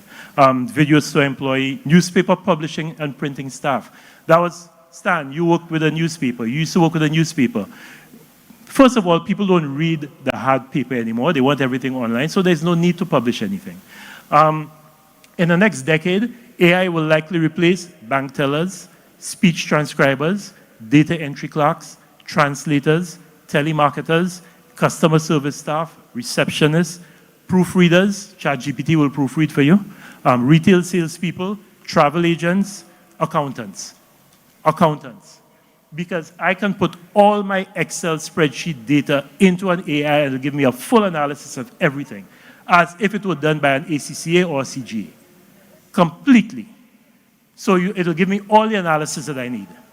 The only thing I believe that we're safe on is driverless cars. I will not get into a driverless car in St. Lucia. I don't care how good the technology is, I will not take a driverless car from St. Lucia to Soufrière. I don't care. I just believe that there'll be a glitch somewhere along the way and I'll find myself down a cliff somewhere in Canaries. But apart from that, there really isn't a sector that won't be. But ladies, unfortunately, and this was something that was done by Bloomberg, there are a lot of jobs that are held by women that AI will threaten because women are the ones who populate many of these employment, bill and account collectors, payroll typekeeping clerks, executive secretaries, word processors and typists. And it shows you what the US average is. So this was done for the US market. So that's why I'm saying AI is not all roses. There are things that we have to be aware of. Thank God for marketers. Now, how many of you have ever used Fiverr or Upwork? How many of you know of Fiverr or Upwork? Okay, Fiverr was one of the greatest things that I discovered because I could get on Fiverr and in 24 hours get somebody from Bangladesh or somebody somewhere else producing graphics for me or whatever, very good quality. Now, the downside of this is Fiverr is taking work away from you guys. Because that is work that I would normally have to go to a graphics person in St. Lucia and say, I want this done. Unfortunately, you would probably tell me that it would take me 4 or 5 days to do it. And you would probably charge me 5 times what Fiverr is charging. And through no fault of yours, but it is because you have such a small market to work with, then you have to charge more. The people who operate on Fiverr have a global market to deal with. And it has always bothered me that I've not seen more of our Caribbean people on Fiverr and Upwork, because I think that is an opportunity. And if we're talking the Youth Economy Agency, I think that's something that we need to do to expand our market, get our young people on Fiverr, get them on Upwork, so that they can market their services there. Because you have skills that are as good as anybody from Bangladesh or anywhere else. And you speak English. And if you don't speak English, you have a translator that will be able to communicate with anybody for you. But the reason I'm talking about Fiverr and Upwork is that now I don't even use Fiverr and Upwork anymore. ChatGPT gave me these images. I put in different prompts and said, I want this, then tweak it up. And in the space of 10 minutes, I got 10 different images from ChatGPT, which I would have probably had to go to somebody on Fiverr, tell them what I wanted, go back and forth with them, and over 24 hours, probably pay them, depending on how good they are, anywhere between 25 US and maybe 85 US for this work. I got it for free on ChatGPT. So again, it shows you how even the market that you're not yet on, that is sophisticated from your end, is now becoming obsolete as a result of AI. These jobs did not exist 15 years ago. App developer, social media manager, Uber, Lyft driver. My father was a taxi driver. So the hardest thing for me to do was to not take a taxi every time I landed in Miami. I just felt solidarity with taxi drivers. But after a while, I realized, you're forming the fool. You could take an Uber or a Lyft. It'll cost you a fraction of what the yellow taxi was cost. You didn't have to take money out of your pocket because it's already programmed out of your credit card.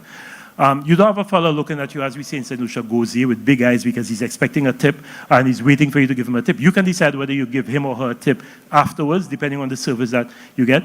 You can also have a record, because for me, I need to keep records of my travel so I can claim for it for tax purposes. That's their permanent record. You could now, what both Uber and Lyft have done for safety reasons, you could share your ride with somebody else so they know exactly where you're going. They can follow you every step of the way. You can't do that with a taxi. But Uber, Lyft drivers didn't exist 15 years ago. That, by the way, I said, sorry, Dad, you're long deceased, but Uber and Lyft, I can't deal with taxis anymore. Driverless car engineers, cloud computing specialists, big data analysts, sustainability manager, YouTube content creator, drone operator. We didn't even have drones back then. Now, a drone operator is a big deal, particularly when you need to get assessments, very quick assessments of, could be after a disaster or whatever, just for valuation purposes. If you can operate a drone, you're in big demand. Telemedicine physician, SEO specialist, search engine optimization, so that your website gets at the top of these search engines whenever it's being searched for. Podcast producer. But what we need in St. Lucia is, and in every country in the Caribbean, is a national framework to maximize the opportunities and respond to challenges. Our education system needs to be transformed. The education system we have right now is not ready for this. That education system is stuck somewhere in the 1950s. I read, there's this book called Wounded by School, and it says that if Rip Van Winkle were to return after 100 years of sleep, the only two institutions he would recognize are prisons and schools. They haven't changed in the last 100 years. That's a sad indictment on our education system. For us to be able to respond to the opportunities that AI and the digital economy provide, we need to change our education system. We need to introduce computing, coding, basic AI at the primary school level. We can't wait. And somebody spoke about it earlier, the previous presenter, that the young children now are digital natives. What it will take us a while to figure out, they will get onto a tablet and they'll navigate it like, wow. You know, they don't need a manual. They just know what to do. They know how to swipe. They know what to do. They are digital natives. I don't know what it is. So you need to take advantage of that to get them to be able to take full advantage of this world that they grow. Don't wait until they get to secondary school and start introducing it to them. Develop specialized AI courses and encourage research and innovation. Teach problem solving. That is the most critical thing we have to do. Critical thinking and problem solving, because that is, you have to challenge what you see in front of you. We've never made progress by just accepting the status quo. You make progress by challenging the status quo, saying, why not? Why not? Why can't we do this differently? We don't teach this in our schools. We teach our children to just regurgitate what has been taught to them. And if they do not regurgitate it as it was taught to them, they fail. I dropped geography. Teddy Francis is there. We were in school together. I dropped geography in college because of that. Great geography teacher, Brother O'Connor, at St. Mary's College. If you could not regurgitate it exactly as he taught it, you would not get a high mark. And I mean, I like to internalize and process and reproduce. I wasn't getting good marks. And I said, sorry, to hell with this. I'm dropping this subject. I regret doing it because geography is such an important subject. But that is how our education system works. It works by making us learn by rote, and that's not how we will learn in this new environment. Ensure schools have the necessary infrastructure, because if you have a school that is disconnected, I don't understand how we make our children disconnect when they go to school. Children should be taught that that phone they have is such an important tool, not just to WhatsApp each other or, unfortunately, to take videos of people when they're in bad situations and post it on Facebook or YouTube, but to research. I could do the entire research for this. I could have done it on my phone. So make our children use their phones as the valuable tools that they are to learn how to interact with the world around them and to do research. And I think that's something that we're failing in by causing our children to disconnect when they come to school. And train teachers to use AI, because the teachers, if they can't use it, will be lost when we try to work, learning, and citizenship in the 21st century demand that we all know how to think, to reason, to analyze, weigh evidence, problem solve, and to communicate effectively. Education must focus on critical thinking, communication, and problem solving, and not only focus on the transmission of knowledge and facts. And the thing is, what we know as knowledge and facts now is evolving. So if you enter into a technical program in a college, in 2 years' time, half of what you learned in your first year is already obsolete. So to get children to just regurgitate what it is that you've taught them really is not serving any purpose. We have to cause them to understand and to think for themselves. The 21st Century Education Skills, and this is from a book by Tony Wagner, The Global Achievement Gap, Critical Thinking and Problem Solving. If we are going to take advantage of the opportunities of AI, we have to now start putting this into our education system. Collaboration across networks, not selfishly doing your homework and not sharing it with anyone. That's not the world you live in anymore. The world you live in anymore right now is a collaborative one where you must learn to communicate with people. So yes, I want to test you on your ability to understand, but I also want to test your ability to work in a team and to collaborate, which unfortunately we don't do enough of in our education system. Agility and adaptability, in initiative and entrepreneurialism, effective oral and written communication. If you can't communicate, it doesn't matter what you know, you will get left behind, because what you know is not being communicated and you're not convincing anybody that you know anything. Assessing and analyzing information, and curiosity and imagination. We beat that out of our children, from a very early stage. When they ask questions, you're asking too many questions. Big people are talking. Don't put yourself in a conversation. We stifle the natural creativity and imagination that they have, which is what will allow them to be the trailblazers later on. Some of them do it despite, but a lot of them are beaten into submission at a very early age, and that's not good. Make sure that we have the laws and the regulations, particularly for ethics, incentives for investment. Island-wide high-speed broadband, leaving no community behind. Expansion of public Wi-Fi networks and hotspots. Every public building in this country should be a Wi-Fi hotspot. There should be no place that you go and you can't have access to Wi-Fi. And that's one of the things that we had tried to do when I was minister, to have this island-wide Wi-Fi. Professional training, Youth Economy Agency, NSDC. It's good that you're doing this. This has to be continued. Collaborate with regional and international tech firms. Internships and scholarships, incubators for mentorship and funding, hackathons, bring everybody together, let them tackle a problem. Communication strategy, we have to get this message out, because many people are very worried, as they should be, about AI, but we need to demystify it and make them understand what are the potentials and what are the pitfalls. AI is very important to our economic development for all of these reasons: promoting economic diversification and expansion, improving efficiency of public services, enhancing educational opportunities, encouraging innovation and entrepreneurship, overcoming physical and geographical limitations, better natural resource management.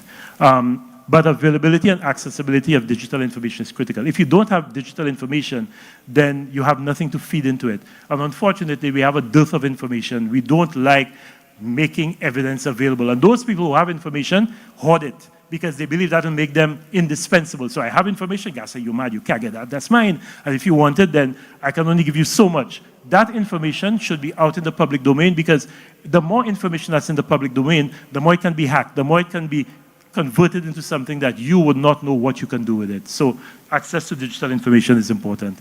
But we have to be careful that we don't cause AI to disenfranchise our citizens, because we have a digital divide in this country. And we can't push headlong, full steam ahead with AI, knowing that there's some people who don't even have the ability to use AI or struggling with other things. So that's why, this has to be nuanced. Then we must ensure data privacy and security, because the more information we put out is the more exposed we become. AI ethics is important. I heard there's something that is still a myth. It's not there yet, but it's called artificial general intelligence, AGI. And AGI is when this thing transcends what we have right now, and the computer is able to think on its own, access information. So it's not depending on inputs that you put in. It is now learning from experience. Now, that is the holy grail of a lot of the people working in the AI sector. When we get to that point, it's going to be scary. Because that's when you talk about the rise of the machines and the machines now taking over. That will be when AI will cause machines to be human-like in their ability to process information and make decisions. That is still something that many people are working on. It was rumored that that's why the head of ChatGPT was fired, because he said he was working on it and then they brought him back. So it's left to be seen, but artificial general intelligence. So we must look at ethics where AI is concerned. Public awareness, as I said before, rigorous public awareness and education programs. Preventing bias and inequality, particularly in law enforcement. They found that many instances where they use AI for facial recognition, all black people look alike. So once there's a description that somebody has facial hair, a flat nose, and lips of a particular type, half of you in this room would be arrested. Because there isn't enough data that has been fed into the AI, into the algorithm that will allow it to differentiate Teddy from me and anyone else, or KOD. So we have to be careful that it does not introduce bias and inequality because of the way it's programmed. And that's why we have to be involved in what's going on. Safeguard employment and labor rights. In all of our countries, we have high unemployment. The last thing we want is AI coming in and, yes, making life very good for people like me. I mean, I can tell you, I use AI extensively in my work. I was doing some work with someone recently who wanted me to come and speak somewhere, and I told them, okay, it's going to cost you money. And they said, okay, do you have a speaker agreement? I went on to ChatGPT. I said, develop a speaker agreement for me. ChatGPT gave me a speaker agreement in 5 seconds. I tweaked it, I sent it off. I would not have been able to do that otherwise. You want a non-disclosure agreement, it'll do that for you. But there are people who will lose their jobs as a result of this, and we have to ensure that government understands that and puts in place mechanisms to protect them. Develop partnerships with private sector and academia. Continuously monitor, review, and update and adapt. Somebody reminded me of a quote that I'm very often I give, and it's a quote by Alvin Toffler. And he says that the illiterate of the 21st century are not those who cannot read or write, but those who cannot learn, unlearn, and relearn. That is the skill that is most important for you right now, the ability to learn, unlearn, and relearn. Not reading and writing, yes, but if you cannot unlearn some of the things that you've learned before because these principles no longer hold, they found information that has blown this out, and then relearn, then you will find yourself unable to adapt in this new environment. This was your brief introduction to the exciting world of artificial intelligence. I hope you now begin to understand how AI can open up new opportunities for youth employment right here in St. Lucia. With the rise of technology, the job market is changing, and it's important for us to change with it. In St. Lucia, we are starting to see the impact of AI on our local industries. AI is not just about robots and machines. It's about data analysis, problem solving, and creating efficient systems. These are skills that are in high demand and can lead to well-paying jobs everywhere on this planet. But how can you get started in AI? It's not as hard as you might think. There are many online courses and resources available that can help you learn the basics. With dedication and a passion for learning, you can start building your career in AI. The government of St. Lucia is keen to support the growth of AI. It is investing in education and training programs to help young people like yourself gain the skills they need. This shows how important AI is to our future economy. So let's embrace the opportunities that AI brings. It's a field that's full of potential, and it could be the key to a successful career for many of you. Remember, the future is in your hands. Make the most of it.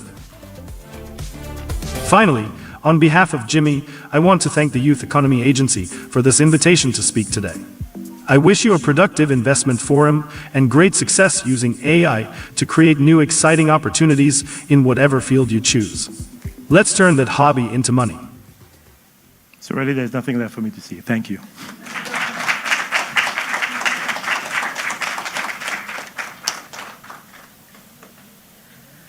Well, Dr. Fletcher certainly brought his tech riz to the stage today. A great presentation helping you understand how to embrace AI to further your businesses. And remember, as he said, the ability to learn, unlearn, and relearn. That's very important. I hope that sticks with you. We are going to move right along. Mrs. Donna Regis Prosper. She is the Secretary General and Chief Executive Officer of the Caribbean Tourism Organization, CTO. With a distinguished career spanning more than 22 years, Regis Prosper is the first female leader of the intergovernmental organization which serves as the Caribbean's Tourism Development Agency. Hailing from St. Lucia, Regis Prosper is an exceptionally dynamic and transformative leader who has cultivated and nurtured a robust network of professionals spanning both the public and private sectors. Her collaborative efforts extend to working closely with regional government officials, tourism stakeholders, and industry experts worldwide. Her professional journey includes pivotal roles such as Director of Marketing and Product Development at the St. Lucia Air and Seaports Authority, Director of Business Development for Margaritaville Caribbean Group in Jamaica, CEO of Tortola Pier Park in the British Virgin Islands, and General Manager of the Antigua Cruise Port. And I think we will have Mrs. Regis Prosper with us a bit later to present on promoting investment in tourism and hospitality.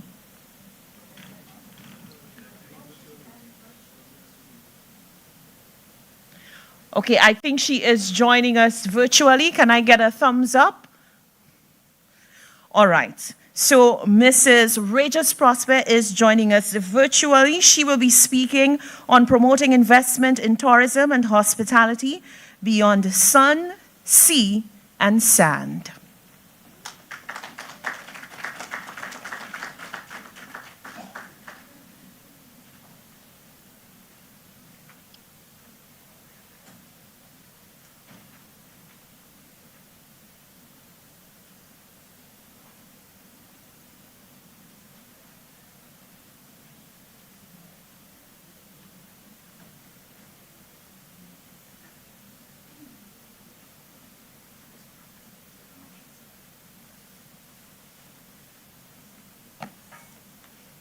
Mrs. Regis Prosper, are you with us? Can you hear me? Am I coming through loud and clear? You are right now. Good morning. Good morning, everyone. Thank you so much for inviting me to be here. I am certainly honored. I'm so sorry that I cannot be here in person, but just know that I have been following and I'm there in spirit. St. Lucia is my home, St. Lucia is my heart, and I am so proud of this conference that you have in, and you know, it's just so wonderful to have heard some of the speakers that came before me. I totally enjoyed everybody that have spoken so far. And shall I go right away into my presentation?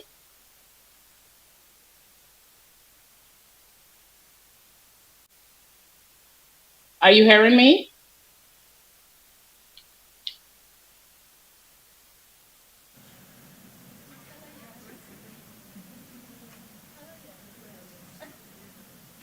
Yes, we can hear you.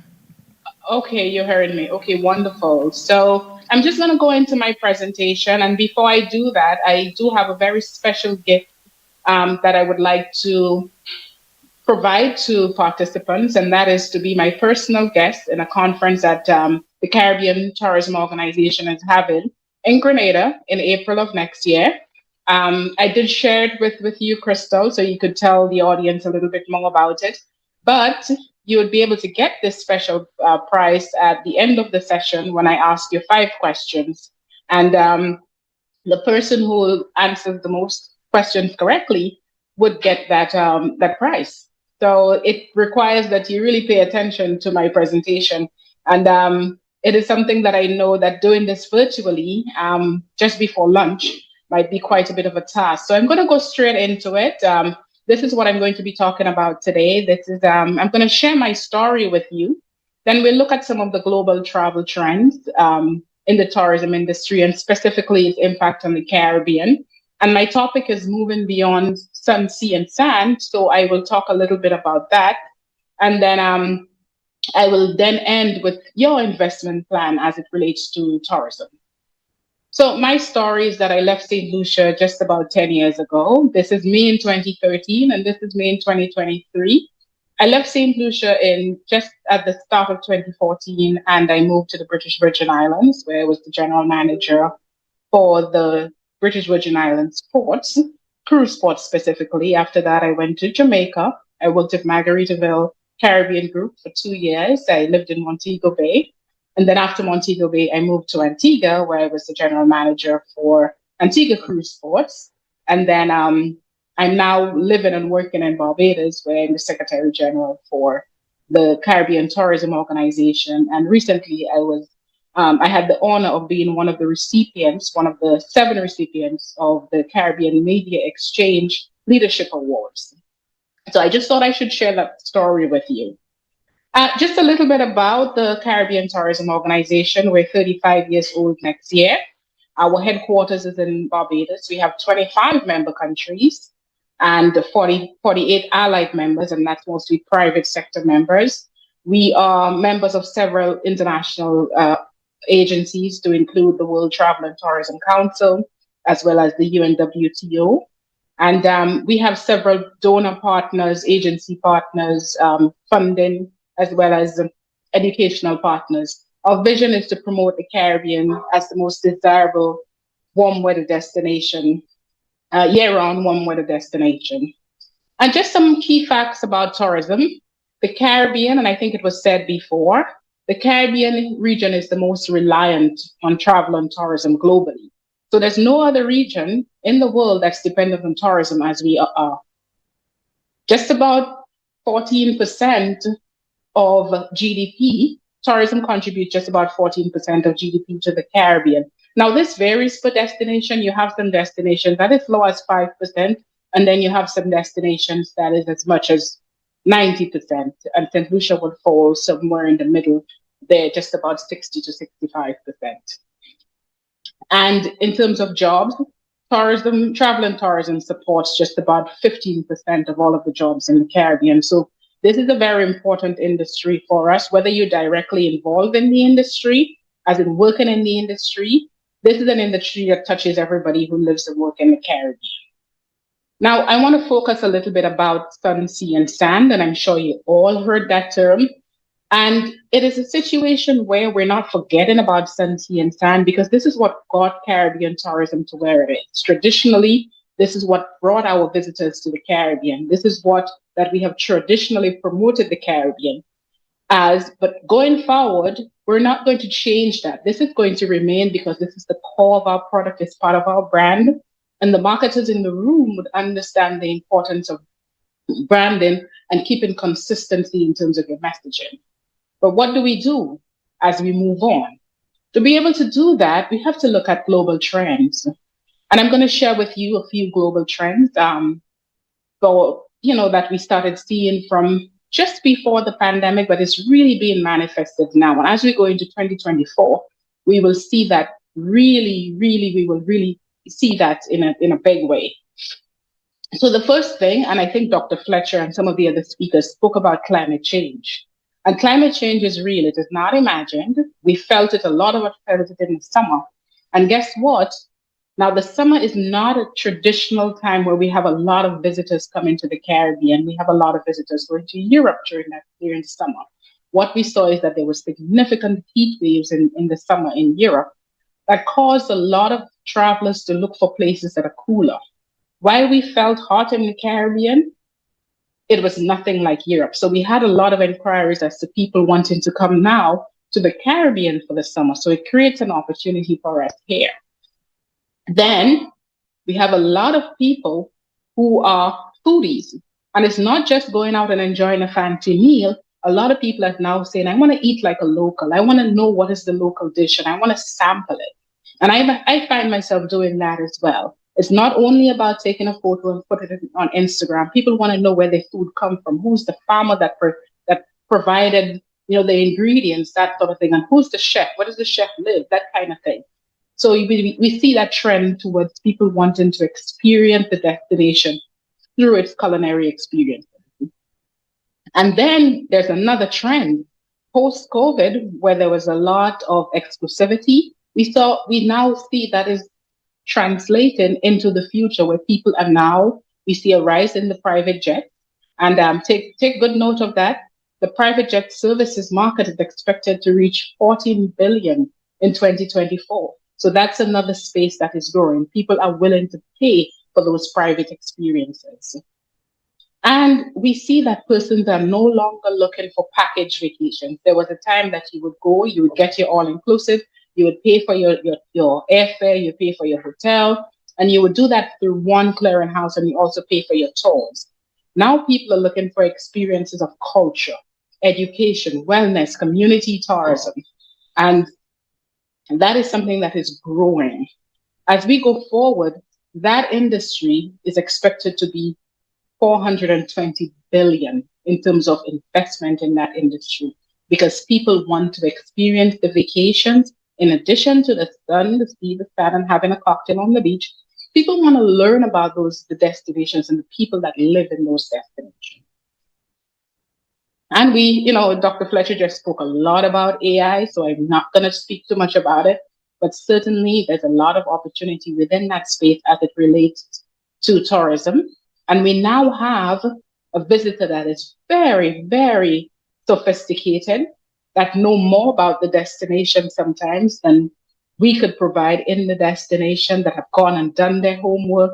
So we hear those stories about a tour guide saying something about a destination and then AI saying something else. So we have consumers and travelers that are very, very engaged, and they have information at their fingertips, and they're very connected as well.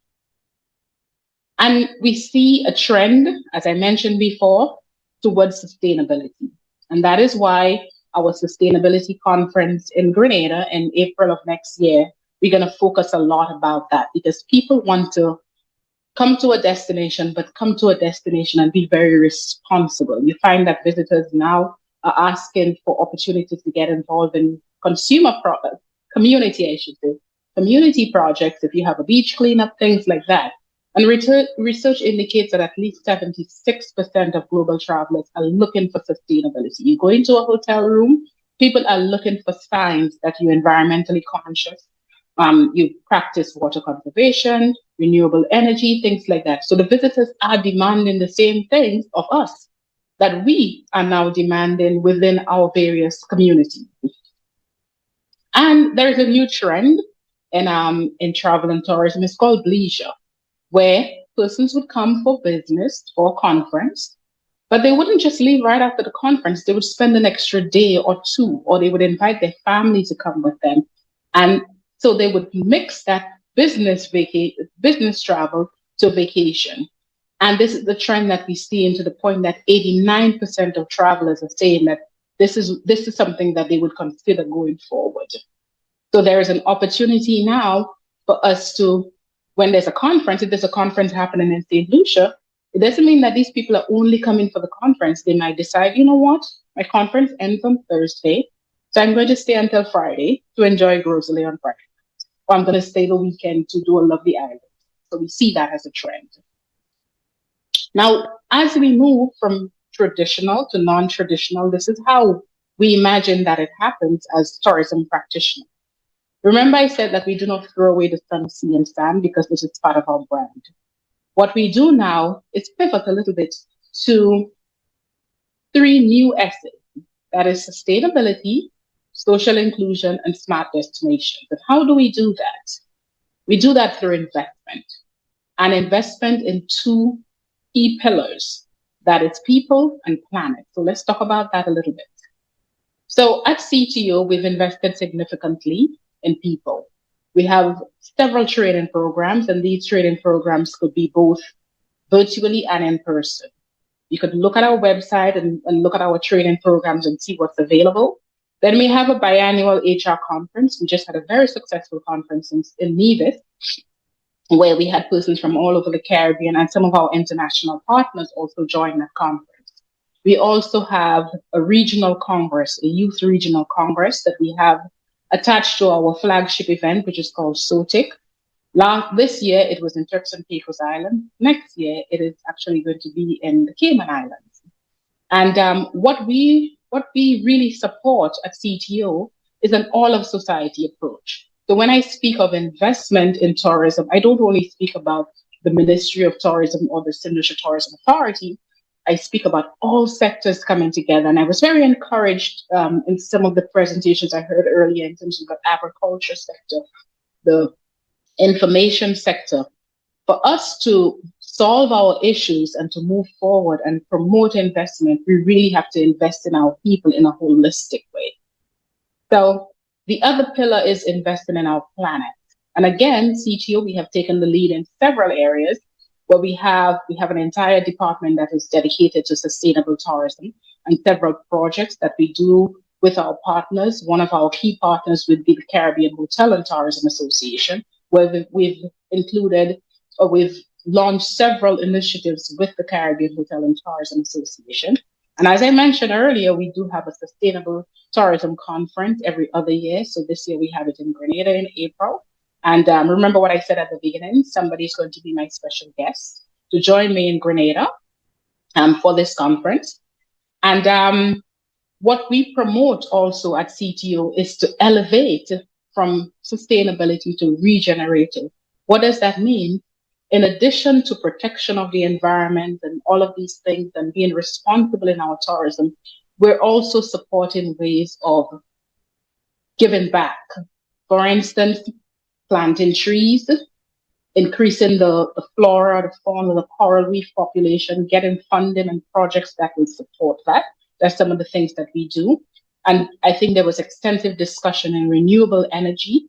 That's another area that we focused on. And we spoke a lot in terms of smart destinations. And this is what is going to be the future, investment in those things. A simple thing as ensuring that every vendor, every taxi driver has the ability to operate cashless. Many people now are not traveling with cash. They travel with their credit card. So they don't expect to be going to the bank, paying an extra fee for the ATM to be able to pay a taxi driver. So in terms of getting the destination on that path and creating platforms for persons to be able to provide their services, provide their goods, and do it in a cashless environment, this is very important to the future growth of tourism. And, as I go into now your investment plan, I think when we speak about your vision, you speak about a professional vision, but oftentimes we forget about our personal vision. And what I want to share with you is that before you even start thinking about that business and that investment you want to make, think about your personal life. And the way I like to look at it is with 5 S's. And what does that mean? The 5 S's is fitness, your health. Very, very important. We take it for granted. We're young, we're strong. And, life will continue that way. We'll be forever young. No, the clock never stops ticking. So we have to ensure that we have an exercise regime, that we eat right, because fitness is very important to our ability to do business. And then family. Our family are going to be that support network. So we need our family to be able to understand what our vision is so that they will support us. And then finances. It's never too early to start to save and to have a financial plan for yourself. And your friends, your circle of friends, these are very important people that's going to support you if whatever you decide your vision is going to be for your personal life. And finally, faith. And I'm not only speaking about religion there, but your core values, your core beliefs. Where do you want to be? Where do you see yourself? And that sort of thing. And what are the areas that you seek your inspiration from? So these are very important.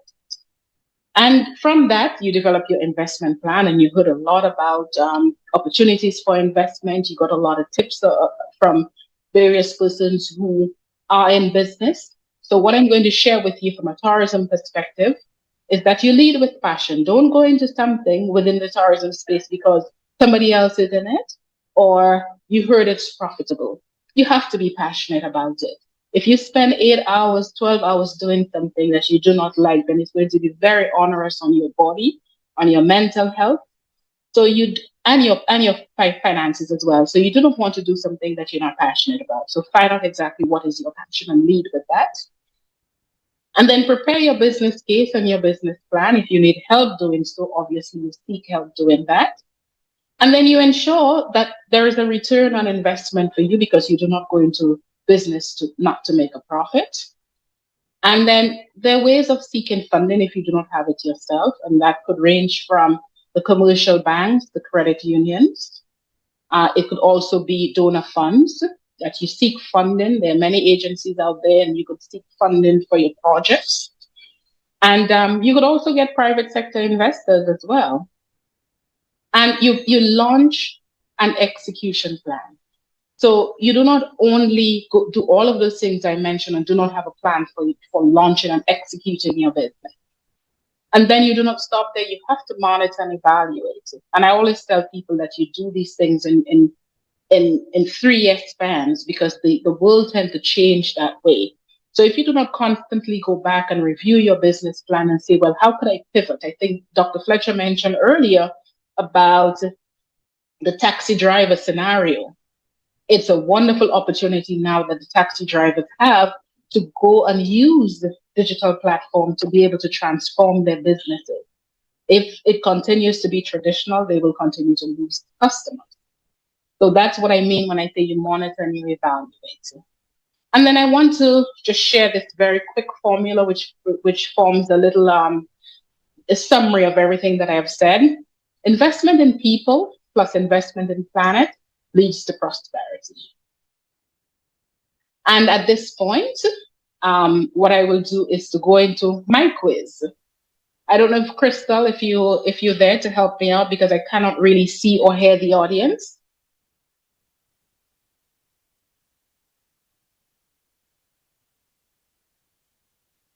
Am I being heard? Hi, we're hearing you loud and clear. I'm here to assist. All right, so I'm hoping now, Crystal, that the audience is ready for my quiz, because there's a trip to Grenada as my guest to come to our Sustainable Development Conference. It's in April of next year. So I have a few questions. And Crystal, you're going to be my eyes and my ears, because I can't see or hear the audience. But I'm going Mrs. to Regis Prosper, ask my questions right now. It's lovely. Lovely, St. Amy Joseph. Sorry? It's lovely. Lovely, St. Amy Joseph, here to assist. Oh, okay. I'm so sorry, lovely. That's okay. That's fine. So I'm going to ask my questions. Can I go ahead with question number 1? And you're going to help me out in terms of letting me know who answered correctly? Sure. Okay.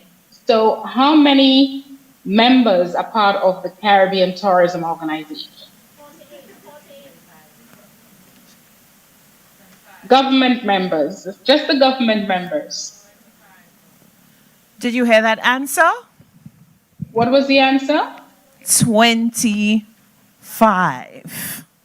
Oh, that is the correct answer. I hope you took a note of who answered that question correctly. Your name? Okay. Safia.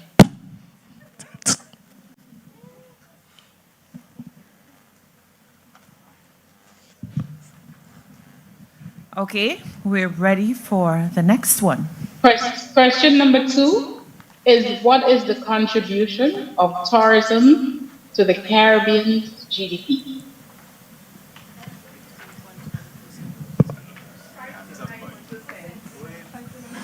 Five to 9. Yasma Vinay, 5 to 90%. Mr. Finister, I hope you're taking note of that is not winners. incorrect, but I just wanted the total figure when we look at the Caribbean as a group, as a region, not the range per destination.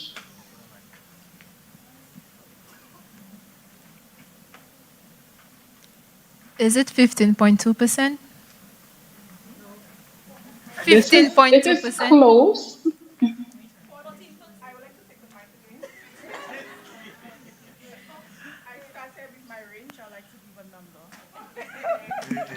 We have a competitive spirit in the house. 14%.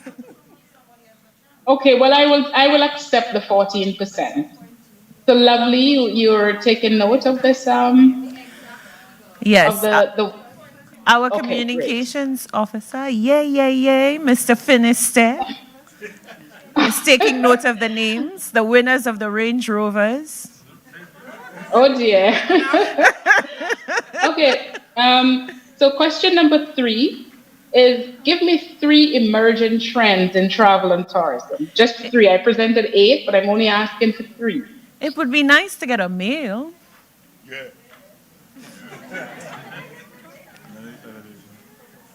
Okay, this young lady to the front, plaid. Is it climate change? Yes, climate change is 1. I need 2 more. Traditional tourism product? Okay.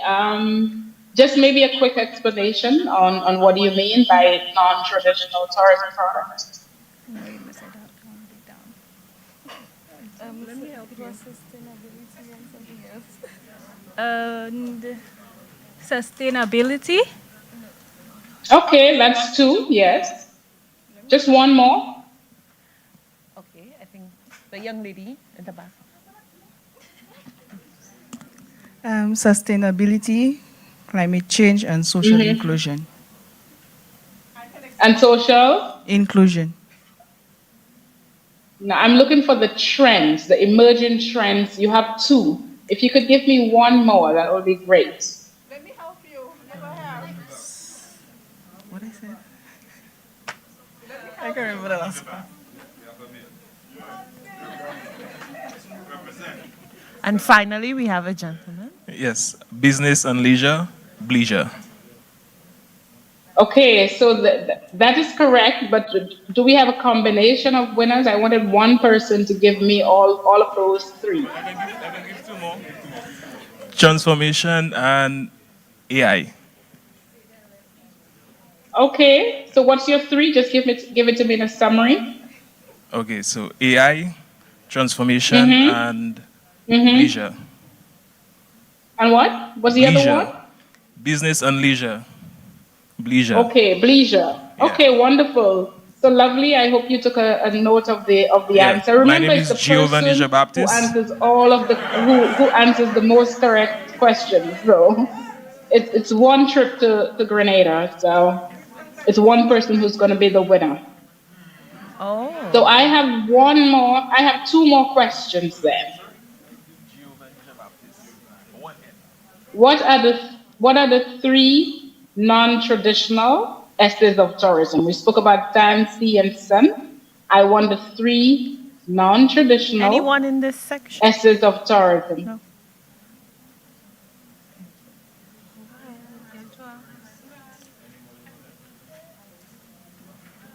Sustainability, social inclusion, and smart destinations. Wonderful, wonderful. Okay, so our final question. So you have to listen carefully because it's a dash. So I'm going to read it out slowly.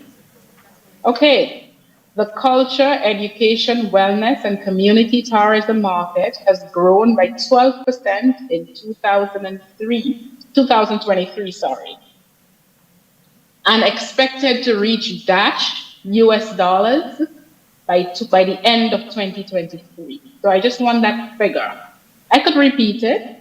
The culture, education, wellness, and community tourism market has grown by 12% in 2003, and it's expected to reach dash by the end of this year. What is the dash in terms of dollars?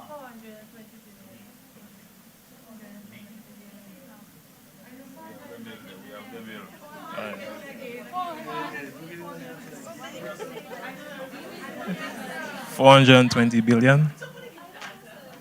That person is very close. Person just needs to add a little bit more.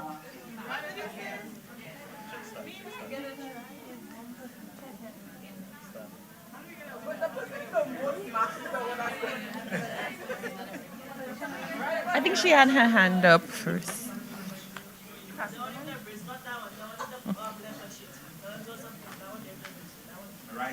Okay, right there. Right there. Animal print. That's what he said. 420 billion. To me, that's what he said. That's what was. Yes, that is a close answer, but it's you just need to add a few more dollars.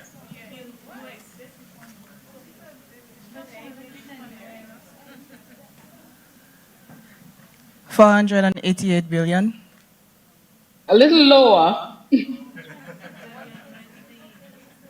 It's somewhere between the 420 and the 480. 438 billion. 400 what? And 38.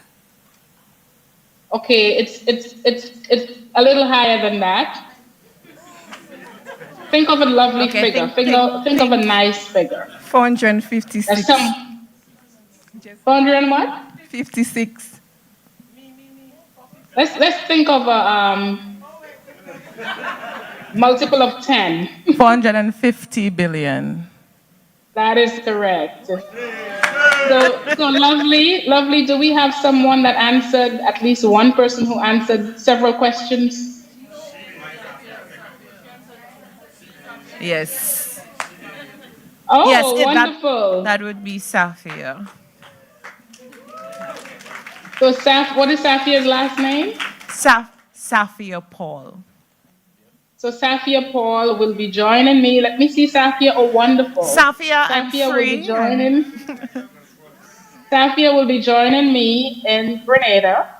I will get Safia's contact details and send her an email, but she will be joining me in Grenada for our Sustainable Tourism Conference. That's in April of 2024, sponsored by the Caribbean Tourism Organization.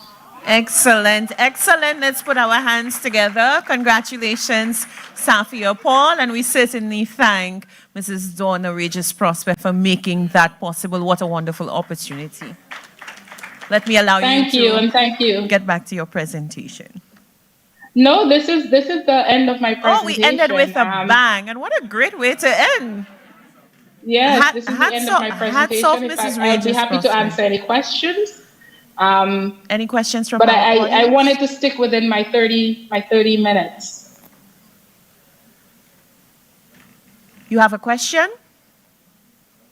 Okay, so I don't think we have any questions at the moment. So we say thank you, Mrs. Thank Regis you. Prosper. Thank you so much for that insightful presentation.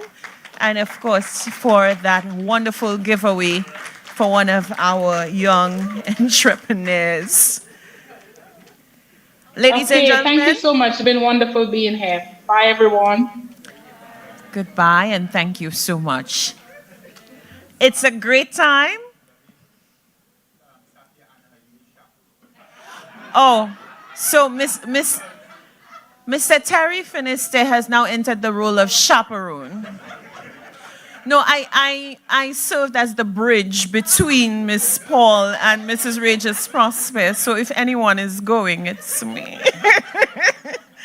Ladies and gentlemen, I think it's a great time to break for lunch. Now, because we're a bit behind schedule, we are going to shorten lunch to half an hour. So please, let's try to ensure that we're back here in half an hour so that we can continue the day's proceedings. We still have some dynamic speakers to come. We have a panel discussion to come. There's so much more to learn, so much more to take in. So definitely get some nourishment and be back here within a half hour. Thank you very much.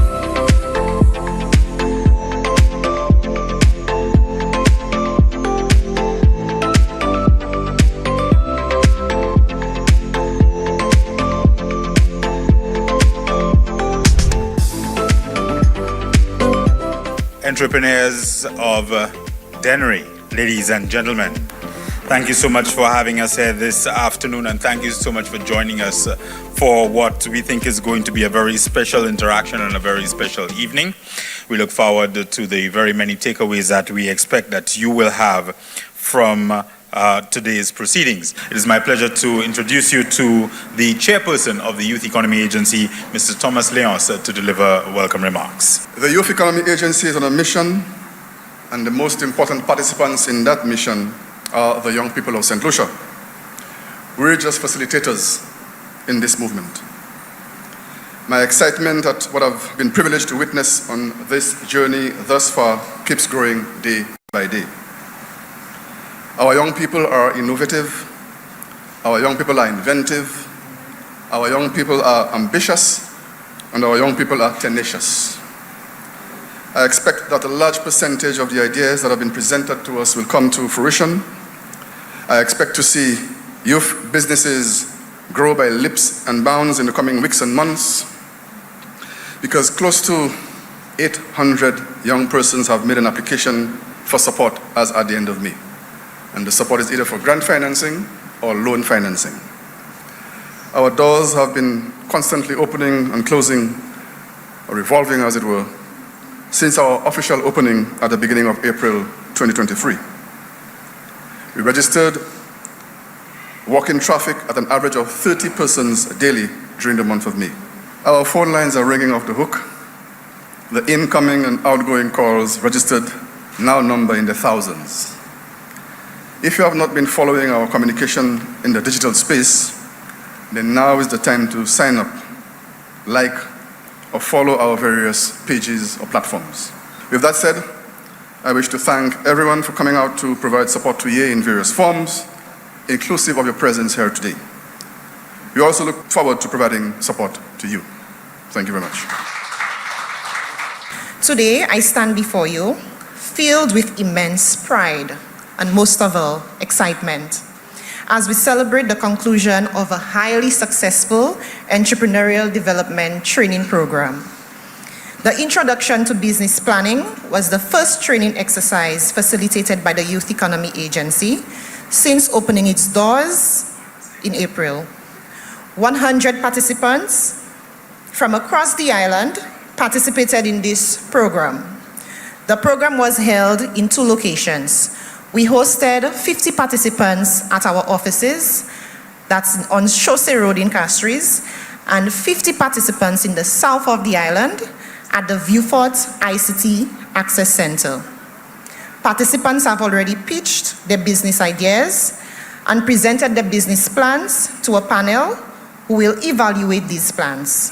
If approved, participants will qualify for an angel fund of $5,000 cash injection into their respective businesses. Yay.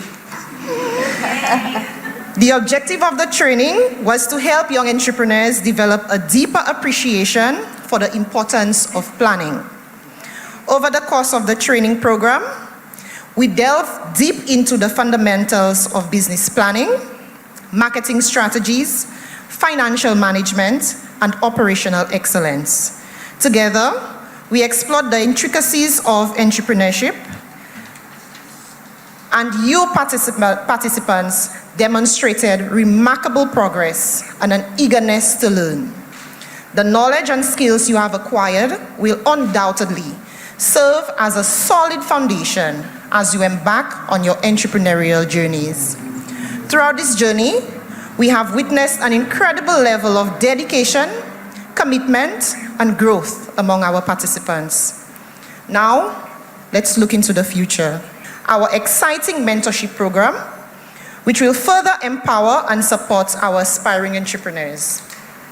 This will continue for a duration of 6 months in the first instance. This program intends to provide our budding entrepreneurs with invaluable guidance, support, and encouragement as they navigate the challenges and seize the opportunities that come with entrepreneurship.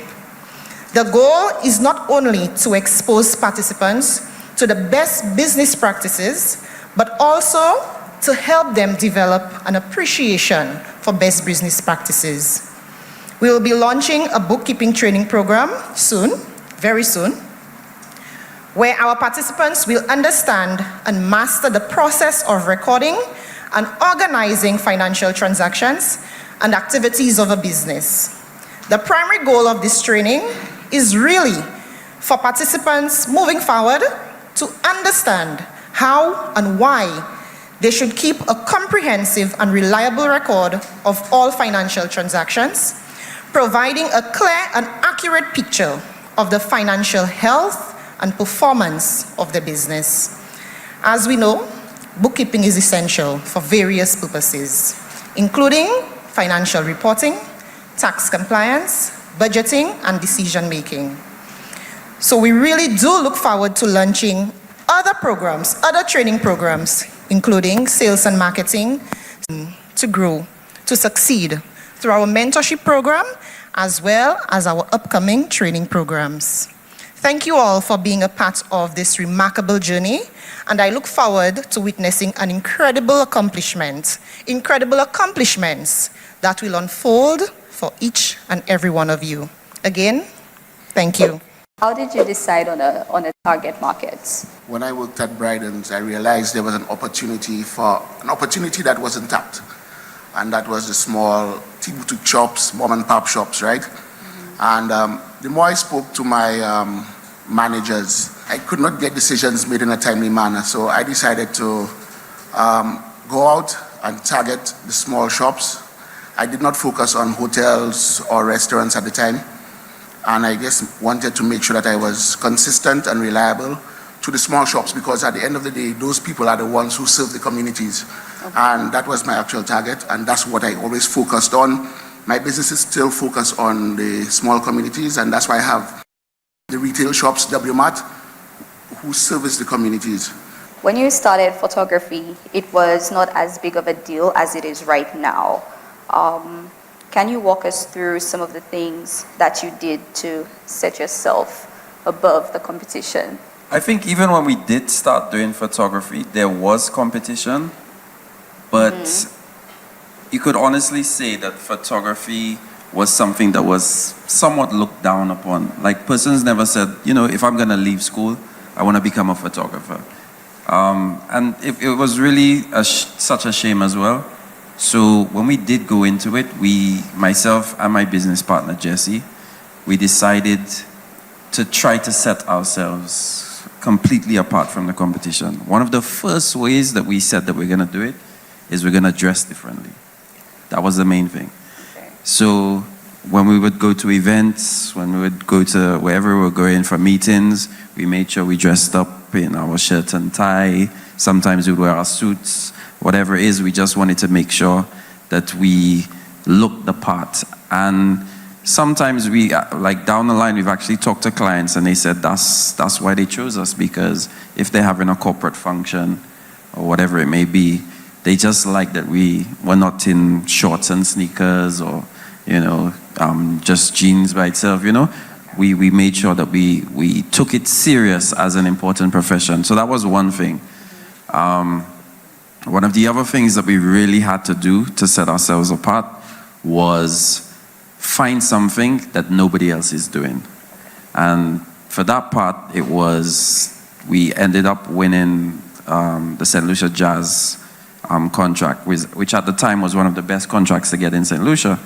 So we're trying to think, boy, what can we do to really set ourselves apart? And then that's when we decided we're gonna go into aerial photography.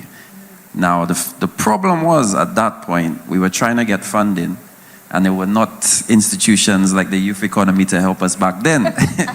And if we went to the bank said, if you want 20 grand, you need 20 grand. So this was like completely, you know, out of the way for us. And the specific drone we wanted, it wasn't coming out until after the Jazz Festival. Okay. So the one that we had to get would have taken up every dollar we had. So we just, you know, we literally just bit the bullet and we purchased that drone, and it was a huge drone that we purchased, but it really did set us apart from the competition after that. So again, it was always making sure that we can be ahead of the competition by staying innovative. Because the problem is, when you're not innovative in what you do, right, you can become obsolete, as it were, right? And unfortunately, some photographers, they didn't, maybe like years ago, when it went from film to digital, they didn't make that leap. They didn't go with the times. So what happened? They became obsolete. Right? So you always have to make sure that you stay ahead of the curve, look at the new technology that's around, not just in the region, internationally, and make sure that you always stay ahead of the game. First of all, anybody looking to start a business, I have critical advice for you, right? One, do not hire friends or do not hire based on charity. You always, one of my biggest lessons in running my business was that you have to get the right person for the job. I experienced a lot of losses in my business in the early years because I hired people who I thought were friends, who I thought were competent and could do the work, but the mindset when they came to work was totally different. So that's one piece of advice I will give anybody starting a business. It will cost you a little more up front. This is so critical because it really hurt me in my business. It really hurt me. So make sure you have the right people, especially in accounting. Anybody dealing with your money, anybody dealing with your books, make sure you have that right person who understands it and who will be transparent with you and show you everything, all the details in your business. From a marketing standpoint, it depends on whatever you go into, whether you use social media. I use a lot of radio advertising. I haven't gone on TV as yet. A lot of word of mouth. And also based on your product delivery, if you have a good product, if you have a good service that you offer, word of mouth is very important. How has social media impacted traditional marketing strategies for you? Well, without social media, I don't think I would have a business. Straight out. It's essential. One of the things that we did was our market was social media, straight out. And that's where our demographic, our following, that's where they've come from. So for instance, what we had to do was basically we would, you could be posting pictures, nice pictures, but how do you get persons interested? And one of the events that really did propel us was actually saying, let's target the schools. And we actually targeted a couple of schools to do the prom pictures for them. Okay. And from there, that literally helped our business tremendously. Because not only do you have a generation of persons now, they've just finished school, who are interested in your brand, you also have their parents now who are also interested, and it grew our following tremendously. And then now when we started doing events as well, everybody wants their picture after an event. So persons started following us because they want to see their pictures. So social media really did help there. And with any of you there, what you have to also realize is if you have 10 followers, that's 10 potential customers, all right? So even if you do one post and maybe only 4 people like it, that's 4 people who will like what you have posted, all right? And maybe even if you only have 2 persons that you get business from, that's 2 new customers. And that's what we had to really realize, that it's not just social media likes, it's not just a following, these are potential customers. I will encourage everybody, social media can really propel your business, not just on a local level, but sometimes even on an international level, because it really is a level playing field when you're on social media. By using the right hashtags, somebody can just click on that and find your page and you're able to do business with them. Right now, which social media platform do you use the most and why? I would say Instagram. We use Instagram a lot. Before we used to use Facebook a lot, but yeah, I think that it's kind of been like a changing tide towards Instagram now and Reels. TikTok is really an untouched social media platform. I see you nodding your head because I show you on TikTok a lot too. But TikTok, a lot of businesses in St. Lucia, they're trying their best to utilize that platform. I'm trying it. I mean, it is quite difficult, but they are the things that you think may not succeed do succeed there. What works on TikTok doesn't work for Instagram Reels. Okay. So you have to be aware of the benefit of everything. We also use Twitter as well, but yeah, I'll definitely say Instagram and Facebook have really been our main platforms that we use. How did you go about deciding on that particular target market? Okay. It was by default, actually. Oh. Really, I've always been into building and maintenance, whether it was fashion designs, because of course you have to construct garments, whether it was architecture, because that's what I learned at Sir Arthur. I got into maintenance and engineering, and when I met my husband, he was into building maintenance services and janitorial or custodian. And I decided it's an area that I'm going to take to the next level. So of course I pursued studies and became the only certified industry management standards for the cleaning industry in St. Lucia and the OECS. What would you rather? Having a website or using social media to sell your products and service? Okay, that's a very good question. I would say both. Both are essential, right? For instance, the daily updates that you may do on your site, your products and everything, your following will always be seeing that. So you need your social media.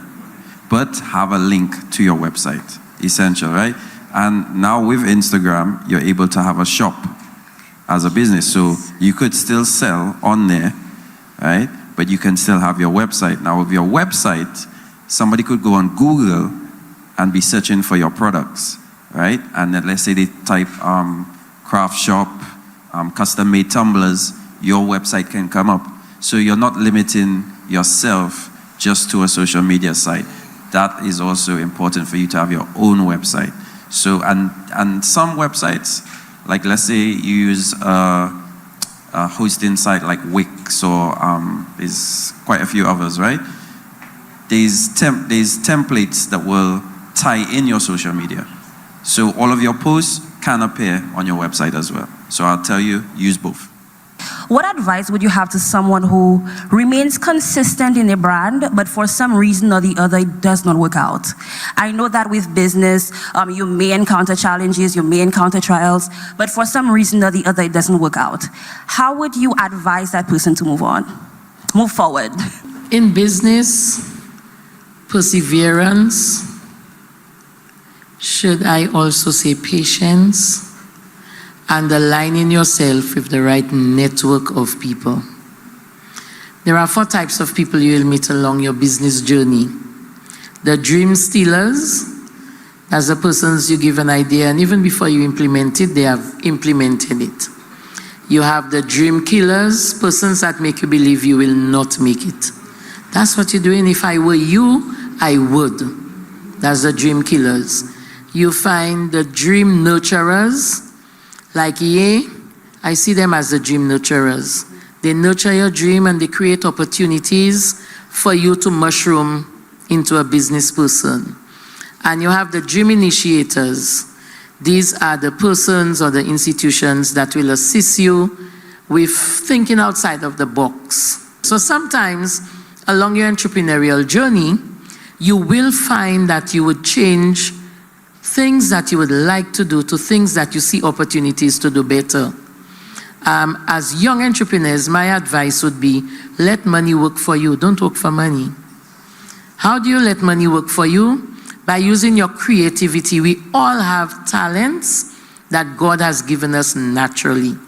Some people love to bake. If you love to bake, why not make a living out of baking cakes? Why not learning to ice-on the cake? So you have the full value chain. You can make the cake, you can ice-on the cake, you can sell the cake. Some persons, they realize they have skills from little girls or young men. They like to sew for dolls, or they just like craft. Why not make it work for you? So Along your entrepreneurial journey, if something doesn't work out, you have tried patience, you've tried perseverance, you've tried everything, and it doesn't work, see what else that your intuition could tell you that you can do, and you can do it well. And you must be successful if it is your ambition, because success does not lie in the job or the skill, it lies in the person. So you surround yourself with like minds. There is a phrase, if you want to fly like an eagle, you don't associate with chickens, because chickens don't fly. What I would add to Dr. Lewis is also that patience is very important, but if you realize that it's not working out and you have investigated and looked at all the different strategies and changed strategies, remember I started in computer science, and that's where I started, but I always knew I wanted to go into business. I made good money in computer science and software engineering, but along the way you decide, all right, it's okay to change. You might start in what you're doing right now, and 5 years later, you might see some other development that say, boy, I could go down that avenue. Go for it. And do not limit yourself to just one opportunity. There are many that's going to come by, and they always say to put all your eggs in one basket. Diversify. And like I said, be patient. Look at what is not going right for you, and if you have exhausted all your options, then you look at something else. But don't give up. Just to add to that, I'd also say maybe some of these persons, if they feel like they're not really progressing, there's nothing wrong sometimes with just changing the packaging. You understand? So maybe how they presented it, it wasn't getting too much traction. Then go online, go on YouTube, type in exactly the same thing that you're doing, see how other persons are presenting it. And there's nothing wrong with replicating it, you know? You don't have to reinvent the wheel, but try to do something different, and maybe persons all of a sudden will say, yo, I need this product, I need what this person is doing. So sometimes just take a step back, reevaluate, and why not change the packaging? How would you guide a young entrepreneur like myself and the many persons here into choosing that one thing out of the many things that they love and turn it into a career? You have to be truthful to yourself, and usually it's already there. From the time I was going to school and traveling back from the US every year, I used to come down with a suitcase full of clothes. I was in computer science, but during the year, I'd ask my parents to set up money for me, and I'd go to Old Navy and buy all the t-shirts during the winter time for $2 a shirt. Come back here and sell it for 30, 40 EC, right? So in the back of my mind, I always knew I wanted to do business, right? Because it was always there. For me, computer science and software engineering was a means to an end. It was where the money was. It was year 2000, Y2K bug. I don't know if you know about that, but they said the world was good. All the computers were going to crash. So, and that's where they were hiring people in the US to actually do computer science. But in the back of my mind, I always knew I love business. So, like I said, you need to search yourself and figure out, because you're doing a lot of things, construction, marketing. But if it's real marketing you love, give it 150% and go after it full blast. How do you suggest that you approach these financial institutions when you come up with this idea that you alone have the vision, the passion, the dream, you have everything for it, and they don't see what you see? From my experience, is that they don't really take business plans on. You will have to probably go to like a SLDB, a development bank, or probably somebody like a Fix or somebody like that. But what I've realized is that, or credit union, yeah, I had to come up with a lot of my own money to fund the business. And like you said, you ask for 20 grand, the bank tell you, bring 20 grand. So if I give you my business plan, I tell you what my initiative is, right? I know Belfund used to give money before, but Belfund never, in my opinion, trained people well enough to manage the fund. Sales is not profit. A lot of people mistake sales for profit. Sales is sales. Profit is after you pay all your expenses. And a lot of people don't understand that. For me, I always, when I make money from my business, I put it aside for the business. Not for my personal use, because I know if I go to the bank to ask for a loan for $100,000, I need $100,000. Or I need property to secure it. Or I need something to secure it. So for me, it's tough. There's no easy answer for that. For me, there's no easy way. I don't know if you have better luck with the banks or you, but it's been very tough for me. Very, very tough. Just to add to that as well, I feel your pain, bro, okay? Because like I mentioned before, That was my biggest issue. So exactly what he just said, sometimes you just have to kind of realize, can I do something for myself first? Because it's going to be very difficult. Thankfully, he mentioned a few places that are willing to help right now, like Fix. Fix has been very good. We have a good relationship with Fix. And again, once you have a good business plan, they will help you out.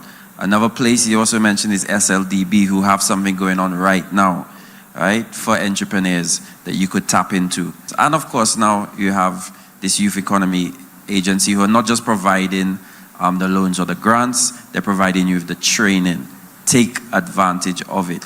Don't be discouraged by going for the rigors. You have options.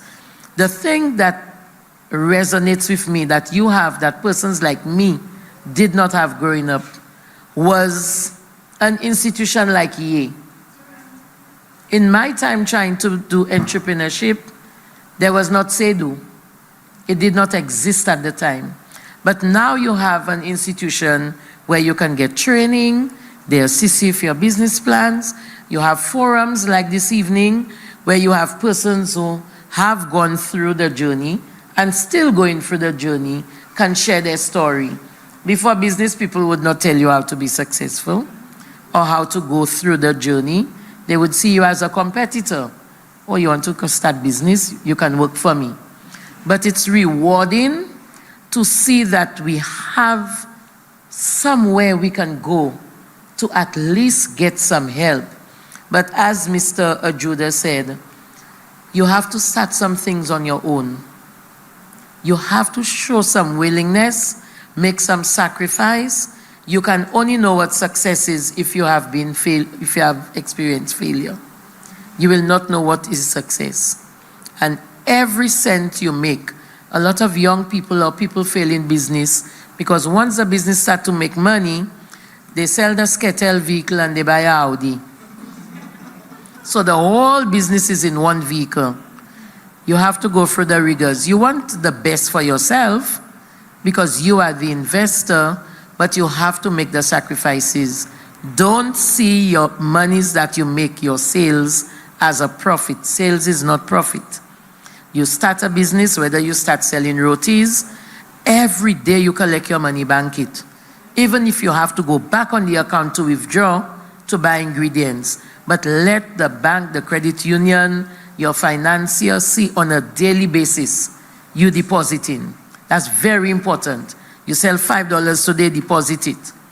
But you need $3 out of that $5 for materials, go and take it tomorrow. So your financier will have confidence that on a daily basis, you're making money and you're depositing it. Even if you have to go back to take 60% of it or 40%, the fact is you are disciplined with your deposits. Once you do that, you will not take a long road to success. You may take the shortcut because you're disciplined. How much of your budget goes into marketing? How do you determine that this particular post needs to be boosted or not? Should you put money aside for radio and television marketing? Honestly, I would say between 20 to 50 US can do so much for your business, right? That's all you need to boost. I mean, there's times like let's say it was something that I was promoting or something and I've gone as far as maybe saying, let me put 100 US, but it's not really necessary, right? The impact that you will get with that little 20 US to 50 US can do so much and make sure that there is an action behind that sponsorship. You understand what I'm saying? So if you are posting something, you're for 20 US, and it's a sponsored post, make sure there's an action. So make sure it goes to your website, make sure it goes to your WhatsApp, make sure it goes somewhere where it's not just a case of somebody just coming and liking the post. There needs to be an action. So with regards to social media, just that little budget can really help boost whatever it is that you are advertising. We do not per se have a specific percentage that we put towards marketing. What we have done as an institution is to analyze where we need to place information to get value for money. So as Mr. Judah says, if social media, we spend between 20 and 50 US a month. It depends on what's trending. Say, for example, if there was another wave of COVID, we would have made an ad that could tell persons what are the cleaning protocols they should take and why our institution can assist them. So there's nothing trending, so we would pull out from that. So you have to use strategies. We recognize that through sponsoring certain activities, we get visibility, or persons remember that you exist. But as young entrepreneurs, let social media work for you. And if you boost who are your target audience. You don't just boost for boosting's sake. You always have to identify who do you want to reach and why. Do they have spending power? That's very important. The reality is, the commercial banks, they do not treat entrepreneurs properly. Young people, they see you as high risk. That's the commercial banks. That is why you have your credit unions and you have the St. Lucia Development Bank. That is why these institutions exist. Your credit union, you are like family, that's what they say. That's your money. So the level of risk that they're willing to take in you, the bank wouldn't do that. And of course, as a young business person, going to the credit union, it doesn't seem sexy because a credit union doesn't give you a credit card. A credit union doesn't give you, so it's kind of archaic in terms of its business model, the credit union. But if you're looking for funding for your business, you go to the credit union, you have a seat with the loans officer, you tell them what you want to do, you have a little collateral there and the sweat equity again, you have a little something there, they will work with you. They will work with you. And that's a fact. There are times you need a job or something that augment your salary.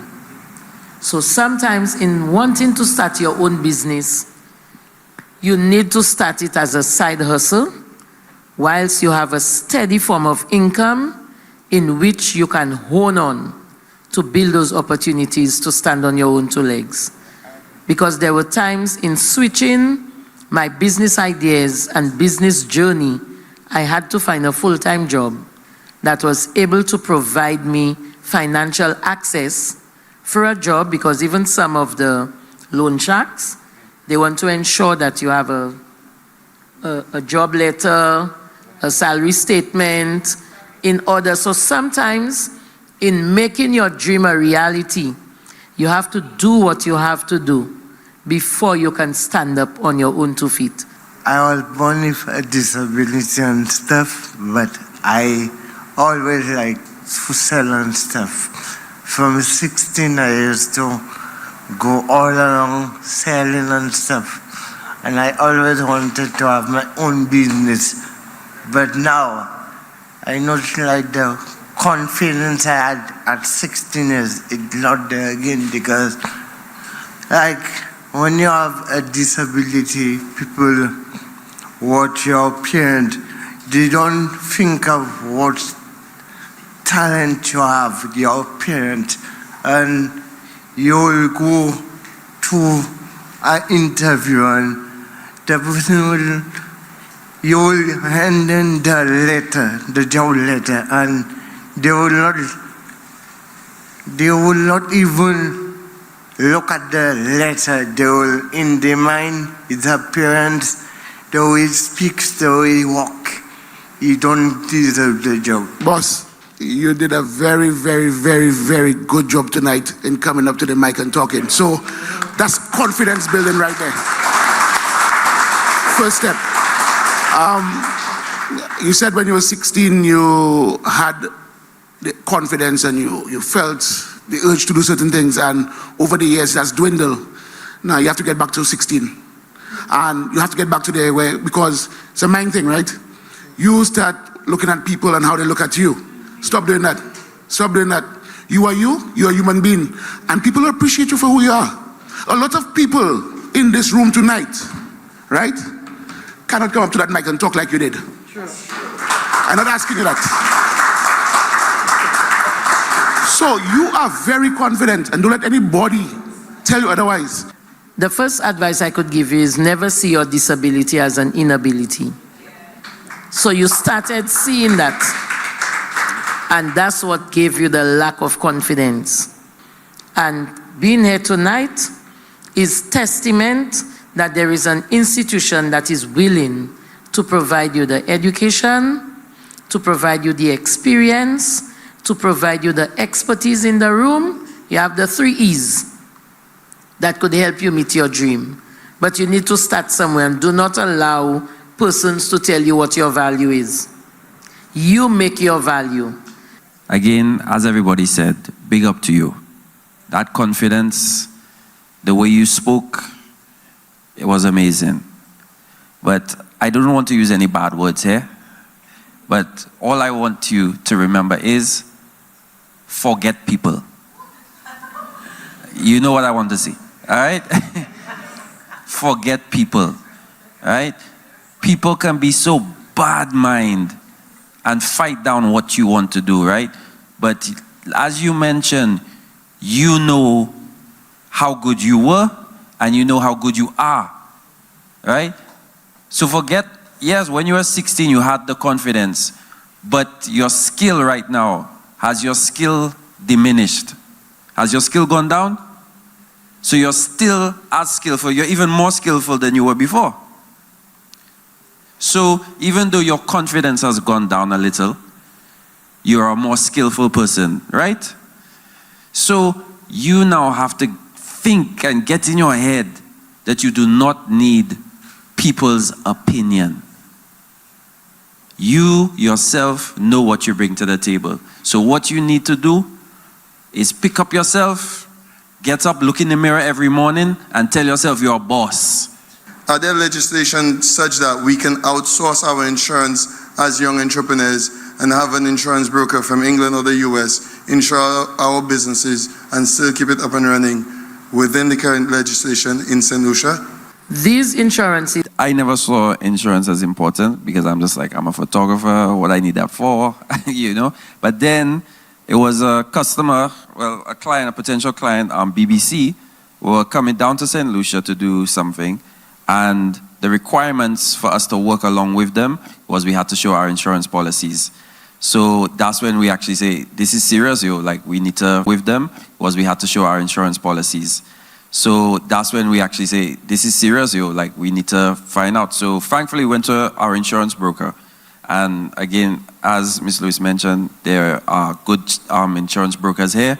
And they sat down with us, they showed us, okay, you need first of all content insurance for your studio, because you have a lot of expensive equipment there, anything can happen. And then of course we needed a liability in case anything happens on the shoot with the models, whatever may happen. In your field when it comes to tourism, there are service brokers that will help you out when it comes to insurance. You just have to shop around.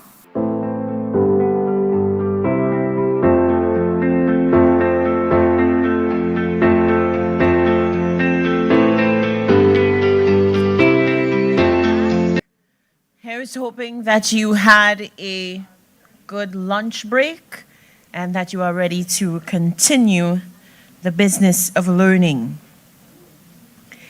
At this point, I would like to read the introduction for our next presenter,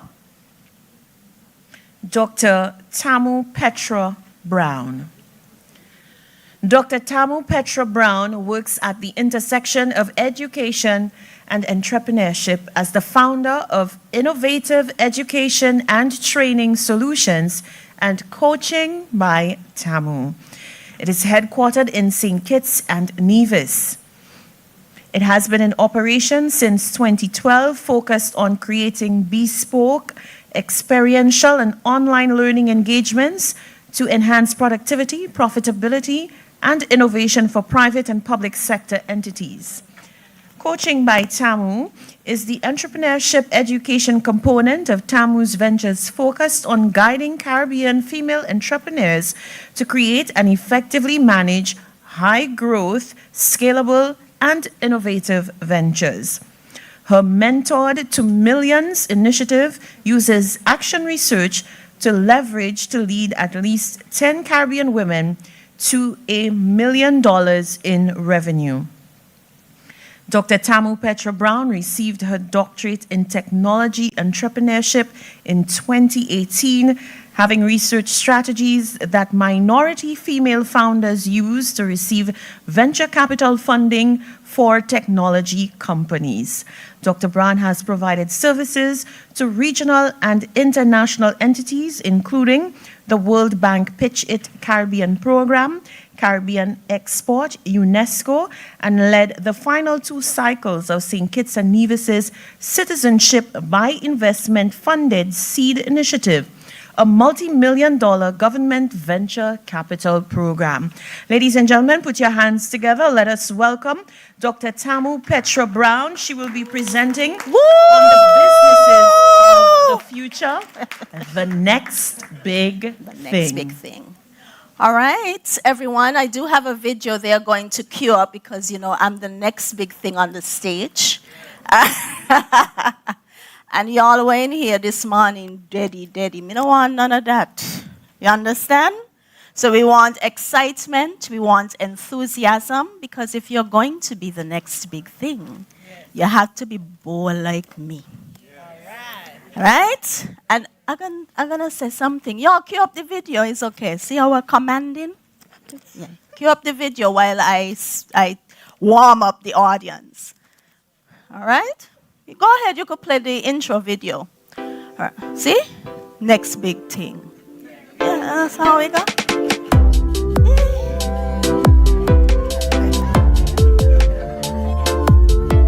Scant it out. Hey.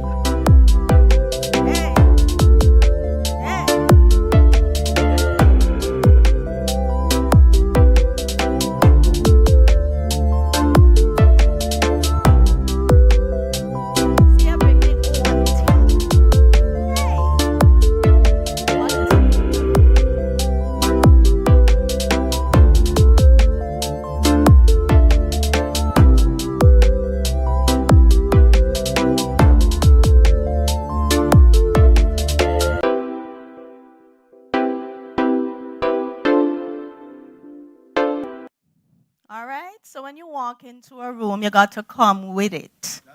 You understand? You got to come with it. All right. So we're ready? Okay, so this is interactive. I used to be a teacher, so I walk a lot. I know that they said the couch is for the other guests, but I might do the couch. I run things. Things not run me. So watch here. We're here in this moment to talk about the actual steps that you have to undertake to get investment. You understand? So when you see a talk, write down. Because I have worked with women and interviewed women and researched women, black women in particular, who have received venture capital funding for their tech companies. Now let's talk about how rare that is and what an awesome opportunity you have here in this space. So when I was doing my doctorate in 2018, I was wrapping up. Lord, did it too hard, buddy. And I chose this topic about what are the strategies that women in particular use, right? Black women in particular, to receive venture capital funding. Now, if you're a man, this still relates to you. Now, at the time when I chose my topic, that was like 2014, kind of doctorate does take time. It sounded really good. But then when I began trying to reach out to women, there were only 20 black women in the whole of North America who had received venture capital funding. 20. You hear that? So imagine trying to even interview half of them. But let me tell you, I learned a lot. Okay? Now, in the introduction, she spoke about lovely about me, running the St. Kitts Industry Diversification Fund's Government Venture Capital Program, right? So I managed a multi-million-dollar program designed to provide businesses who we felt were positioned for growth, right? And aligned with national priority with hundreds of thousands of dollars. So I say all of that to say, I know what I'm talking about. You understand? So listen up. All right. I only have 5 slides there, so nobody watch up there. I only got 5. Okay? Here is what you need. Here. Slides? Yeah. Okay. Now, to be a game changer, I'm not going to talk about innovation or creativity. You know why? Because if you're an entrepreneur, you're already innovative and creative. We're not to talk about that. So let me talk about other things. So let's talk about positioning yourself in your mind as a mogul.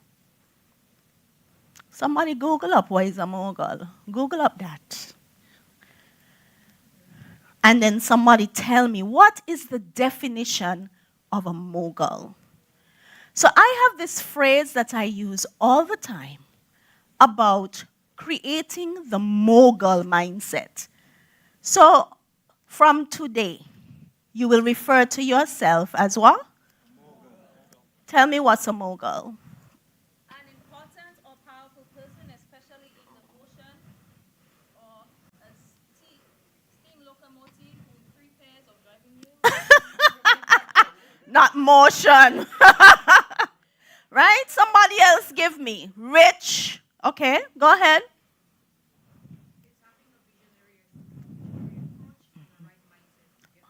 Right. And we leave out one word. You know what that word is? A mogul is wealthy.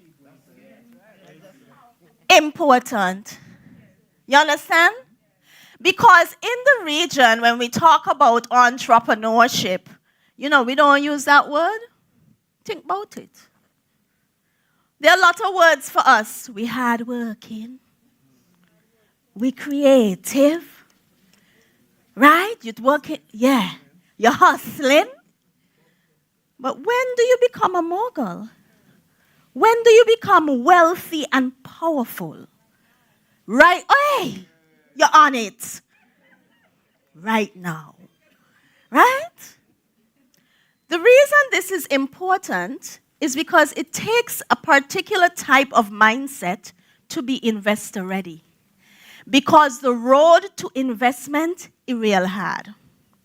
And you have to be discerning and powerful in your conviction to be able to determine the right type of investment for you. Everything not for everybody. And if investment is for you. Because if you want to stay small, no better talk about no investment. Because I think it was the minister who said, remember the investors coming to look back for their money, eh? I'm speaking in dialect throughout the whole thing, so you walk out. Okay? Right. So, if you don't want to do business that exceeds your borders, to do business that exceeds $1 million in revenue, we can't continue. You see what I'm saying? Because who is having a conversation with you about giving you their money and you telling them, I just want a little small business and all. Okay. You don't lose. So today, you have to decide. You're a mogul or what? You understand? You have to decide. And I'm going to tell you from my own experience, when you don't decide early that you want to be big, you make a lot of errors that you have to retrace. Because if you know that you want investment, if you know you want a high growth business, the decisions you make even today differ. So, we have someone with a spam, I'm going to tell them, trade secret, okay? I ain't gonna tell them that. She has 2 spas. And perhaps now she is looking to invest in something new, diversify, right? What she decides to diversify in must be directly linked to her future mogul self. You understand? So, we're not going to invest in new creams and lotions unless they are revolutionary and you are making them and patenting. Different decision. You see where we're going? So I made that mistake. How you know how it go? You start the little business. You're feeling yourself. And you make, see your moves them. Because you have no intention of reaching over there. So the decisions you make are unsuitable for a business that requires investment. They're unsuitable. So it starts with the mogul mindset, because if you've decided from today you're going to be a mogul, then everything you do, where you show up, who you engage with, what platforms you engage on, the questions you ask in spaces, they align with being a mogul. You got me? That was a big mistake I made. Now make it. I come to tell you. Okay? So tell me where you be now? Where you be? A what?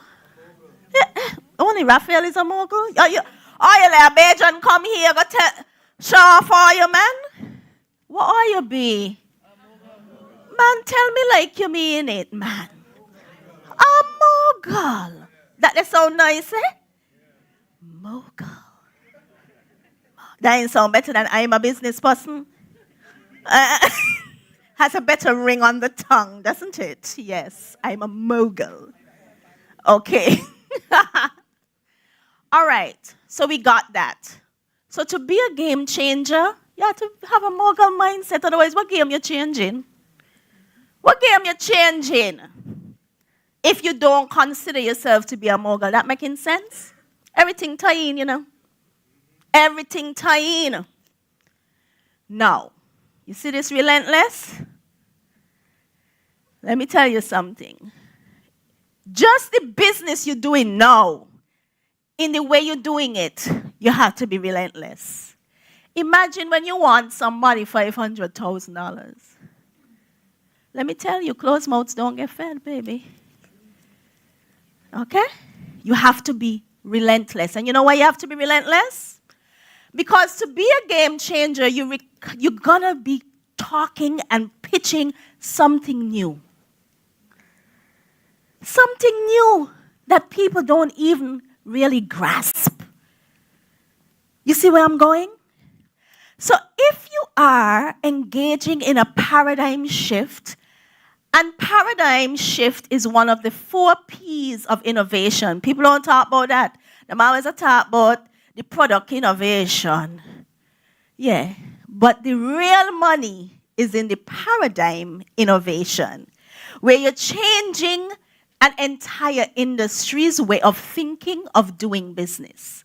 Now, when you pull the paradigm, position, product, and process innovation together, the 4 P's of innovation, now you're in the money. AI is an example of that. Now, you see how them smart? Let's talk about paradigm shift and then being relentless. So, AI, listen, right now, if you say AI, people think the only AI is ChatGPT. People swear that there was never no other AI. ChatGPT late to the game. But here's what. They're relentless in their pursuit of mass adoption. So everybody else was developing the AI for like the little group of professors and engineers, right? We ain't none of them people. But then here comes ChatGPT. Say, how are we going to grow a multi-million-dollar venture on the back of something nobody knows about nor uses. That makes sense? How I gonna be a mogul? I say, hey, masses use that. So now everybody using ChatGPT. Imagine all the other people who were doing AI before. Who they be? You're not there? Do you care? Do you see my point? And so now, listen, let me tell you something. Even if somebody tell me write a thank you letter, me pull up ChatGPT.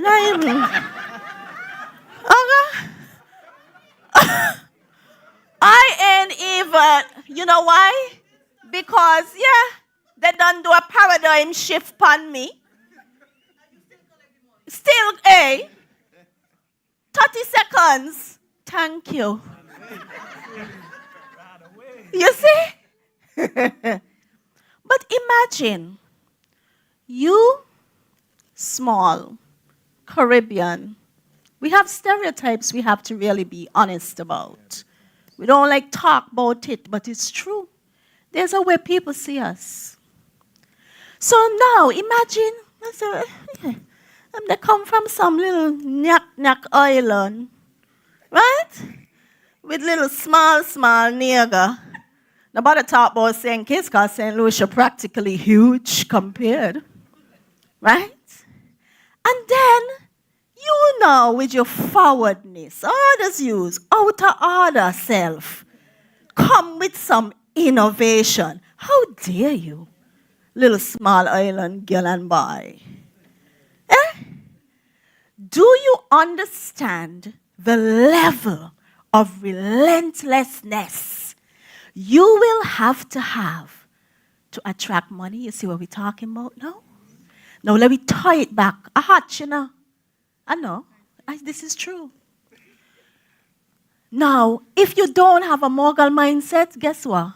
You cannot be relentless. You see how we go? So you see where we started there? And we didn't even talk about the product, the service, the nothing. Because it's this. Because you're changing everything people know. And worse yet, you have the stereotype to contend with, especially too, that youth stereotype. What do you know? Then I went to school. Then I got no degree. Oh, you know how we go, right? So, you have to be relentless. Now, here's your time for the notes. Now, remember I said that I did a lot of research in what it takes to be investment ready. And I've also prepared entrepreneurs for investment. I just had 2 entrepreneurs return from the Draper Institute in California, right? I have an entrepreneur moving on to tech startups in London. So I know what I'm doing. Right? It's the truth. I ain't bragging, it's just true.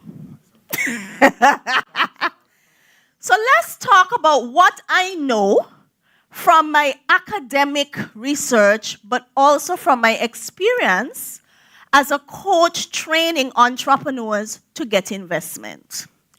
Now, there are some strategies that are common. It doesn't matter the gender. And the first strategy is be in every competition, join every accelerator program, grant program that aligns with your business. And this is why. Winning is irrelevant. Exposure is everything. And when I did my research, can't even say many, remember it was only 20 women, huh? And me only interview about half. Because most of them who got venture capital funding did not do so from the competition that they were in. But somebody, sometimes it was the pitch judge, somebody in the audience say, they didn't win this, but I think, based on my strategic vision for my company, this innovation can do well here. So sometimes we are focused on the prize. But remember, if you're a game changer, you have to do the ChatGPT model. You need mass adoption. People have to know. So your face must be everywhere. You must be in everything, which goes against the grain of Caribbean culture. In St. Kitts, we say you're too enough. That means you like show yourself and you want to be everywhere doing everything. Well, see how enough you could get. This is what is the winning thing. And it ties seamlessly with the other strategy of being able to perfect your communication. Well, if you're not talking about your product to nobody in a high pressure situation, and when the people then with the money ask you questions and you start to sweat, you could get the money. So look at the accelerators, the grand competitions, the pitch competition. It's practice. Because you're going to get valuable feedback from the judges, etc. But you're also going to see how other people present. Even little things, like as a presenter, I look at, I'm the person that just nicer than me, you know. So next time I got to, fix it up. Right. Raphael going to tea. If you see how I had my trailer like a movie, he on it. See what I say? Right? So you enter these things so that you can see what the competition is. You can see where your deficiencies lie. You can see who is best in class, whether it's for communication. Sometimes some people slide deck just looking slick. Like I see Clemvia slide deck, hear me? I got to do a better job with slide deck, right? But all of these things are learning experiences. And you have to get smoother, more sophisticated, better at communicating your compelling value proposition in order to get investment. So look at these things like practice, not about the money.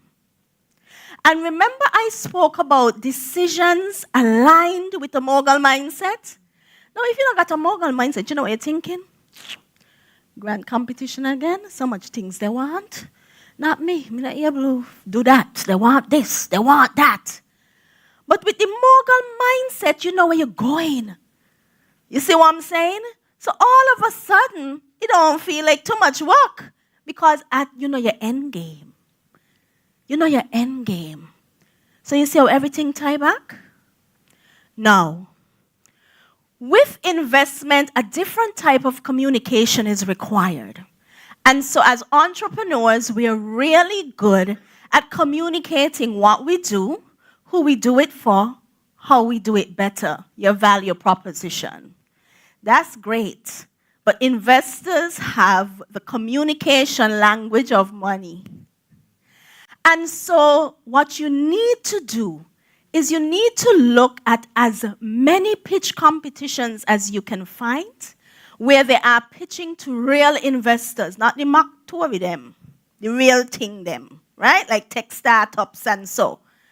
To see how they weave in the value to the investor in the discussion. Because the investor wants to know the size of your market and the return on investment. They also want to know what you've achieved, right? So when you are communicating for money and for investment, the discourse is different. It's a different language altogether. So just put it in ChatGPT. What's the, yeah, okay? Now we have ChatGPT. Ask it a few things. So, how you even build your pitch deck and what you talk about is different. So we're talking about real investment. Me talking about when you're looking for a 10,000. I'm talking real money with serious investors. The language has to be different. Because in their mind, they're thinking like, okay, yeah. They're just waiting for the money. The ROI slide. You also must investigate your investors. So imagine, I know some of you are going to have the opportunity to meet with Invest St. Lucia. Nobody just show up with your own little pitch deck from last month. Nobody with that. Shut down that.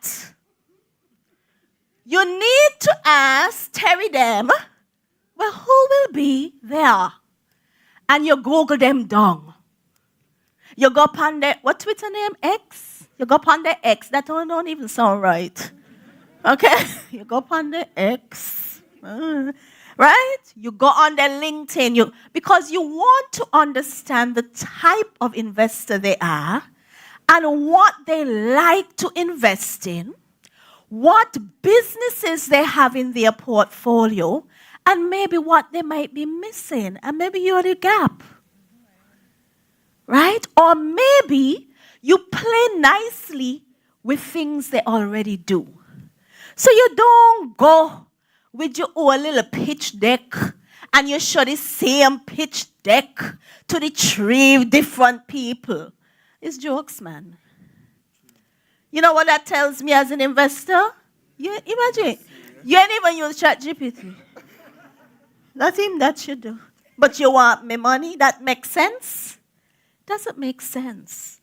And so you must understand the investor so well that when he speaks about an element of his company or what he likes to invest in, you're almost completing his or her sentences. You understand? This is how that works. So, just show them pitch deck. All right, okay. Here's another tip from the communication bucket with investment readiness.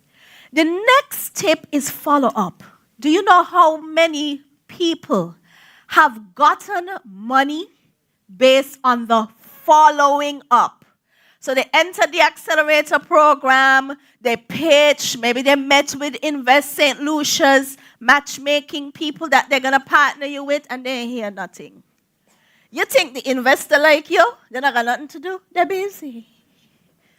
So in their week alone, could you imagine the number of things they had to do?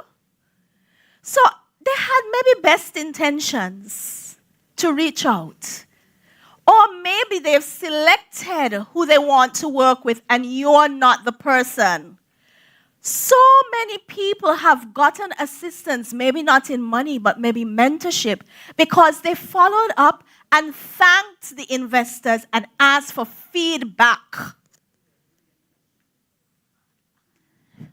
Why you didn't invest in me? Why? You know, I thought I presented a compelling case, but I'd like some feedback to grow my venture. And I know that you're an expert in XYZ. And you tell them, just, 6 lines will do. It distinguishes you from the pack already. And so many people have gotten additional opportunities because of the follow-up. And sometimes, and this can go seamless, hey, I'm exciting myself. They put you on to someone in their network because they know they're not the right investor for you. But they know other investors, and they give you an introduction. Let's talk about networks. I'm going to simplify it. There are generally 2 types of networks. And the people in these networks, they're called ties. Like Toyo Show, Toyo, right. Okay. So you have weak ties, you have strong ties. So we could substitute the word ties for relationships. Weak relationships, so you have networks full of weak relationships. These are people maybe you've met here. In a conference space, at a meeting. They don't know your business, they don't know who you're dating, they have your number. And then there are networks filled with strong ties or strong relationships. These are people you went to school with or you're from the same community. You understand? When you feel inside, you call them and you bawl. You know? I know we're going to pay me employees this week. Yeah, right? Which network is best for entrepreneurship? What do you think? The one with the strong ties or relationships, or the ones with the people you don't know personally? What tell you? May I tell you talk up? Both? Okay. Weak ties. And so there is a paper that started this whole network debate, and it's called The Strength of Weak Ties. Here's why. Follow me. Strong ties are people like you. They're from your community. You went to school with them. You all travel in a similar path. In here, these are weak ties. So now, I know things you don't know. I know opportunities you don't know about. I know other people you have never met. So weak ties have new knowledge, and you need new knowledge to grow ventures. Strong ties are good for emotional support, and sometimes if you need a little seed capital, small little startup money. Now, where a strong tie is helpful is if that strong tie is embedded in a network of weak ties. So Raphael might be my partner from school, but Raphael don't do all kind of things, so he network hot. Okay? So those who got investment strategically cultivated their network. Now let me going back again to tie it up. How are you going to cultivate a network of people when you know where you're going? So you see, once again, if you don't have the mogul mindset and know where you're going, you have the wrong network. So that's why you're moving. That's why you're not moving. So you know you want to do business in Barbados. Well, don't let Raphael go from here and you ain't talk to Raphael. Will you talk to your friend for she got business in Barbados? She from Barbados? You talk to Shifa. You see the point? So everything about being investment ready is thoughtful. Do you see? This is how you know where the next conference is that you should go to. So Miss Paul here. You see where we're going? Miss Paul? Okay. So now when you go, good thing Petro, Tamu Petro reach. So when you go to the conference, you know where you're going. So you know the conversations you must have. And the network you must build. Yeah, she's like, I don't want to talk to you too. That's right. You see how everything ties in? There's a lady called Ayori, and she created the Life Model Canvas. She's from California. And I did a Life Model Canvas session with her many years ago, because this was like pre-COVID. And you know, one thing she told me that stuck with me to today, she said, every time you enter a space, write down the intention you have for that day. Don't leave without accomplishing that intention. So, the intention might be to get close to Dr. Tamu, right? This one here again winks. I'm outing you, right? The intention might be to speak with the organizers because maybe you have a training venture. What is your intention for the space? If you are looking investment, who in the space will lead you to the next step? Now I just show up. I just show up and I come with all your nice clothes. That's not how we work. Intention. Okay? Miss Paul. Okay. So let me tell you practically what you could do now when it comes to your network. when you go home, I want you to write down what is it that you want to achieve. What does your future business self look like? What it look like? I am going to be a mogul with a chain of, what does it look like? And then you are going to do a network audit. You're going to say, well, who are the next two? And when I say who, I don't mean Petra and Jane. I mean, what types of individuals do I have to engage with to move to my next level? Then you're going to list out all the people you know or somebody who you know? No. Who fit the profile. Then you get to contacting. So a lot of times we have people in our network, I believe the network hot, isn't it? You see me?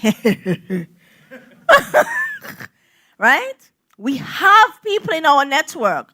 But because we are not intentional about building investment-ready businesses, they go untapped. Because you know your next step. You know your future self.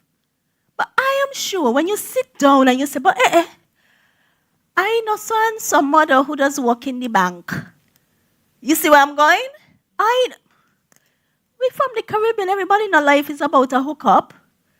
It's just that in North America, they're intentional about using the hookup. You got me? So that's what you can actually do. Do a network audit. What's next? Who can help me?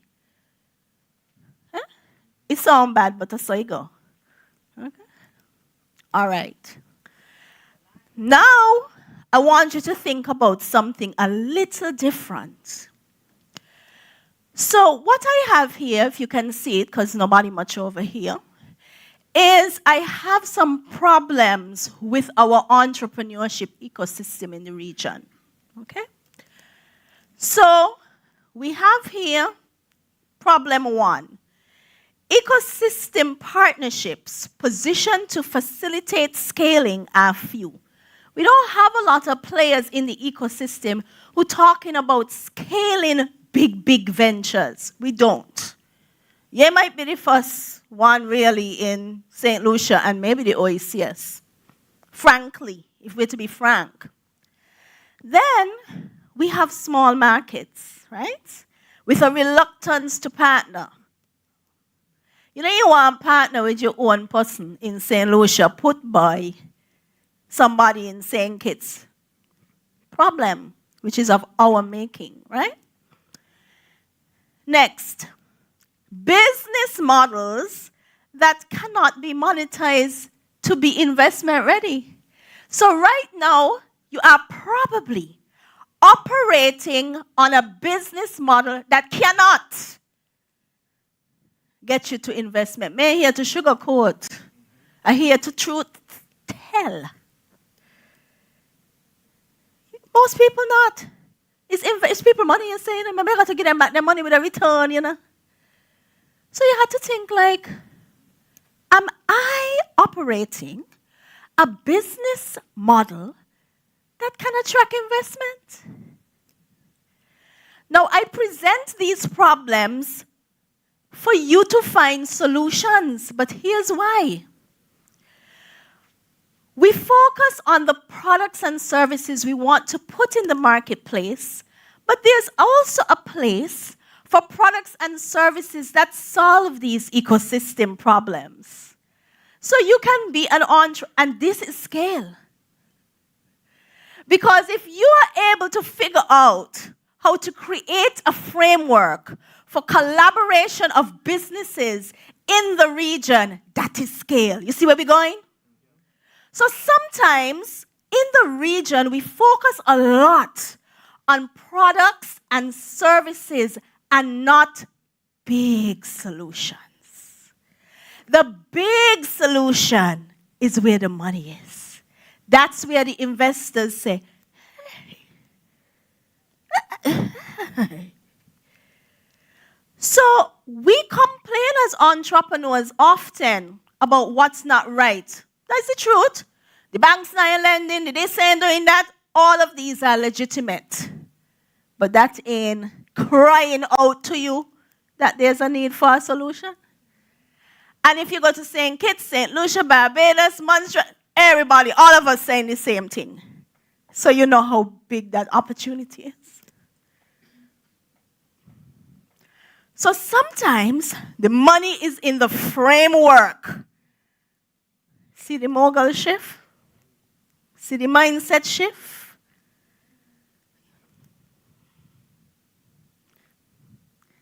So we all saying, I can't get inputs. They're too expensive.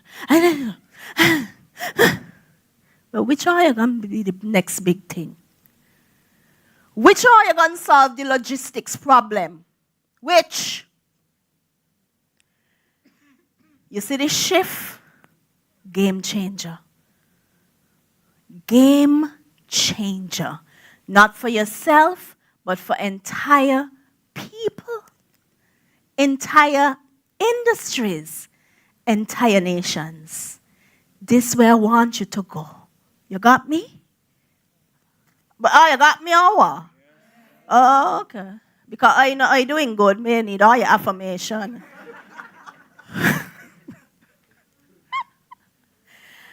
This is the high growth entrepreneurship roadmap created by me. Why?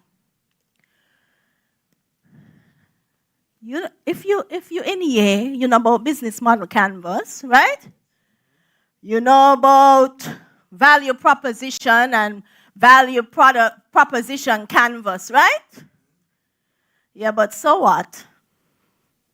So when you done do up them there, it tell you where to go? No. You're done, you just do it. I found, see, paradigm shift. This is an example of a paradigm shift.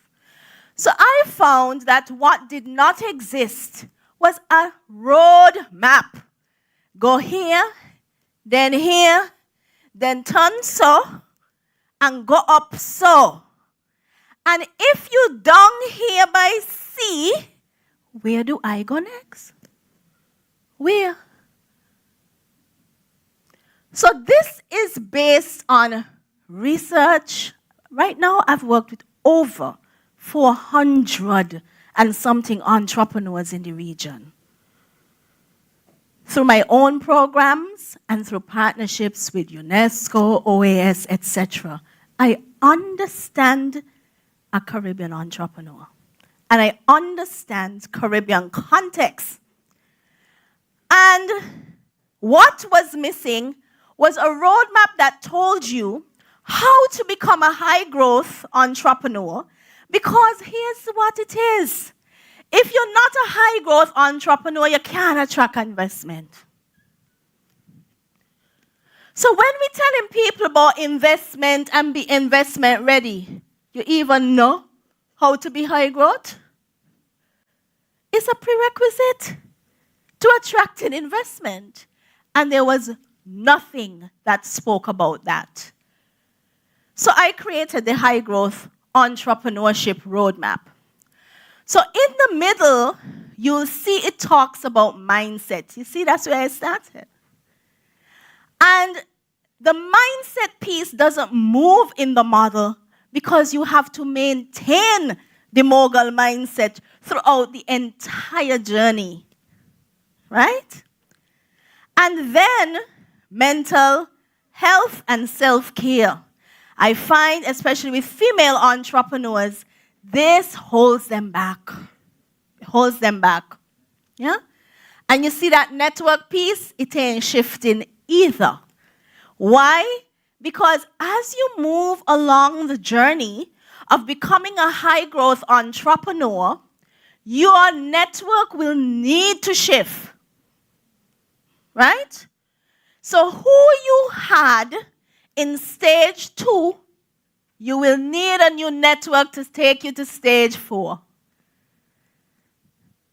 So right now you serve in St. Lucia, but now I want to export. I need a new network. Now I want to do business outside the region. I need a new network. And it's not about getting rid of people, it's strategy. It's part of your strategic framework. All right? I want to point out something different to you here on this. Now, you see where I have mentor? Mentor is the second to last thing. People do not want to mentor confused individuals. Big fact, says Raphael, because our time is precious. And so, before you need a coach to help you along the journey, but mentorship is almost at the end of the game. Because the mentor doesn't want to come to work with you and then your finances ain't in order. This is jokes. You come to me and you're not going to finance me, but you waste my time, man. No, man. You know how much things I thinking? You know how much things I had to do this thing? I make an hour to talk to you, and then when I ask you two questions, you neither got finances, you not got nothing. Guess what? You can never get me on a call again. Because, guess what? I'm a mogul. And the truth is, moguls don't have time to waste. That's why they are moguls, right? So I'm using myself just to make it funny, but you get the point. And so this is why I created the roadmap, so that you know that there are some fundamental steps that have to be taken in order for you to become high growth so that you can seek investment. Does that make sense to you? Okay, good. It makes sense over here, Kyle. You just watch me. Okay. So the future begins today. We like to talk about the future like the things that had to be done to do the next big thing in the future starting some other time. It starts today. So to invent something for the future, it got to start when? No. It got to start now. Right? So the next big thing, your business model, your ideas must be positioned in the future. So you might get vexed with me, but do not let anybody talk you into creating entire businesses around problems of today. They will not be the problems of tomorrow. You got me? Yes. Where would we be if innovators were thinking about the day? We wouldn't have the cell phone. We wouldn't have none of these things. Do not let anybody talk you into taking a loan, right, that is not aligned with your future self. The money has to be put towards the where? So, when you're ideating for today, that makes no sense. It's for tomorrow. What are the problems we are going to face tomorrow?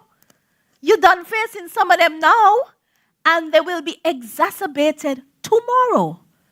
So if you have a solution for a problem that is happening now, like climate change, right? But you know that tomorrow, we're using tomorrow like 5 years, right? It's going to be exponentially worse. Your solution should apply to the exponentially worse. Why? Because that's where the money be. In the exponent. So if 100 people have the problem today, you want 10,000 people to have it tomorrow, and you have the solution. You got me? That's how the maths does maths. Okay? That makes sense? Okay. The next thing, man, whatever business model you got now, radicalize it. Look at it and say, I thought you was good. I'm sorry to cheat on you, but, I'm trading you out for a bigger, better vision. That's how you got to level up. Hey. Bigger, better, bolder vision. And no business model at this point that you are presenting to any investor must not have a sustainability portion. Nobody is investing in non-sustainable businesses. There ain't no money for that, right, Mr. CDB? See, he's saying. No money there for that. And sustainability is on the high growth entrepreneurship roadmap. Because climate action will continue. It's one of those problems that we're not going to get rid of. Climate change ain't going. It's only going to get worse. So do not bother trying to attract investment if you have not incorporated sustainability as part of your business model. Ain't going to work. So you must green your business model. That's what they call it, greening of the business model. Put that in ChatGPT and spit out something, work with it. Beta stage. Now, tech people like to use beta stage. Beta stage is like when you're testing, right? Now, when you're going for investment, because this is the context we're in. We're not talking regular business. Are you with me? You have to show the investor that you have traction. But a lot of times we go to the pitch and you say, well, I done sell X amount, and so it shows that my business will be profitable. Okay, that's for now. You want to position it as a beta test, not as the final product, because an investor already knows, even before you talk, they don't know they're going to ask you to change some things. They don't know. Because they have a wisdom, they have something in their mind for your business, why they're investing. And it's going to require evolution. But if you go and you say, well, this is the model and it doesn't work, and they're like, I'm not going to be able to work with this entrepreneur. So you're referring to all the progress you've made as your beta test. I've tested this in the market, and it's showing it has potential. But guess what? I'm open to hearing your feedback. Remember, ego in the game too, eh? Investors are not robots. They're not ChatGPT. Not yet. And these are some of the little nuances. People want to feel like I can school you, mentor you, move you down another pathway so that we can make money. So if you're married to your idea, hey, we have a problem. I'll give you an example. Early when I started doing this coaching thing, I feel like this was 2018, 2017, somewhere there. World Bank had a competition called the Pitch It thing on it, so IT, Caribbean. And I was paired with Sergio Escobar. He owns one of the tech startups, accelerator programs, global accelerator programs. And we had a young girl in there. Her name is Shade Samuel. You can look her up, from Dominica. And she had this idea for kind of like a food delivery service, right? She wanted to do it for Ross students. And, she was so gung-ho. And then, she's talking to us, and she said, her father owns a small fleet of taxis, and so. And the first question I asked her, because they were actually pitching for money, real money, and spaces in these international accelerator programs, really good stuff from the World Bank. And I said, darling, how married are you to your value proposition? I was waiting. Because if she said, till death do us part, then I would have just hushed. Because I know that model was never going to work. So Sergio said, this is a good question. How married are you to this idea? And she was brilliant. She said, I'm not married at all.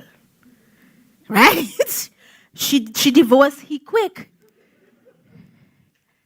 And she started a business named Quick. QWICK, I say, hey, your father has a fleet of taxis. I heard you all talk about a business today, but this is in 2016, eh? Think about that time. I say, you're going to carry everything.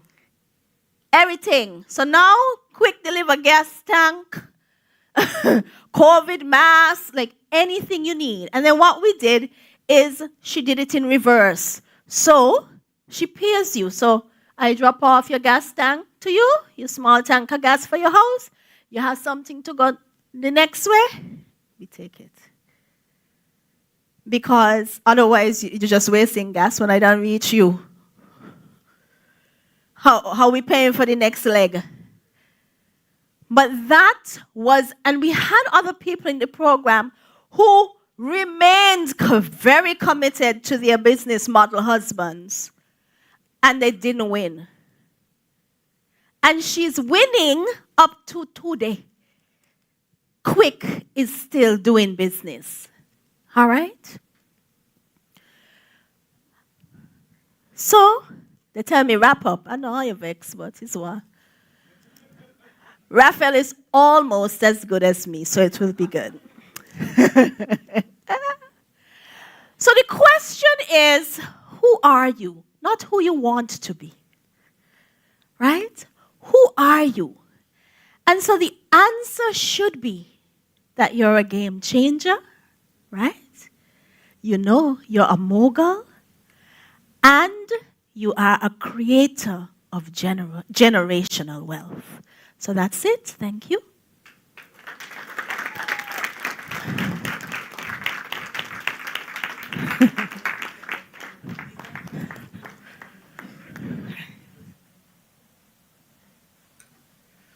Come on, young people. It's the vibe for me. It really is the vibe for me.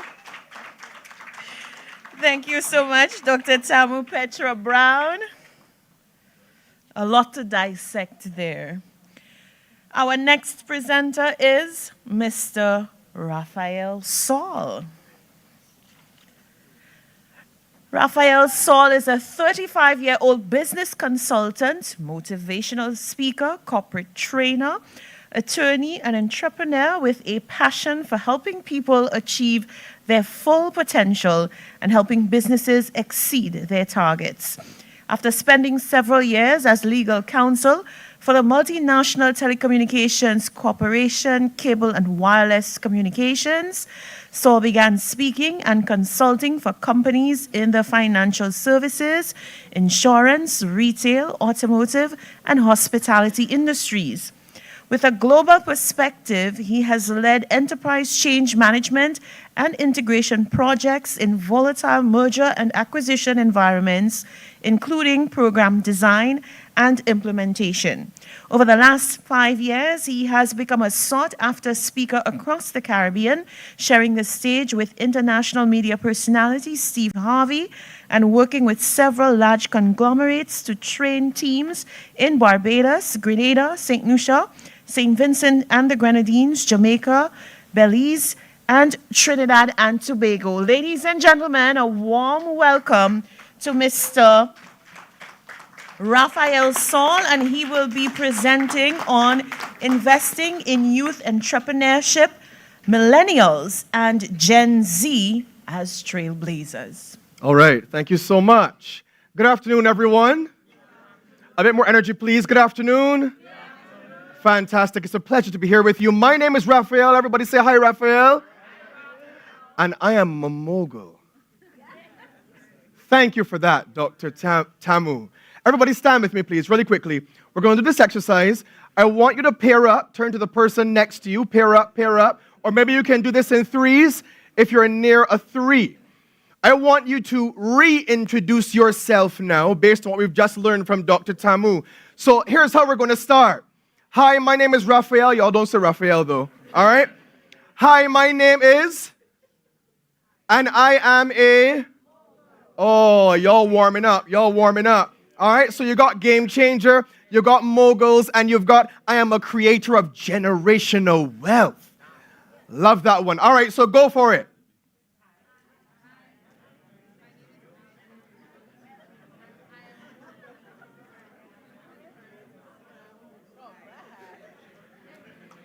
Now listen.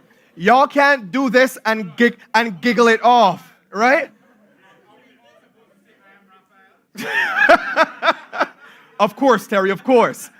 Now, y'all can't do this and giggle it off, right? We can't do this. This is just a game or a joke that we're doing to warm the audience up at the start of Raphael's presentation, all right? I'm talking about an affirmation of self-identity.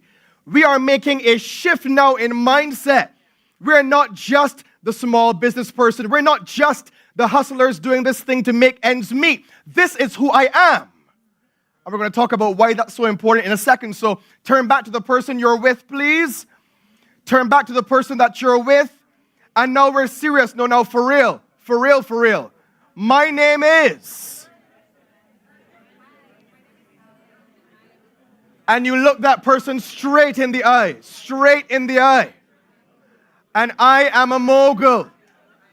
I am a game changer. I am creating generational wealth. I am shifting the trajectory of my entire bloodline. Things are changing because of the work that I'm doing. Good. Now, what I want you to do, you can have your seats. What I want you to do is practice doing that every day in the mirror. Every single day. People tend to have very negative opinions and views about these types of self-affirmations, but I want you to borrow this. No one should have more opinions about you than you have about yourself. You should be the person setting the tone and the culture of who you are every day before anyone gets the opportunity to tell you who you are. So I start every day with an affirmation of who I am before anyone else's opinion has the opportunity to influence that. So I have a whole presentation here that I used ChatGPT to create. If you can just scroll through it really quickly, please, because I was pressing and nothing was happening. So yeah, just at your leisure, just scroll through it. There we go, yeah. To the next one, entrepreneurship. Okay, great. Next one, please. Thank you, ChatGPT. This is the foundation. Okay, great. Next one, please.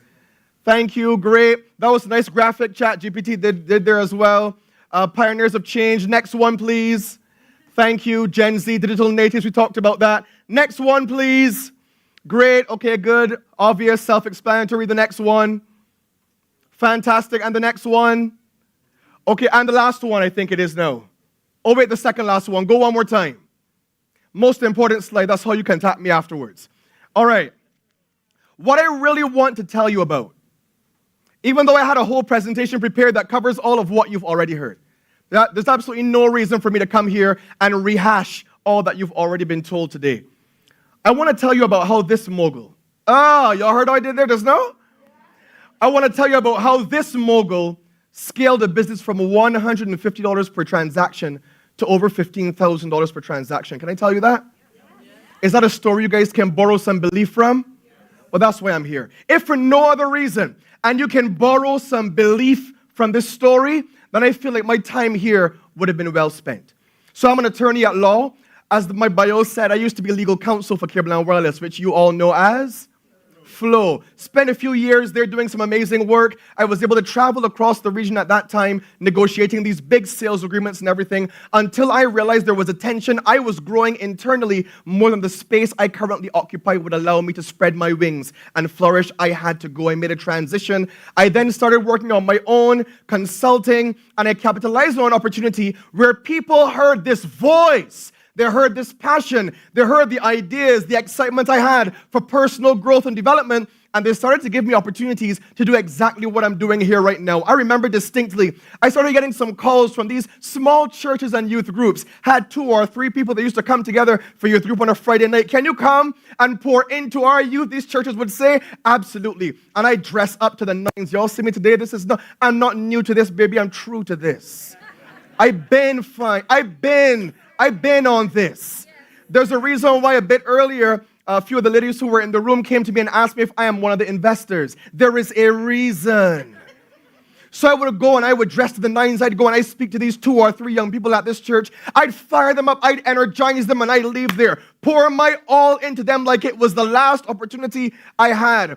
And then what started happening was some PTA associations got wind that there was this young guy full of passion and energy. Maybe he can come and speak to our troubled year groups. Or we've got some students that aren't doing any work. There are about 30 of them. Will you come and speak to them? Absolutely. And I come and I pour my heart into them almost like magic. 2 or 3 weeks later, their performance would start to improve. Their behavior would start to change. Like I'm making a real impact on people's lives. And I remember this moment distinctly. I've been doing it for maybe a year and a half at that point in time. And a lady asked if I'd come to speak at their school. I said, sure. She said, well, when can you come? I said, well, I can come next week. Let me know to whom I should communicate my requirements. She was like, requirements? What are requirements? Well, I'd like to know if possibly you maybe have like a budget for my services. Well, how much would you charge for something like this? Maybe like $150? The woman bursts out laughing on the phone. I mean, like she's at a comedy show, bawling out laughing in my ears. And she says to me, Terry, and all you do is speak. And somebody's going to pay you $150 for that?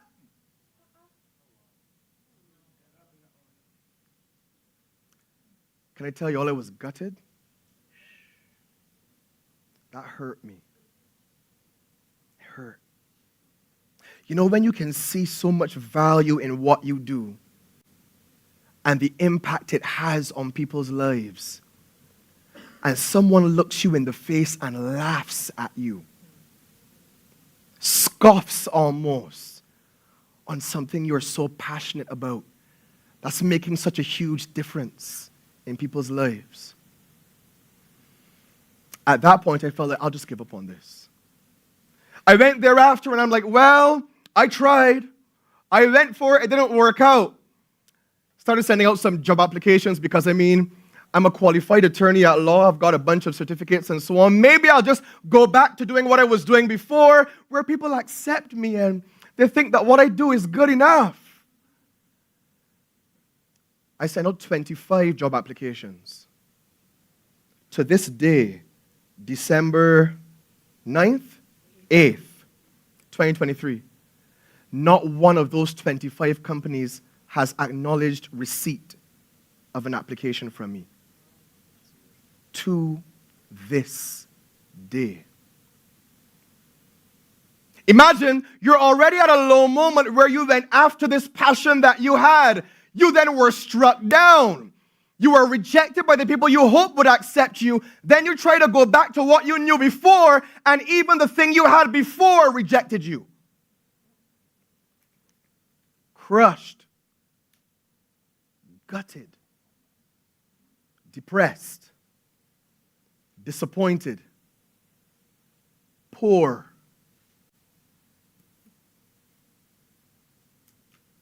What do you do after that? You remind yourself of who you are.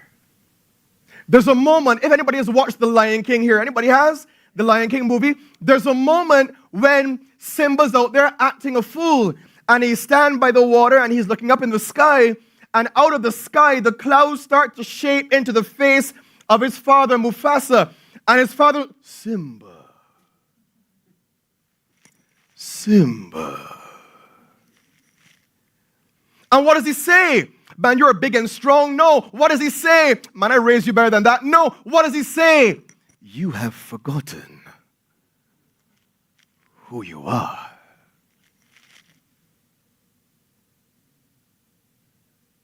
And so it was that. That's why I actually started by asking you to make that affirmation. Why? Because as much as you love what you do, as passionate as you are about it, something called life is going to come up and slap you in the face. How dare you think you can make a living doing this? Why would you think anyone would pay you for that product or service? Who do you even think you are? And if you aren't prepared for that, then you're not prepared to be a mogul. Hello? If you're not prepared to take rejection and disappointment as your daily vitamins, you are not prepared to be a mogul. Because it's going to come. And it's going to come, worse yet, from the people you most hoped were going to support you. Oh. It's going to come from those friends and family members who always encouraged you when you were in school and gave you those participation medals and points. And now that I've got my thing that I'm trying to build, all of a sudden, ain't nobody got no money. Ain't nobody got no time. Worse yet, they start telling you things like, when are you going to get a real job? Oh. If you can't say amen, say ouch. When? When you're going to get a real job? Like, okay, you had a little time doing this thing now, all right. Time to settle down. But there's something within you that says, I am built for more than this. There's something within you that says, this idea that has been given to me isn't for me only. The world needs to benefit from this. So I pulled myself back up, reminded myself of who I was, and I started going after this thing like I had never gone after it before. Dr. Tamu told you about being relentless. It's what moguls do. $0 and 0 cents in my bank account, but I'm relentless. Not a dime to my name, but I show up just like you see me showing up today. You wouldn't know. I deliver at such a high level that you're sure that you got to be on the international stage. No, I don't even have a stage in my garage. But I started to manifest it before I had even realized it. Moguls see a different future. And so they operate as though the thing that they see in the future is a reality right now.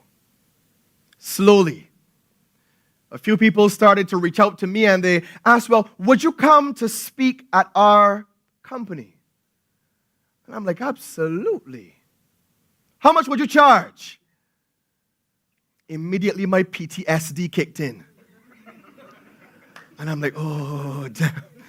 My palms start to get sweaty. I'm like, Lord, don't let me walk this road again. I've been here, and it didn't work out very well the last time. I said to them, well, I'll charge $1,500. And I braced for it.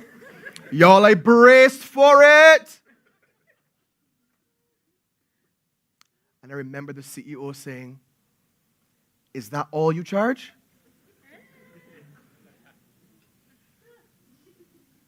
Dr. Tamu, at that moment, I turned a corner.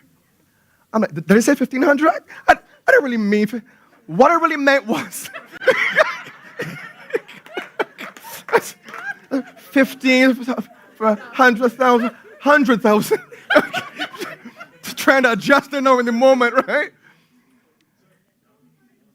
Yeah, before I knew it, my guy had that check cut. I then absolutely smashed this engagement with this company. Then these CEOs, weak networks, weak ties. These CEOs are all in clubs together. They play golf. They're in similar social impact groups like Rotary International and all. You have Rotary here, right? And all those other types of groups.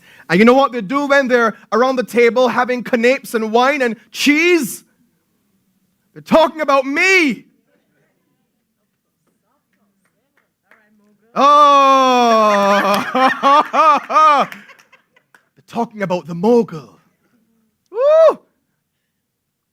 And word starts to get around. I start to get more of those 1,500s. More 1,500s. More 1,500s. And I'm thinking like, all right, great. Then I made the cardinal mistake that moguls should never make. Y'all take mental notes. I started talking to people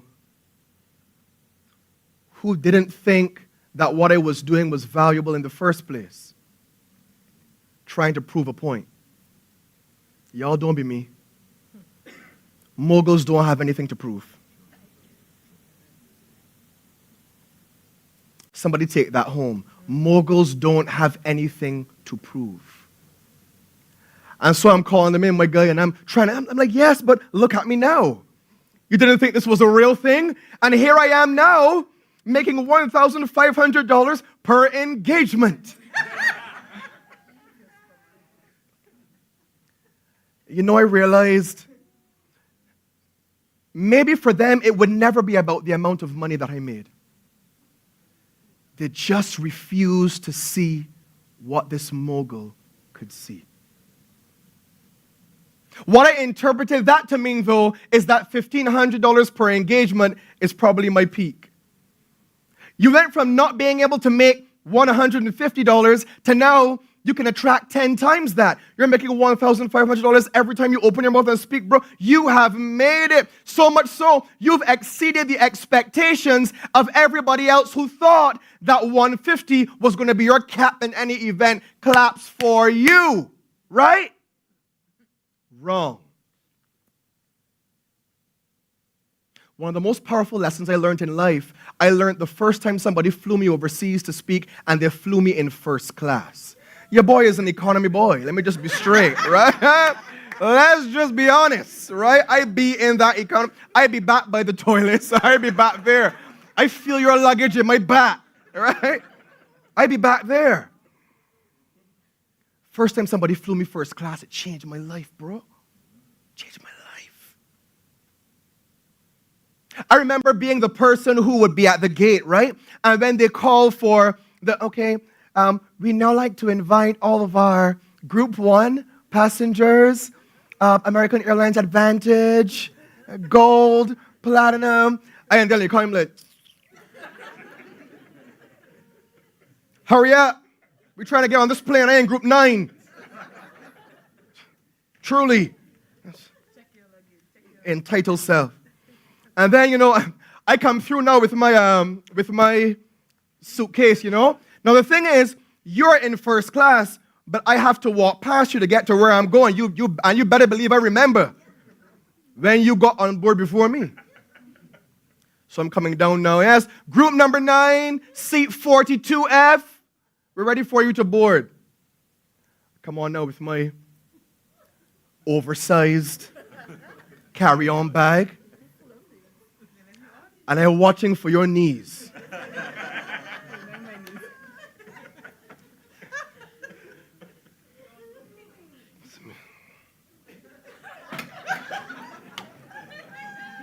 Oh, so sorry.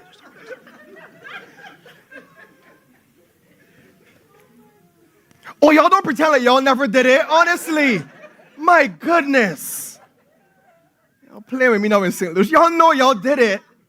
Okay?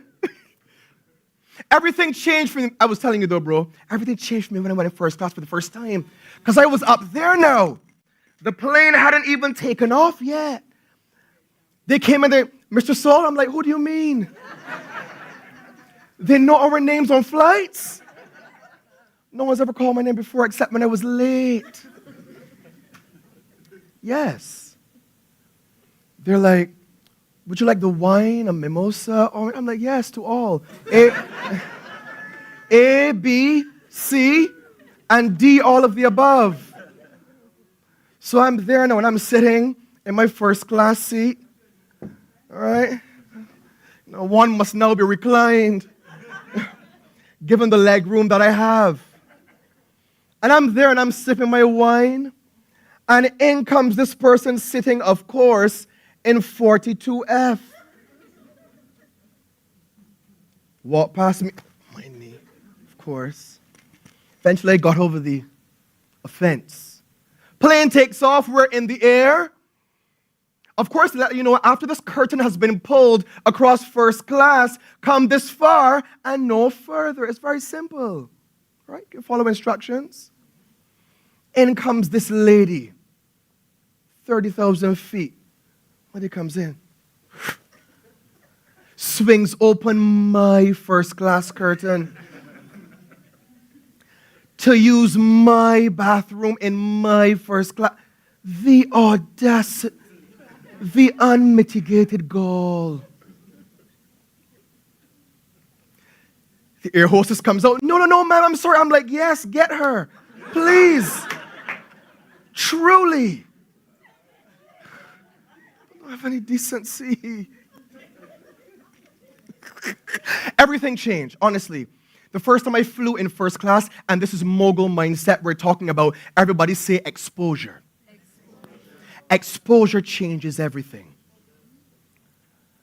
At $1,500, when I thought that I had reached my peak, my cap, my zenith, this is as far as you go, I was blessed to be exposed to some people who were making $200,000 and $300,000 and $400,000 every time they opened their mouths to speak.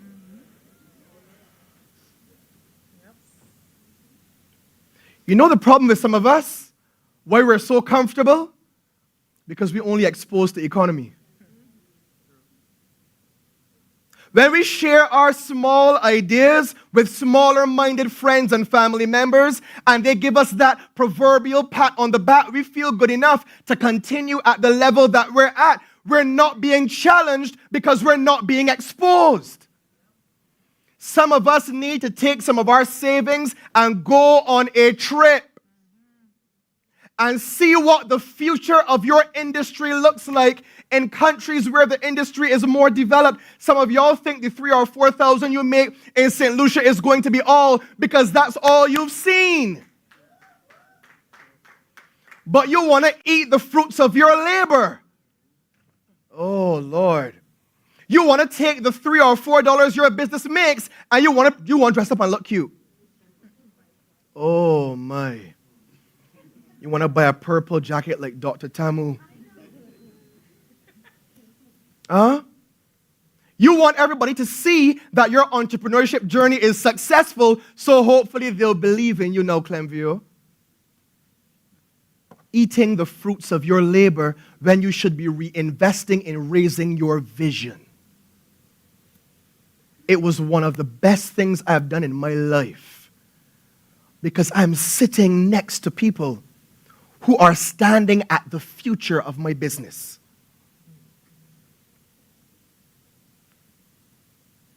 And it feels different when you're in a room and they ask, okay, well, I'd like to know how everybody in here is doing financially. Literally, that's what was asked. People got up and said, well, you know, right now I made about $50,000 last year. I'm like, well, yeah, that's great for you. 50,000 US. That's 100,000 Barbados. How much EC is that? About 135,000? Okay, yes, so about that kind of range. And I'm like, shoot, that's a lot of money. I'll never forget this. Tall lady, very stately, very elegant and well-dressed, got up. She said, very modestly, yeah, last year it was a pretty average year. I cleared 970,000 US. Y'all, I almost choked. I tell you no lie. I almost choked. You cleared what? 900 and who?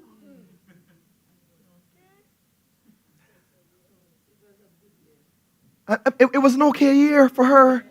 But she's at that conference, just like I was, trying to figure out how to take her business to the next level. Why? Because her mogul mindset won't allow her to settle. Moguls don't get so absorbed with where they are that they forget where they want to go.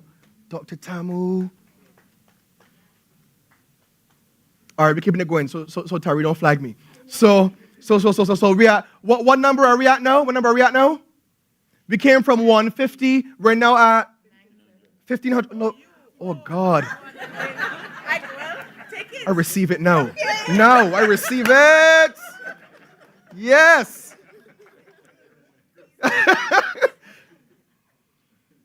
So I was sitting at home one day. I had done a little bit of work outside of Barbados throughout the Caribbean, a few projects I was telling Dr. Tamu about. A few companies had flown me around to do some work. Got a call from a hotel. This hotel happens to operate a very luxurious, high-end, 5-diamond maybe resort. They say, we'd love for you to come in, speak to our staff out of the clear blue and do a leadership development with our team's leaders. I'm like, yes. So how much would you charge? Oh my God. Here we are again.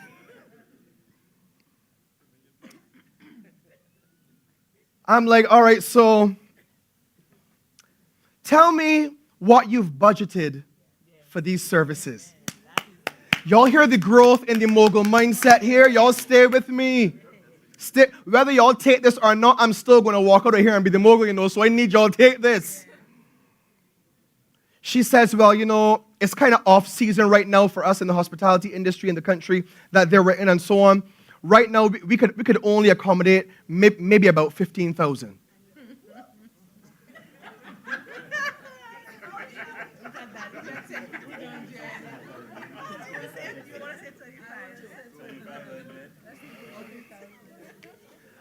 I said, well, I'll just have to double check some of my other engagements. My calendar was blank. Let me be straight, y'all. There wasn't a thing, but I didn't even have a date night with my wife on my. There was nothing on it. Came back to her the next day with a long email. Yeah, I'm pleased to let you know I should be able to fit in the engagement. Her response was, oh, we are so grateful. Would you allow us to bring you out for an entire week? Hey.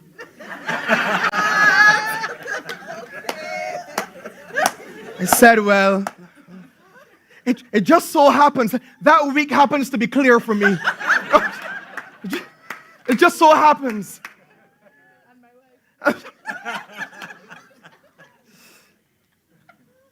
Few weeks after that, your boy is on a resort, on a bicycle.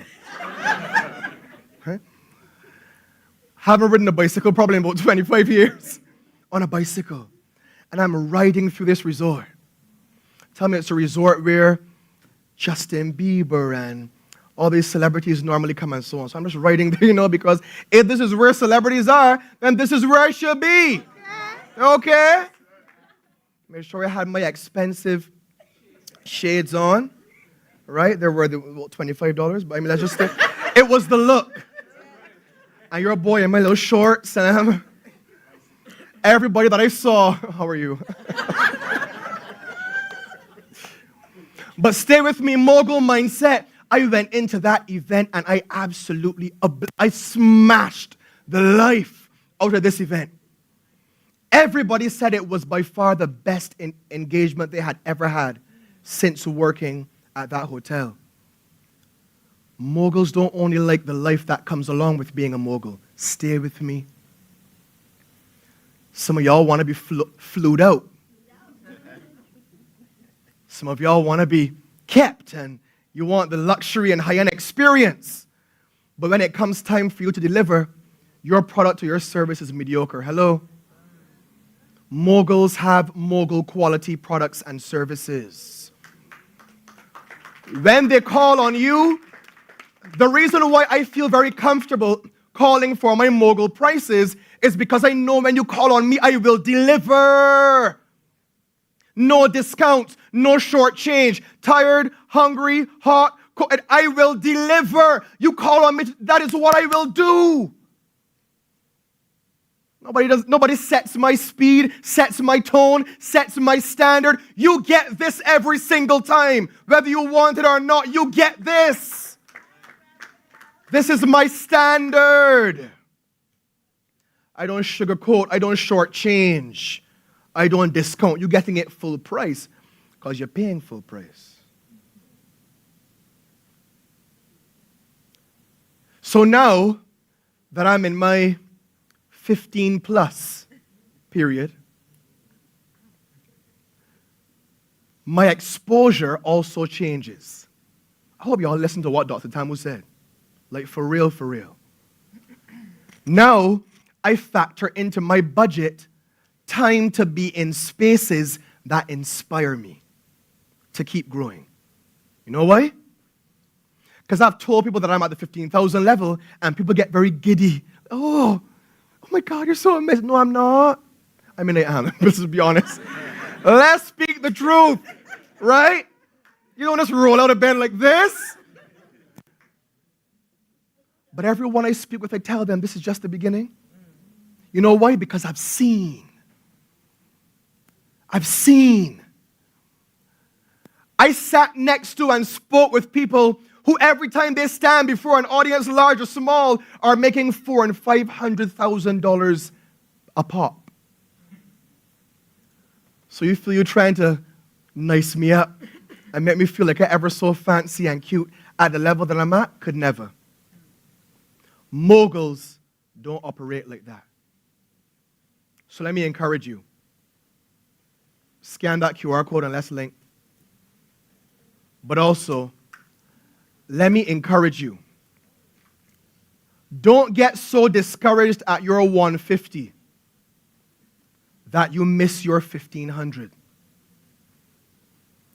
Don't feel so fancy and cute at your 1500 that you end up missing out on your 15,000. And don't get so settled and comfortable and la-di-da that you stop waking up every day and hunting for the future that you see. Because I promise you, ain't nothing stopping me, and I don't want anything to stop you. Thank you so much.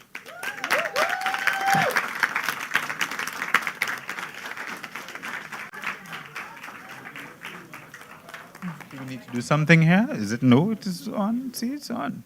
Thank you so much, Raphael. Fantastic presentation. It's a pleasure to have had you. Ladies and gentlemen, Raphael Saul.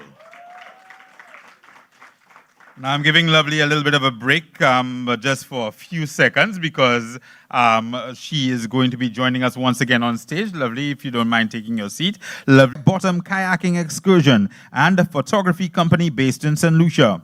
Leveraging his background as a hospitality professional, he's currently pursuing a bachelor's in hospitality management with a minor in psychology, aspiring to merge his passion for entrepreneurship and hospitality with a commitment to mental health advocacy.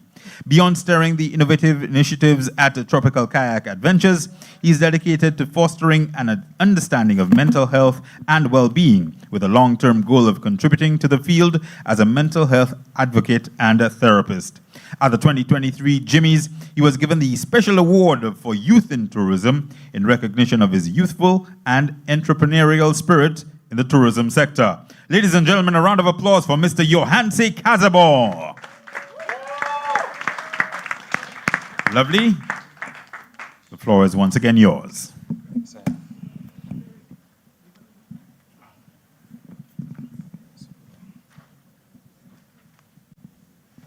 Thank you so much.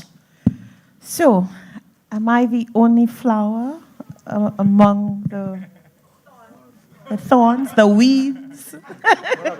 Certainly not. Our gentlemen are very, very accomplished, and I know there's so much to learn from their experiences. Our time is brief, but we're going to make it short and sweet and try to get as much advice and guidance from these gentlemen as we can.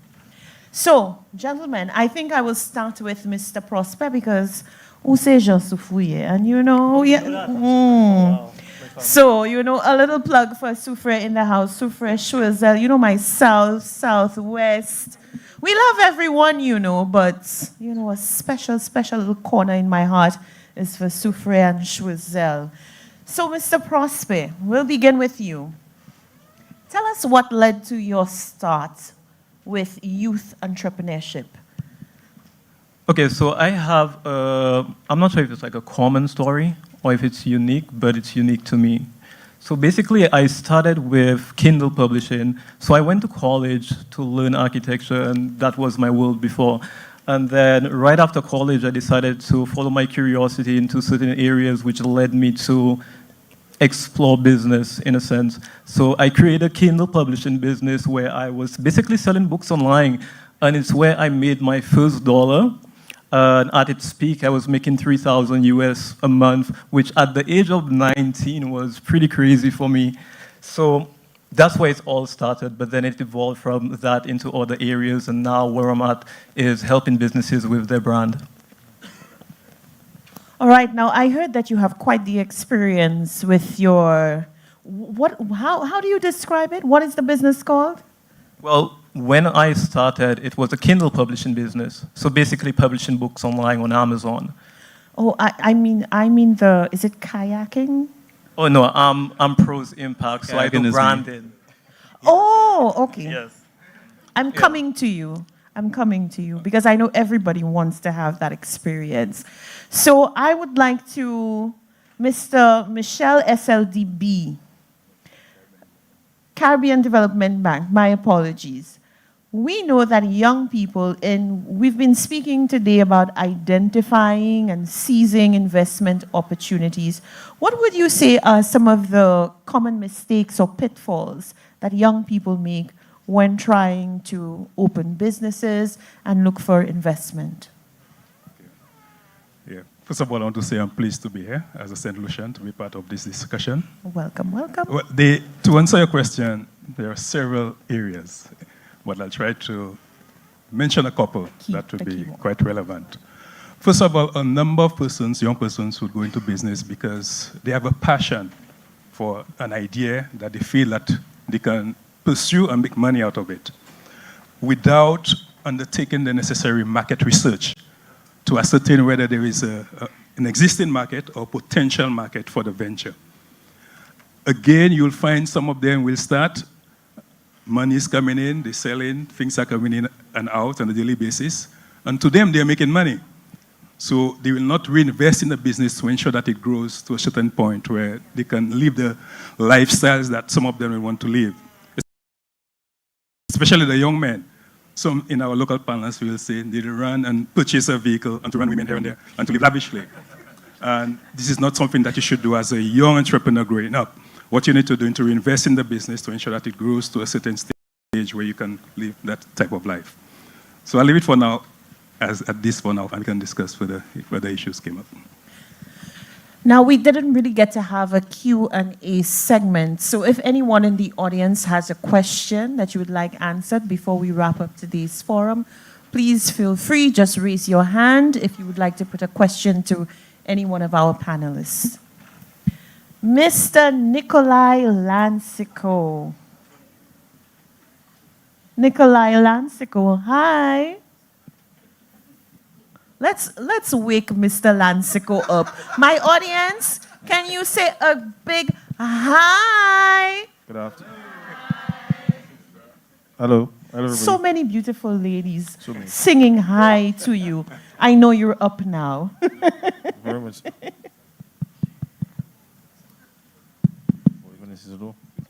So you've been blessed to wear many hats and to succeed in several different areas. But let's talk a bit about some of the challenges that you have encountered. What would you say has been the biggest challenge for you, and how did you overcome that challenge to ensure that you could become a success in the field of business and entrepreneurship? All right. So, afternoon again, everybody. One of the biggest challenges that I've faced, and I'm guessing it is the same for most young entrepreneurs, is accessing finance. That is one of the biggest challenges as a young entrepreneur that you would face, capitalizing your business. And of course, for most of us, we have to take we have to short circuit the system. So you have to go and find some job, some form of employment that would give you the resources that you need to finance your business or to secure a loan to finance your business. So as a young entrepreneur, I'll keep it brief. That is the biggest, if not the most challenging part about your business or starting your business, getting financing. Coming from school, you may have all your grand plans and all your grand ideas, but the issue begins when you want to put it into action and financing it. So I would say getting financing. For me, it was going to find employment, going to find something to do that would caused me to secure the finances to go into my business. So I'm curious, how does it feel? Because I see here that you are director of the Youth Economy Agency. Having gone through that challenge to now work with an agency that focuses so heavily on providing funding, and not just funding, but training and putting on forums such as this, the Youth Investment Forum. I'm sure that must be very gratifying on your end. Yes, it is. And I was making a point earlier that when I started off in business, there was nothing like the Youth Economic Agency. There was nothing like the youth economy. When I started, there was no MSME, there was no YIF, there was none of that. You had to go and find some employment. If your parents didn't have the money to give you to invest in your business, you didn't have somebody, a rich uncle or an aunt, to give you those monies. In St. Lucia, we say nenen and power. If you didn't have a nenen and power to give you those monies, you had to go and find a job because the banks wouldn't look at you. They wouldn't touch you. You'd be like a leper. They wouldn't touch you. They wouldn't look at you if you had no form of financial standing. So what the youth economy does, it kind of bridges that gap. So it provides that funding. And of course, like the Prime Minister always says, it is to turn your skills and your hobbies into business. So you have that idea. You have that idea that you want to develop into a business. That's where the youth economy comes in. So we provide that seed money. And of course, we provide the training. Because like the other panelists said, we have all of our ideas and we think it will work because somebody tell us that making money. But have we done the business research, the market research, have we done a business analysis? And that's where the youth economy comes in. We provide the training to equip our applicants to do the necessary groundwork before they begin to find out whether or not that business is even viable before we actually give them the money and they can take off. So the youth economy right now provides avenues that were not available before. And of course, that is a good thing for young entrepreneurs. So correct me if I'm wrong, there's additional support, I think, that has come into the agency, so we can expect to see even more grants being awarded to young people? Yes, so in addition to the monies provided by the government of St. Lucia, we have received some monies from the Caribbean Development Bank, and of course, we have a mandate to give more grants and more loans to make it more accessible to our applicants, and not just grants and loans, but of course to provide training, necessary training. I just want to remind our audience, you are free to place your questions to the panelists. I mean, you have Mr. Michelle Thomas here. Trust me, I would corner him somewhere to ask him some questions. Caribbean Development Bank, it really doesn't get any better than that, an opportunity to maybe find out if you're facing some stumbling blocks, why are you facing those stumbling blocks? How can you get over them? You know, what inroads can you make in terms of accessing financing for your business? It's a great opportunity. So be sure, if you're shy right now, at least be sure to connect after the forum. All right, now I want to know, was there a Soufriere mix-up? Gentlemen, are you also from Soufriere, Mr.? Yes, I am from Soufriere. So that is the mix-up, the Soufriere mix-up. So I know when I hear Prosper, I know that's probably Fonseca. Yeah, I do have family there. All right, and Mr. Johannes Casabo, Managing Director of Tropical Kayak Adventures, also out of Soufriere. I'm telling you, I've not had this experience, but I've heard so much about this experience. Tell us a bit about your business. So I'm Johannes Casabo, the Managing Director of Tropical Kayak Adventures. And I'm not sure if you'll ever heard about it, but we're St. Lucia's first and only clear bottom kayak adventures. And we offer drone photography. Again, that's something you might see in like several Caribbean countries where persons just like posing on that clear kayak over the waters. We do that. And we also do clear bottom kayak tours. And then with our tours is like it's an eco-friendly tour. So the idea of the tour is to just educate persons about the different corals that you would see. Like it's a snorkeling above water tour. So similar to a glass bottom boat, you would have a glass bottom kayak and you get the exact same experience on there. Excellent, and I think Mrs. Regis Prosper was, you know, really generous with the trip. Maybe we can get Mr. Casabo to be really generous and ensure that everybody at today's Youth Investment Forum, you know, gets a complimentary experience on the clear bottom kayaks. All right, so Mr. Kazabo, tell me, what led you to make the transition from idea, I think I can, I want to, I may try, to actually doing? Like Nike says, just do it. How did you get to that place? So I started off as a social media manager. Well, not started off, but I was previously a social media manager. And getting the work at the hotel and everything is like, you just get to a point where you want to take yourself to the next level. Like you have all these ideas, and then you really just see the impact you could have. And I believe that idea was one that's, again, it wasn't in St. Lucia, and I saw it and I just made the jump.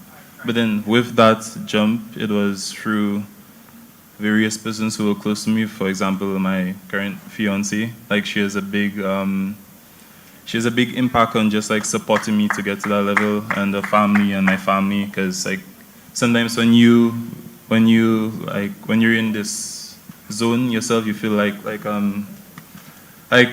Raphael was saying, you feel like everyone is against you and all of that, and then just having the right persons, the stronger links around you, like you're able to make that jump and then tap into those weaker links and that's why I'm here, to tap into the weaker links.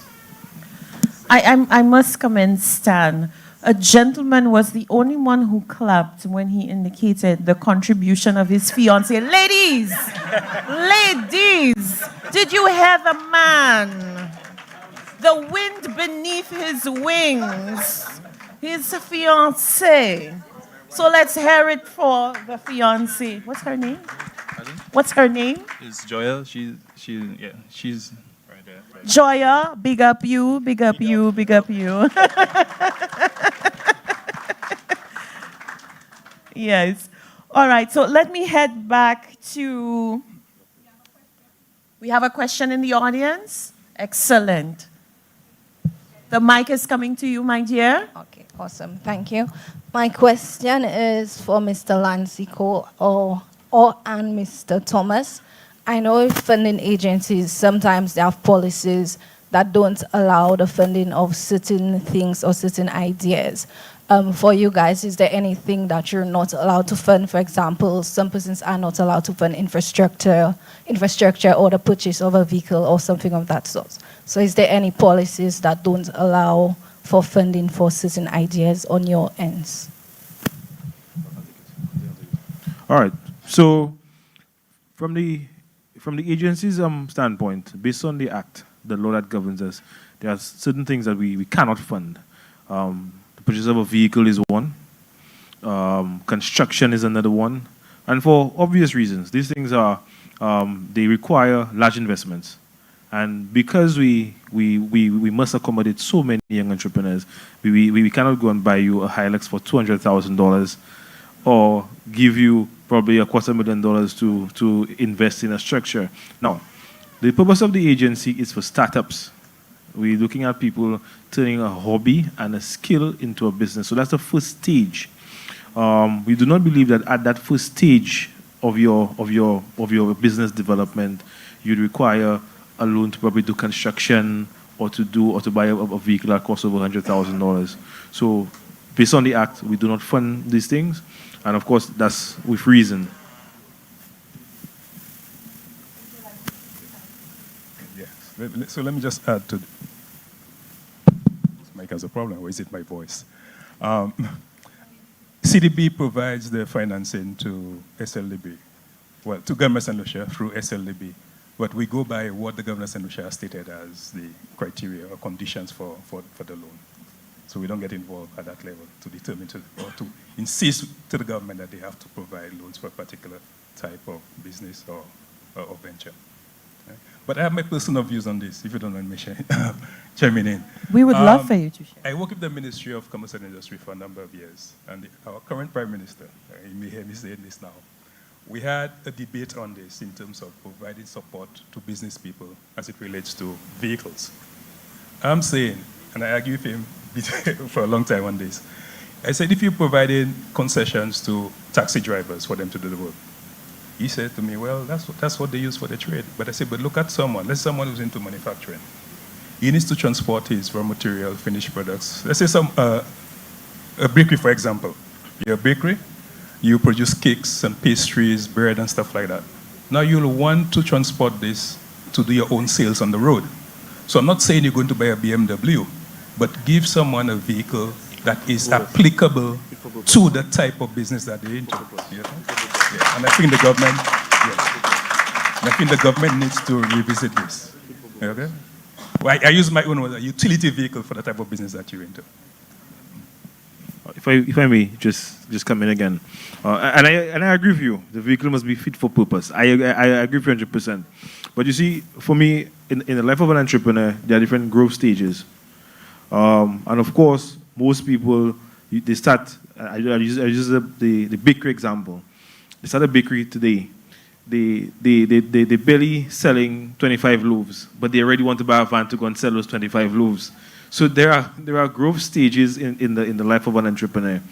When you get to that point, there are avenues to explore in terms of probably the SLDB and your local credit union, because at that point you would have already proven your financial worthiness. You've already proven that hey, that business is sustainable, and of course I could afford to pay back that vehicle or pay back that loan or whatever the facility is for that vehicle. But I do not believe that an entrepreneur starting tomorrow, unless the business is a transportation business, requires a vehicle, especially if it's a startup that does not, the vehicle is not directly involved in the operations. Let me add again, please, if you don't mind. I'm not saying that based on where you're at, that you should get the loan from SLDB to purchase the vehicle, you know. I'm saying that government, through concessions, provide a waiver of duties on that vehicle. You go and get your loan, but you get a waiver of duties to make it cheaper for you to acquire it. That's what I'm referring to. Yeah. I think we had a question from the audience. Right over there. So just to touch on what you said, for the bakery owner, maybe they did not sell 25 loaves per day from their bakery, but they having access to a vehicle might reach 200 people. So by limiting them, by not allowing for some sort of assistance in getting the vehicle based on you not selling more than 25 loaves, it's not a mogul mindset.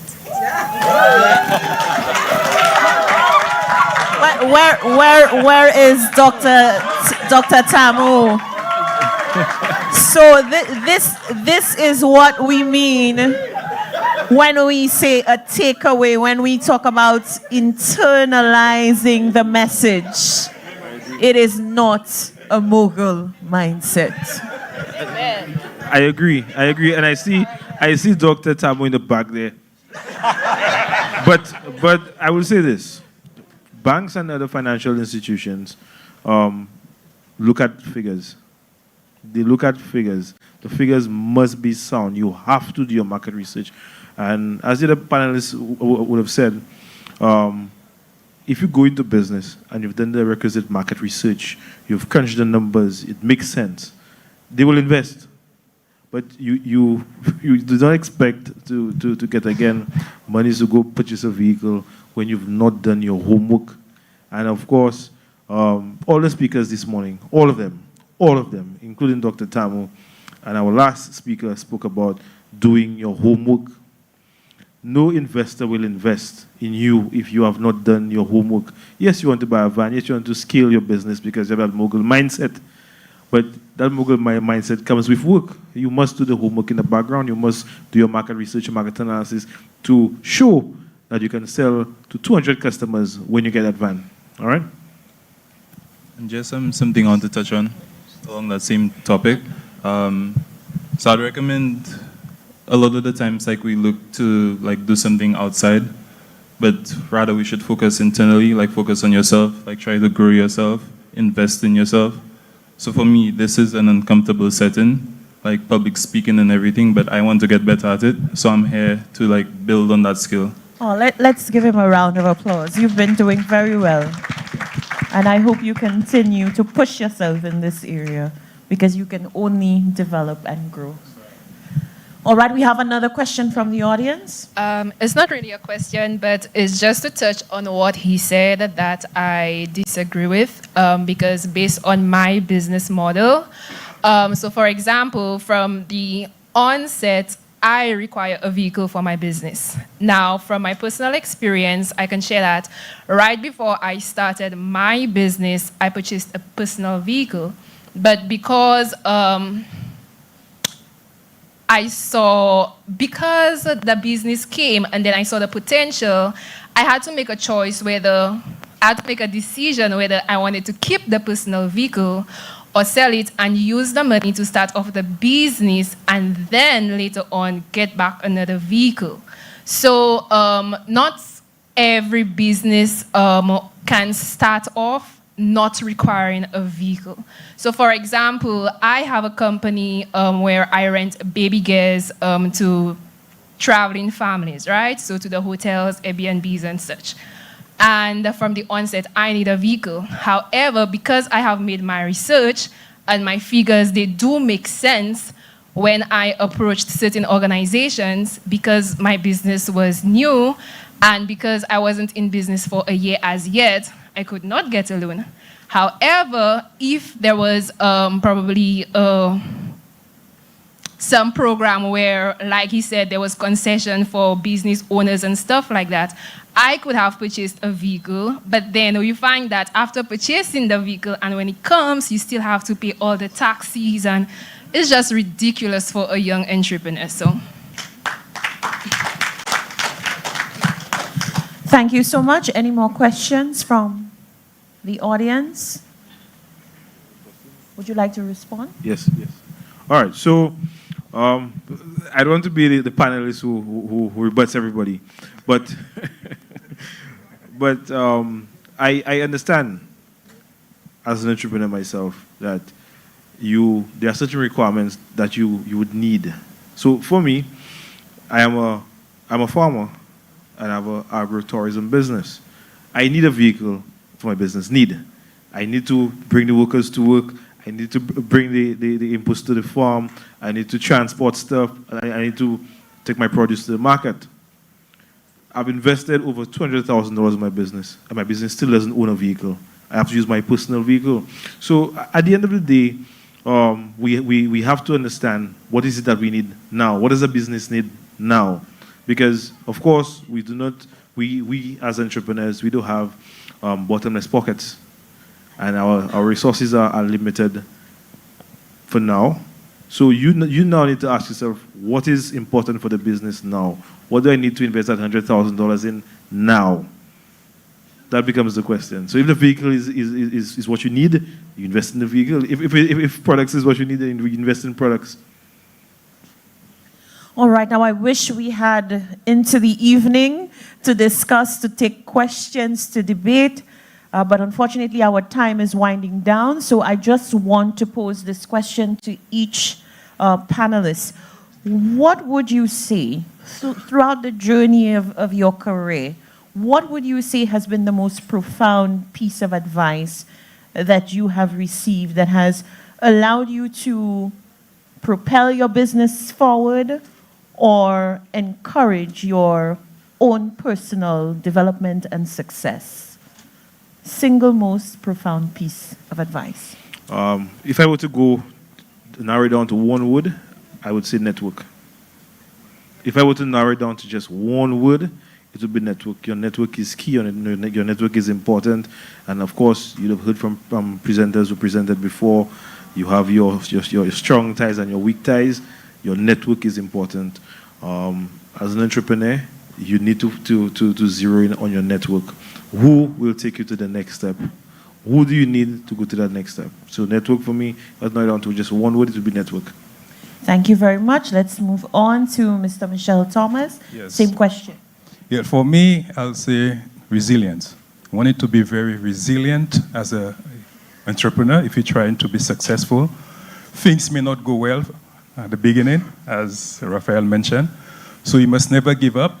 Always try your utmost so that at the end of the day, your business can be successful. I am a product of someone who was very resilient. I have been telling a lot of my friends that I did all my studies by candlelight, and I worked very hard, studied very hard, and today I am at International Development Organization, and I'm proud of what I have achieved because of that. And we're proud of you also. Mr. Prosper, same question, most profound piece of advice. Yeah, I think for me, there's two things that are very important. And the first is vision, because I don't think anything is possible without having the right mindset and having the vision to actually achieve the goals that you want. And the second thing, which I think is very much just goes with that, is execution.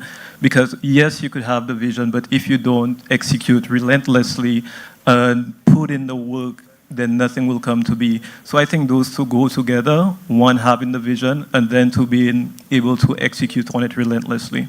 So just as an example, what I mean with, let's say, vision, for example, and also believing in yourself. I remember at one point, growing my business, I went from a project that was about $2,500 to then the next month doing a project that was $25,000. And it was just a restriction of mindset. That was the only thing. So basically, I was the one sabotaging my business, and I think that's something that we do all the time as business owners, where we limit ourselves because we don't think we're worthy of something. So yeah, so I'll just leave it as that, vision and execution. Excellent. Mr. Kazabov, for you, the advice that has really helped to propel your success, your development. So just to tap into what all of them said, I believe that's very important and something like every one of us, like we should apply to our lives, but we should also celebrate the small wins of life. So rather than always focusing on the long-term goals and just being like dead set on what you want in the future, literally just celebrating the everyday wins, like being in the now and just like embracing like what's happening right now. And there's also another thing that's the monk mindset, which I find is very powerful as well. Just like taking out within the span of the next 3 to 6 months, just focusing on you, growing you, building you, setting a routine, and just getting things going. Thank you so much, gentlemen. And resilience really resonated with me. One of my all-time favorite quotes, which I will share with you, is "Life demands Spartan endurance." It's by the writer Tennessee Williams. And every time I think of it, I'm like, indeed, life does demand a high level of endurance. As they say, the race is not just for the swift, but those who can endure. Gentlemen, thank you so much. I really wanted to end on that note because the advice that has helped them can also help you. It is important for us to learn from each other. It is now my pleasure to wind everything down and to and to now introduce, to deliver our closing remarks. Help me welcome, give a warm, warm welcome. Put your hands together. Mrs. Janelle Mondesi. She is a project officer, business development. She will deliver our closing remarks.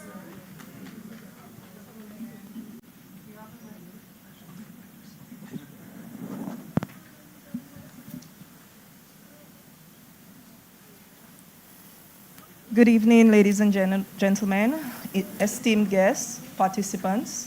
Allow me to adopt the protocol that has already been established. We extend our sincere gratitude to each of you for gracing our inaugural Youth Investment Forum with your presence. Your commitment to being a part of this event, despite the demands of your busy schedule, is truly appreciated. And we recognize the value you added to this gathering. A special acknowledgement is due to the Honorable Prime Minister Philip J. Pierre, whose visionary leadership gave birth to the Youth Economy Agency. We express our heartfelt thanks to the Republic of China, Taiwan, for their unwavering support since the inception of the Youth Economy Agency. Our gratitude also extends to the Caribbean Development Bank, esteemed guest speakers, panelists, officials who took time from their busy schedule, members of the Diplomatic Corps, our Board of Directors, the Sir Arthur Lewis Community College, Excel Science, J. Bergas, Landmark, GIS, Always, and the administrative staff of the Financial Center, particularly Lana. We are grateful for the participation of our clients, whose engagement has been instrumental in the success of this forum. A special shout out goes to the dedicated team of Bank of St. Lucia and Ms. Sonia Polius for their invaluable contribution to the investment training provided to our clients. Your efforts have undoubtedly empowered our clients to navigate the world of investment with confidence. Last but not least, we commend the outstanding effort of our Youth Economy Agency team. Without them, this would not be possible. Led by our COO, their unwavering dedication, countless hours of behind-the-scenes work, and meticulous attention to detail ensured the seamless execution of this event. From coordinating with the vendors, asking for discounts, to making arrangements for guest speakers, engaging our clients, and inspiring the participation of our very own clients of the Youth Economy Agency. Our dynamic team played a pivotal role in bringing today's success to fruition. To everyone involved, in whatever capacity, your contribution has left an indelible mark on the success of this forum. As we bid farewell, we extend our heartfelt thank you, and we wish you a joyous season's greetings. Thank you.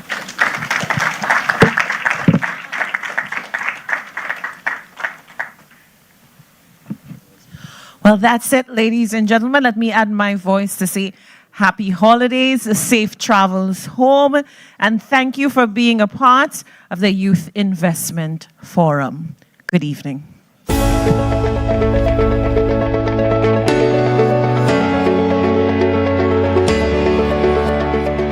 3D Printing is a local manufacturing company which is capable of fabricating or making a wide range of products. These products can be categorized and identified in 4 main categories, which is merchandise, custom parts, prototypes, and replacement parts. In the next 5 to 10 years, we see ourselves as a leading manufacturing company in the Caribbean that's globally recognized to facilitate various industries and sectors within the local and regional economy. I believe for St. Lucia to be more self-sufficient and competitive, it starts with us being more self-reliant and a bit more dependable on each other as a community. We do web development, web applications, and custom WordPress plugins. We've been around since 2016, actually registered. We sell software online, so Sorin is actually a software online that people can purchase from around the world. From the first time I touched a computer, I just knew. I knew that's what I wanted to get into. So I went through secondary school, IT topped from 1 to Form 5, went to SAFA.